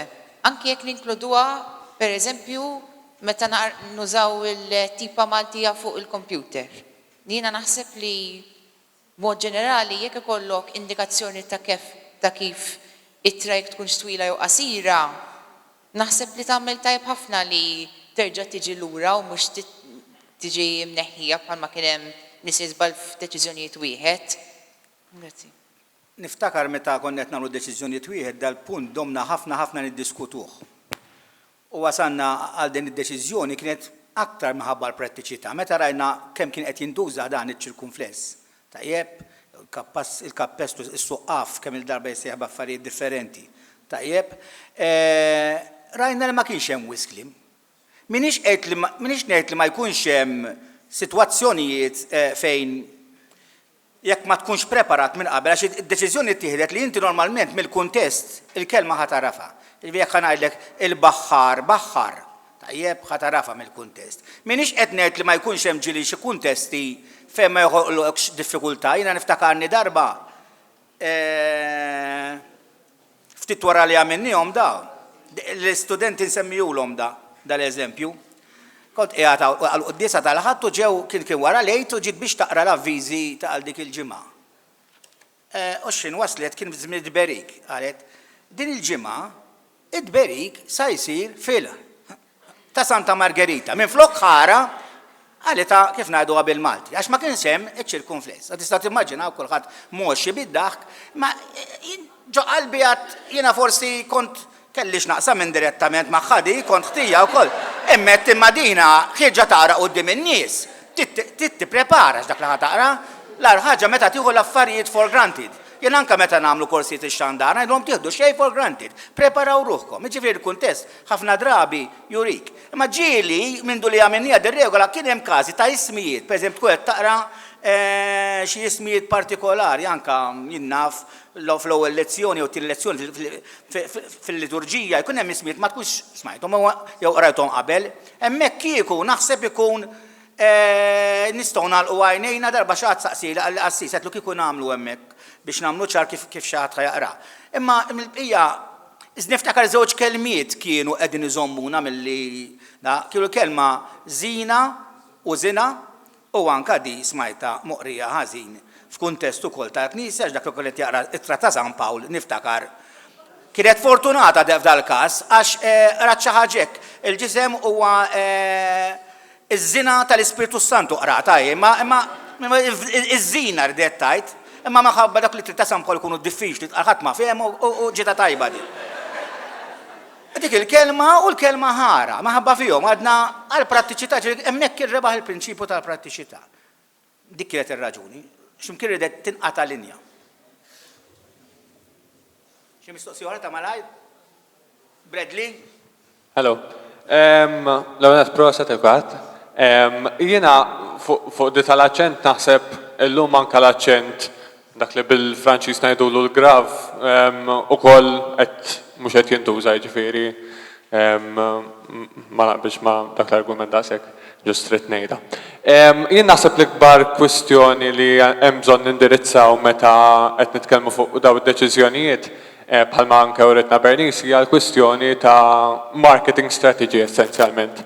Jiġifieri għal xejn issu xi kultant isiru dawn il-konferenzi, isiru dawn il-laqgħat u ssir sa echo chamber u n-nies ma jsirux jafu bihom dawn l-affarijiet. Ma nafx kif għandu isir dal-marketjar, minix espert, imma naħseb hemm bżonn li ir-riżorsi ma nibqgħux ninfokawhom biss fil-konferenzi u fil-laqgħat u hekk imma anke wkoll li huma importanti ovvjament għax xirdu jiġu diskussi dawn l-affarijiet, imma hemm bżonn ukoll dawn l-istrateġiji biex in-nies ikunu jafu x'inhu jiġri, n-nies ikunu parti minna, jħossuhom parti minna, anke hekk mhux skont l-opinjoni pubblika, deċiżjoni ma tittieħed skont l-opinjoni ġenerali għax ma jistax tikkuntenta kulħadd, imma għall-inqas qed tasal aħjar lejn nies. Ma nafx. Naqbel miegħek Bradley, jiena nara żewġ fażijiet. Waħda dik il-fażi li qabel isiru dawn id-deċiżjonijiet. U dik tallimna ħafna miżmi. Niftakar qabel għad-deċiżjonijiet tnejn għaw il-Profs Board xi kien imexxi l-kumitat, jiġifieri domna 10 snin. Il-fatt jgħidu l-ek 10 snin biex dal-fuljet, iva 10 snin. U naħseb li b'mod ġenerali ntlaqgħu pjuttost tajjeb għax kif semma anke l-Prof Smith Sewt kienu kompromess tajjeb. Hemm każi fejn il-kittieb qed ngħidulu ara, inti tista' tikteb hekk u tista' tikteb hekk. Sintendi tkun taf li huma daw il-każi. Imma qed intuk din il-libertà. Issa kien hemm anke reżistenza għal din meta qed intuk libertà, kien hemm sezzjoni niftakar issa jiena għallim ta' fil-qofol tiegħi, ma u nifhimhom l-għalliema, qalulna iddeċidulna, aħjar tiddeċidu milli tgħidulna. Imma aħna ħassejna meta li konna qed naħdmu f'dak il-kumitat li qed nara. Mhux dejjem tista' toqgħod tgħiddi bil-forsi u tajna xejn libertà lill-kittieb. Jiġifieri dik hija l-bażi il-fażi ta' qabel. U l-fażi ta' wara dejjem tagħmel kemm tagħmel qatt mhu biżejjed, jiġifieri però nista' ngħidlek li speċjalment fit-tnejn ta' deċiżjonijiet wieħed u deċiżjonijiet tnejn provajna nilħu kemm jista' jkun nies, jiġifieri morna fl-iskejjel, għamilna ġifieri anke kif kienu saru għamilna seminars dwarhom, imma tagħmel kemm tagħmel qatt mhu biżżejjed, jiġifieri naqbel miegħek. Tajjeb, jiġifieri il-poplu jrid ikun ukoll marraf bihom. Ma skuża, anke seminar eżempju ħaniġu aħna in-nies. Iva, u għalhekk aħna provajna mmorru fi skejjel ukoll u għamilna laqgħa tal-ġenituri. Ukoll, li xtaqt kieku forsi l-kunsilli lokali hawnhekk taw kienu involuti aktar. Forsi jistidnuna xejn il-kunsilli lokali u morru nkellmu n-nies tal-lokalità. Tajjeb, importanti li n-nies mhux sempliċement ikun grupp u jagħmel konsultazzjoni qabel, la darba jsiru dawn ir-regolamenti, ir-regoli jridu jkunu mifruxa kemm jista' jkun mal-pubbliku kollu. U wieħed ifhem lil pubbliku jiena kemm il-darba kont imur f'dawn l-iskejjel u tarhom niftakar f'deċiżjonijiet wieħed jiġu l-ġenituri ċertu rabja għalik. Ma meta tipprova tispjegalhom għaliex ħafna minnhom jifhmuk. Ħaġa li naħseb li għenet biex jitlu u jiftemu malajr, kienet il-kors tal-qari tal-provi fil-fatt. Illi kull sena kien qed jaħroġ numru ta' nies, mhux biss semaw bihom imma aktarx konvinti għax ħadu r-raġuni għaliex. Dik waħda u punt żgħir li rrid insemmi, issemmit ħafna littra li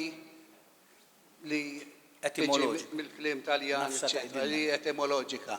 Tajjeb, niftakru li hemm hawnhekk naħseb li għadu fostna għaw Reno Fenek illi ħadem biċċa xogħol kbira fuqha. Għamel anke taħdita m'għandu xogħol ippubblikat u nħajjar ħafna l-Akkademja biex jekk taħseb li għadha problema, jiena naħseb li personalment, imma taraw intom u jekk ikun hekk għanqlu l-ħaġa u naħseb li il-xogħol ta' Reno huwa l-ewwel art. Forsi min jinteressa jista' ifittex insejt jiena fejn ġib. Reno, fejqjat, għax dak kwitu jħobb jaħobb għas-solt wara. Fejn nistgħu nsibuh Reno x-xogħol tiegħek? Hija tippubblikat fil-Malti u xef xi ħaġa tal-Malti. Umilment moħbi. Ekku, dan huwa artiklu serju ħafna, tajjeb jiena kelli ħafna slides kif għattilkom, ġifieri u l-ideat kienu minn hemmhekk daw li jidru l-inkonsistenzi qegħdin hemmhekk. M'hemmx tweġibi tal-jom imma importanti li x-xorta Reno jservi ta' bażi u qed jistudja tal-inqas la qed tilħas ċertu skumdita, ħanajdu hekk f'din ir-regola. Aħna qatt medna li t-tarif huwa l-Vanġelu huwa bażi tajba, tajjeb jekk hemm lok li wieħed ikompli jirranġa. Tajjeb fih, għaliex le. U għalhekk nagħmluhom, tajjeb u anke llum rajna aħna kien hawn diskussjonijiet minn aspetti differenti minn qabel u ma qabilx, aħna hekk ngħiduhom l-istudenti tagħna l-università. Tistennix li hawnhekk ħanaqblu fuq kollox, ma jagħmilx sens. L-importanti li meta nagħmlu ikun hemm għaddejja fażi għal aġġornament, mhux sempliċiment għax toġobni hekk, jew għax show of hands hekk min jaqbel magħha. Le, tieni argument, tieni raġuni jekk l-argument tiegħek aħjar minn tiegħi immexxu. U hekk kienet l-atmosfera nista' nserħilkom raskom fl-aħħar żewġ aġġornamenti. Id-deċiżjonijiet wieħed, deċiżjonijiet tnejn, jiena niftakar kunt segretarju fihom, rajt l-affarijiet sejrin minn hawn għalew, ġifieri argument fil-li hemm, imma dejjem hekk kienet il-policy li jekk inti għandek argument aħjar minn tiegħi, immexxu. Okay?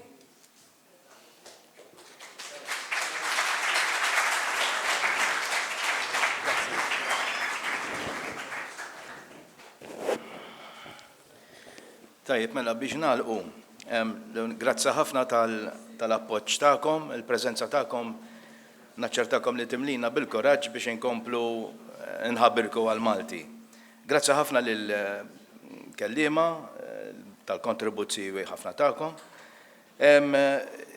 Avviż l-ewwel snin tal-aqda tal-kittiba tal-Malti, pubblikazzjoni li xtaqna ħafna niddejnija llum, ċirkustanzi ma permettewx, però bl-għajnuna ta' Heritage Malta, dan il-pubblikazzjoni ta' Daniel Attard li kellu kontribut hawnhekk ukoll, se tkun għal-bejħ bi prezz speċjali ta' 15 euro minn Heritage Malta, issa nibatulkom bl-email il-ħolqa fejn tistgħu tidħlu fis-sit tal-Heritage Malta u tordnaw il-ktieb minn hemmhekk. Hemm ukoll il-posta b'xejn, mhux vera, il-posta b'xejn minn Heritage Malta u ta' dan nirringrazzjawhom ħafna. Mela stennew dil-email minn għandna mbagħad inħallu f'idejkom. Xtaqt nagħlaq b'osservazzjoni jew aħjar b'kwotazzjoni ta' Dunkarm.